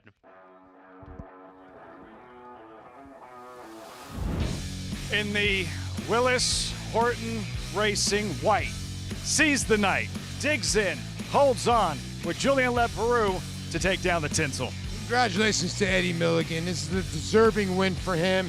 He's had a couple horses that have been a little bit unlucky, but Sees the Night and Julien Leperoux down the center. I mean, had to hold off the horse down the center of the racetrack, but Julien always has something left towards the end. The 5 Quality Chic was rolling for Jason Cook, and Red Route 1, just like Matt Dinnerman said, just never got involved. Far back throughout Red Route 1. Quality Chic, it looked like a brush, a side swipe with a rival as he was starting to make his best run, just a half length shy, and Seize the Night with Julien Leperoux just able to dig in and fend off Quality Chic in the final 50 yards. Yeah, and sometimes you got to go back and you look, right? You look back and you look and you see, why did I not use this horse? Well, you go back and you see, why not? Look at the horse race in the 5th this season. 3 starts back here at Oaklawn, and we keep on reiterating this. If you win here at Oaklawn, you like it. This horse was 2 for 8 over it and had a monster race over it 3 starts back. It ran right back to it, and again, congratulations to Eddie Milligan. What a story, Greg. Kevin Horton, the Horton family, with another stakes victory to celebrate here at Oaklawn Park. Sees the Night in the Tinsel. Yeah, I'm going to be very proud of this one as he carries on that tradition for Dad here. Sees the Night, big performance to get this win. But yeah, this horse did have a lot of races. You go back deeper in the resume, and he fit in this race. Winds up, I think, goes off at 9-1 in the end, so that price did come down a little bit. And again, the angle of horse, we run a feature. People, you're out there, you see the Crackerjack Naira team we've got behind the scenes coming to do a feature. You want it because it seems like all the horses run extremely well. Season Ice got a good trip. He ran well. he was very lucky. Quality Chic was bothered by the 2 Frosted Departure, who ran off early under Tyler Bacon, bore out, and definitely impeded Quality Chic's forward progress up about the 8th pole. That pace was hot, and I think that Frosted Departure was really running off with the apprentice there, Tyler Bacon. And Red Route 1, no excuses. Things set up for him, but ultimately it was Seize the Night, and you got a good price. And one day I'll spend the time to calculate that feature winner angle ROI. It's probably pretty good. It's incredible. You get the publicity and you get the good mojo, too. Works out here with Seize the Night. Eddie Milligan, Julian Leperoux, Willis Horton Racing. A winner in the Tinsel and the feature on this Sunday card. Nightcap still to come.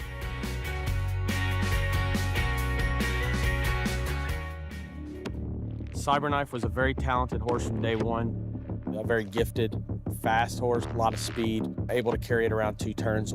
Looks a tremendous amount like Gun Runner, same ability and talent, beautiful physical, outworked every horse on the board. Holds the track record in the Haskell. He won it in impressive fashion, beating a very good group of horses. And Cyberknife has won the TVG.com Haskell over Tama. Jack Christopher finished 3rd. The Arkansas Derby was one of his best. Showed how much talent he really does have and stamped himself as one of the best 3-year-olds in the country. His name is Cyberknife! Cyberknife ranks up there as one of the most talented horses I've ever had in training. Multiple Grade 1 winner, brought it every time you let him over there. Excited about him passing on his durability, his soundness, and his talent. And if he does, he could definitely be a breed-shaping stallion. What's at stake? $1 million purse. Oaklawn Stakes races are where horses step out of the shadows and into the spotlight, and where Triple Crown dreams begin. The Southwest Stakes is coming. It's the race where the legend of Mystic Dan began. Mystic Dan is turning it on. And it's back and bigger than ever. Big crowds, big names, and a big old payday. Mystic Dan, a dominant win. This is your Oaklawn.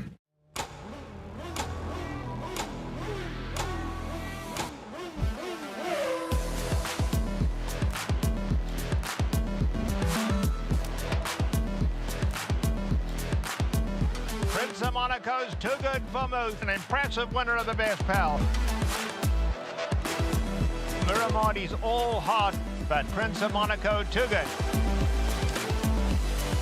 Prince of Monaco, standing at Claiborne Farm.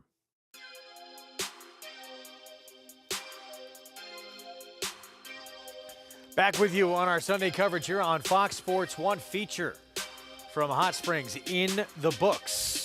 As Seize the Night takes the Tinsel, Eddie Milligan and Julian Leperoux. Pace set up for him. He was a horse that had shown his proficiency for this surface, and that future winner angle coming in strong with a nice 8-to-1 shot here over a horse who was your heavy favorite, who could do no better than 4th. And like you said, Red Route 1 had his opportunity with the pace. Now you see the horse on the lead, First Departure, bearing out here. And this is where Quality Chic's going to try to come around him. And you see that slows the horse's forward progress down just enough. When you get beat about a half a length, take nothing away from the winner. He was good, Seize the Night, got a trip, hit the front, and maybe he would have found more and fought him off, but I'm sure Rafael Bejarano would have been a lot happier if Frosted Departure was able to hold his line and not bear out into him. If you were on Quality Chic, would you have gone to the horse's inside that was getting out repeatedly? Because we kind of saw it happening. I think, it's really easy to say from here, and in hindsight, it appeared to me like he had an opportunity to do that and rally inside of that horse, but once he committed to the outside, you have no choice but to continue in that vein. I'm sure that's one, in hindsight, you'd like a do-over. We move on to the finale. And going to close out the Sunday card at Oaklawn with a 6-furlong sprint. Very competitive group allowance, optional claiming field.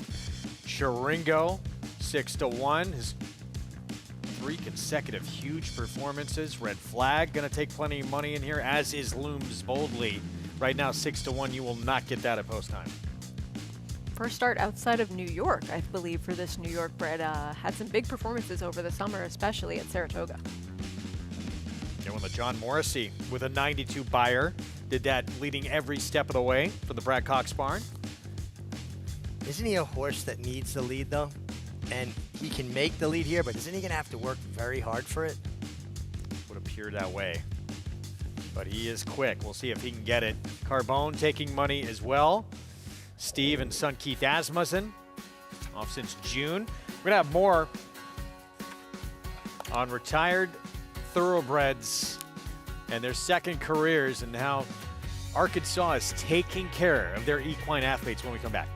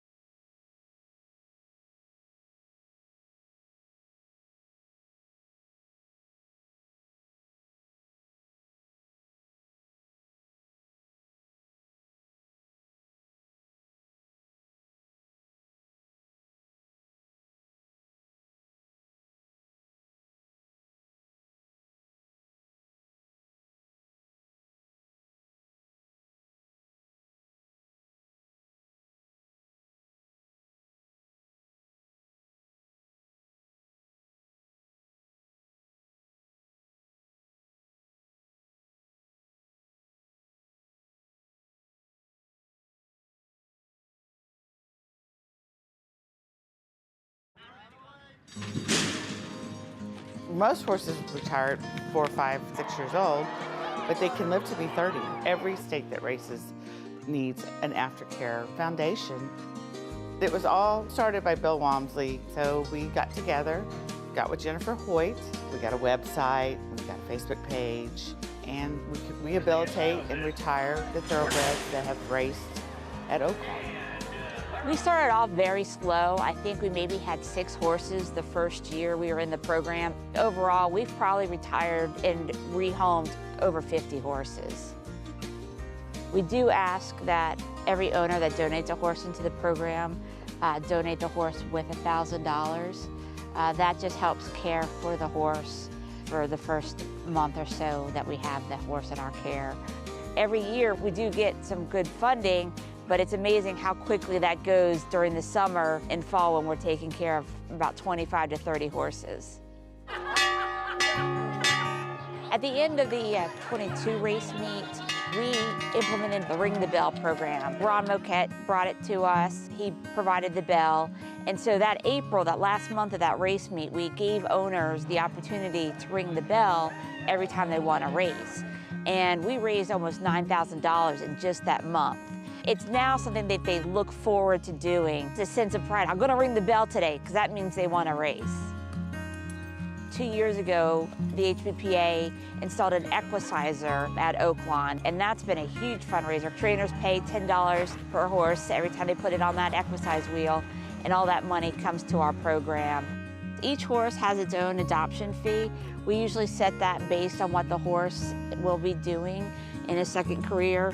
It ranges from between $500 and $1,500. These horses have such a great purpose. They want to do something. They want to be a little girl's horse. They want to be ridden. They want to trail ride. They want to event. They want to be a hunter jumper. They want to do something else. And it gives them an opportunity to live a long, prosperous, wonderful life outside the racetrack. But we need that resource everywhere so a person can responsibly retire their horse and have it taken care of. And there it is. Every time that bell gets rung, that is money going to help give retired thoroughbreds a second home. I thought you were going to say every time the bell rings, an angel gets their wings, but close. Listen, I am a firm supporter and believer in thoroughbred aftercare. I feel like it's incumbent upon anybody that derives their living because of these horses to make sure they give back and make sure these horses have a soft landing. And anybody out there that's just enjoyed a day of sport, if you can help in that effort, I would appreciate it. But certainly if you make your living from them, you got to give back. And love that the track has incorporated something fun for all these people to make it easy to do as well. It's great. It's just prominent. It's right there in the winner's circle. So if you're feeling good right off of victory, it's right there for you to enjoy and for you to give back to some of the horses that are able to have multiple careers in their lifetimes after racing, especially. We got one left on the Sunday card from Hot Springs. See if we can take you out a winner. 10th from Oaklawn, very competitive 6-furlong sprint. Next, we'll meet the field. When we come back, there's one of the many contenders, Red Flag. Julian Leperoux will look for the late double.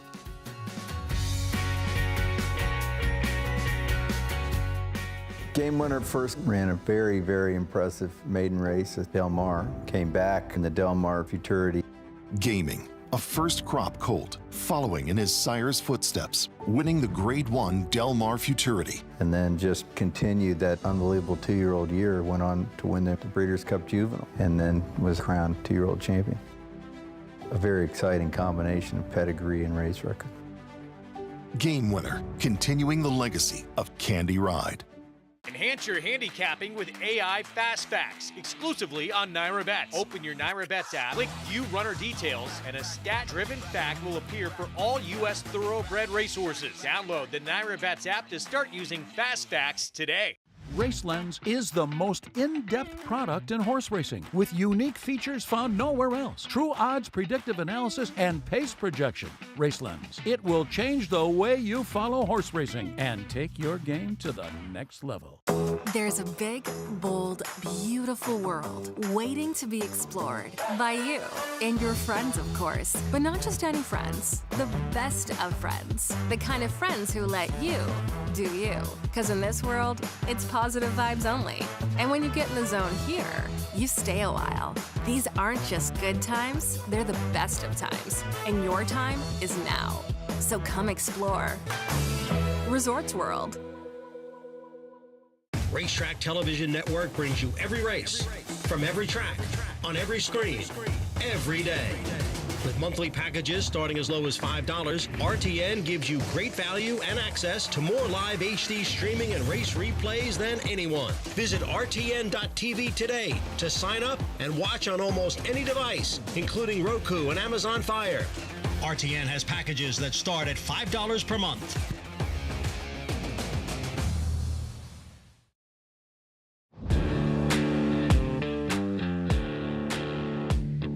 I love this stallion barn because this is where we house all of our stallions.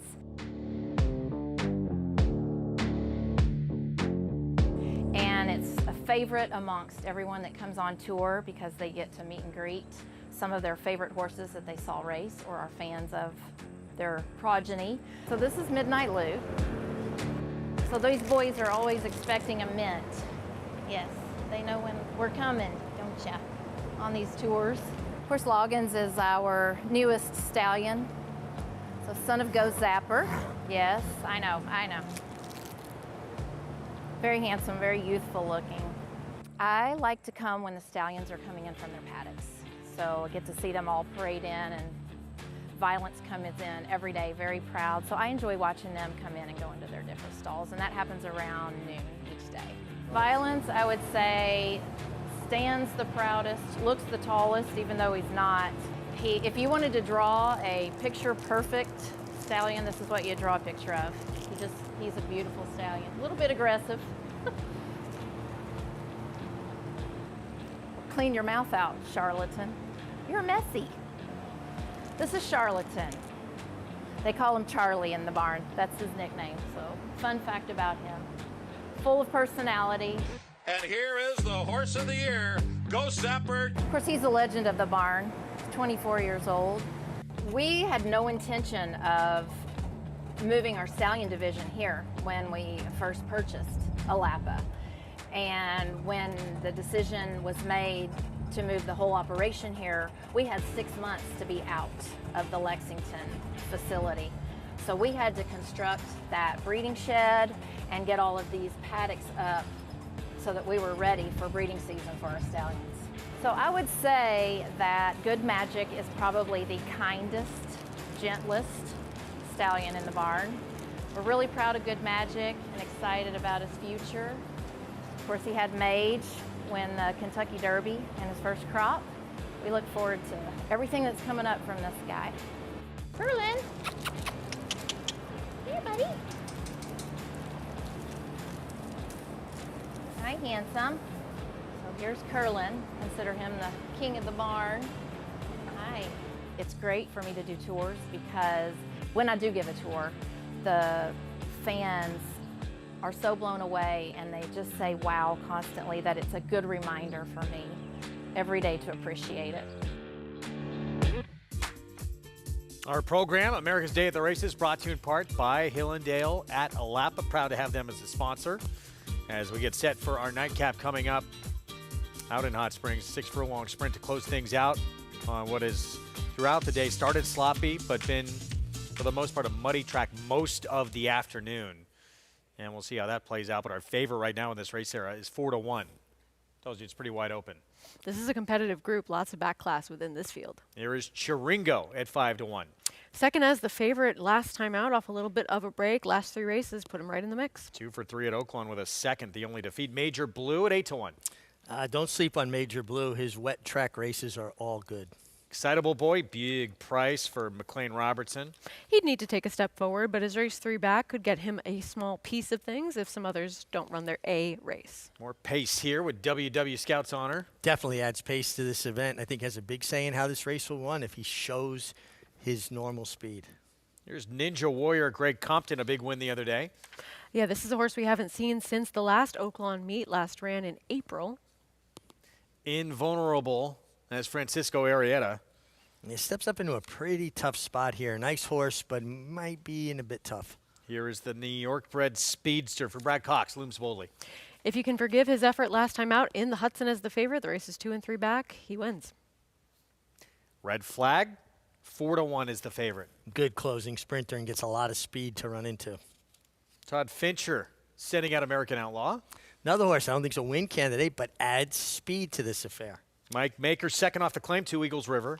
Last start on dirt actually won over your big upset $100 horse that we had earlier on the card today. And Steve Asmussen has son Keith on Carbone, who has faced, Seize the Gray in the Pat Day Mile. Was in the Maxfield against Raging Torrent. Been off for a while. Been off for a while, but started his career last year 2 for 2, winning at Churchill and then stretching out to a mile, winning at Oaklawn. So maybe the layoff did him well. Back to looms boldly, and there's the New York bred who was lightning quick. Won the John Morrissey this summer at Saratoga against New York breds, impressively leading every step of the way. It's a question of whether or not he is that need the lead type to run his most effective race, and he got really good over this past summer with a big effort, finishing second to Subrogate at a huge price, and then if you wondered if that kind of came out of nowhere, he backed it up in this front-running score in the John Morrissey. But did you, Richie, have an excuse for his last race? Because I couldn't come up with one for him to be so well defeated. I just think a very fast pace that he was dueling inside, and I think he's a horse that likes to kind of get a little bit clear, right? Not only does he not run when he doesn't make the lead, sometimes when he's under intense pressure, he's got something right on him, he doesn't run his A race. He's always better seemingly when he's a little bit clear of horses. And sometimes horses panic when they have a horse on top of them. They breathe different. Their stride isn't efficient. I think he gets heat here. I think he's going to face some serious pace. And unlike New York, where a lot of the riders tend to kind of wait and see how it develops, most of the riding colony at Oaklawn allows these horses to run. Meanwhile, here's the 8. This is Red Flag. We saw him win 2 back from well off the pace. He kicked off 2024, though, late in the year in August, leading pretty much on the front end, getting a win. He's talented. I mean, he's a horse that if you think that things are going to heat up a little bit on the front end, at least he's going to be in good position, but hasn't proven that he's absolutely an all-out need the lead type. He's capable of being a little bit more tactical, and that could come into play here to suit him to be a little bit more successful. And if these two are similar prices, you might want to lean his direction. You do think he's maybe the most proven quality closer in this group? Would that be kind of a fair statement? I would think so. Yeah, I would say so. As for terms of what he's been able to do with his numbers consistently, especially over the last 4 starts, really, yeah, I'd agree. And you're getting Julian Leperoux looking for his 3rd win on the card. It's a hot rider, confident. I do believe there's going to be a very rapid pace here. Certainly That'll possible. certainly help him because, yeah, he can do it a variety of ways. You have Chiringo down on the inside, who he's not necessarily going to be on the lead, but he's not going to be far out of it either. No, doesn't he sit kind of that pocket trip? I think he's in the 2nd flight behind the main speeds. I'll say it again, too. I don't think we should sleep on Major Blue, whose best races have come when there's moisture in the track, and he's getting moisture, and he's going to get pace to close into as well. And you know what else I like about him? He's had a little bit of time off and then came back with a good 3rd place finish over at Churchill Downs, and now he's getting back to a track that he's shown that he's certainly capable on. This race should set up for him. And Wayne Lukas, he runs his horses, and I like when they've had a little bit of time off after an aggressive campaign, and it's just what he does. But he came back with a good race, and maybe he can build off of that. And if he gets back to one of his better races, he's a threat at a price, too. He was behind, granted a long ways behind. Horse who would have been a big player in here. Big Hat Willie, 13, who's out. But that workout, too. I don't know how he did it. Could have been all out to get that bullet December 20th. But it seems like maybe things are going in the right direction for him, working strong in the morning. I think when you look at workouts, you got to know trainers' intentions, right? And Wayne is not a guy that tends to work his horses fast. So when a horse does work fast, it leads you to believe they did it the right way. So Major Blue, 6-1. Nice price on Chiringo, too, at 9-2. I mean, basically everyone's a really good price here. It's a wide open race to close it out. And you look at Looms Boldly at 7-2 with some other pace in here. Seems like maybe not the way to go, the way he has to do it on the front end. Yeah, I mean, the first race, not in New York as well. I certainly has been capable against open company, so I'm not worried about that. But just dynamics don't necessarily set up for him, in my opinion. I like 2 Eagles River a little bit, the 11, a horse that it's hard to claim off Chris Hartman, but he ran a similar number for new connections for Mike Maker last out at Turfway, and we know he can handle the dirt no problem. We've seen some very good barns, last few years kind of struggle early at this meet. And right now the barn that shockingly is struggling at this meet is Brad Cox at a, 1-5, lose earlier on the card. Still looking for his first winner in Hot Springs. We're set. Let's go to Matt Dinnerman. Waiting for Carbone to take his spot in the gate in the Flurry Racing colors, the leading owner last season. We're ready to go in the nightcap. And they're off. And a bad stumble from Major Blue. Martin Garcia did a heck of a job to stay on, but he is well behind after that. WW Scouts Honor very quick as a share of the lead with Carbone, who's aggressively ridden, and Looms Boldly splits that pair. These 3 tussle on the front end. Ninja Warrior right off of them running in the 4th position. Then Invaluable down on the outside.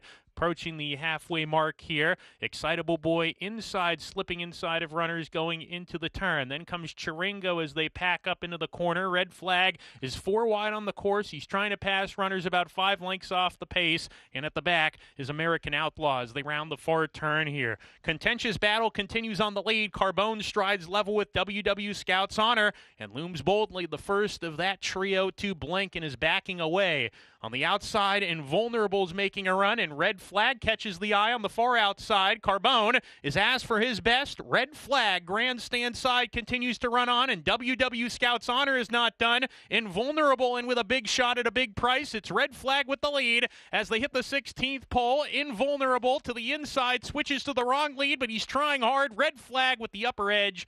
Red Flag, Julian Leperoux with a natural hat trick. Invulnerable's second best. Space back to Two Eagles River. Carbone was also involved in the photo for the Shodo. It's the way as a rider you like to close out a week. Yeah, 3 in a row for Julian Leperoux. Takes this one with Red Flag for Bob Hess Jr. Just a very well-judged ride. Got the pace, contested pace, Sarah, that we thought he would get. We saw Looms boldly did not make the lead, and he threw out the white flag, and here came the most consistent closer. Yeah, ended up being your favorite, but 4-1. Not too bad for a favorite who had the numbers and the consistency coming in. Did you mean to get in a white flag there for Red Flag?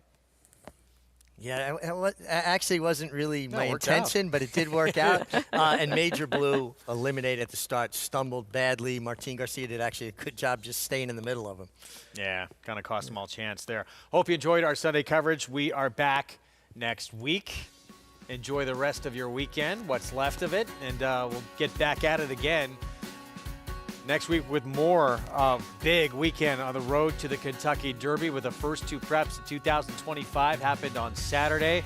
A lot more to come in the not-too-distant future. We just saw this one, Red Flag, from off the pace, yet again, 6th win in his career. This 7-year-old showing up, and Julian Leperoux, 3 in a row on the Sunday card. Cyclone State, the Iowa bred, takes the Jerome. Where will he wind up next? He's won 3 in a row, and then Cole Battle in the Smarty Jones. He's won 3 stakes in a row at 3 different racetracks.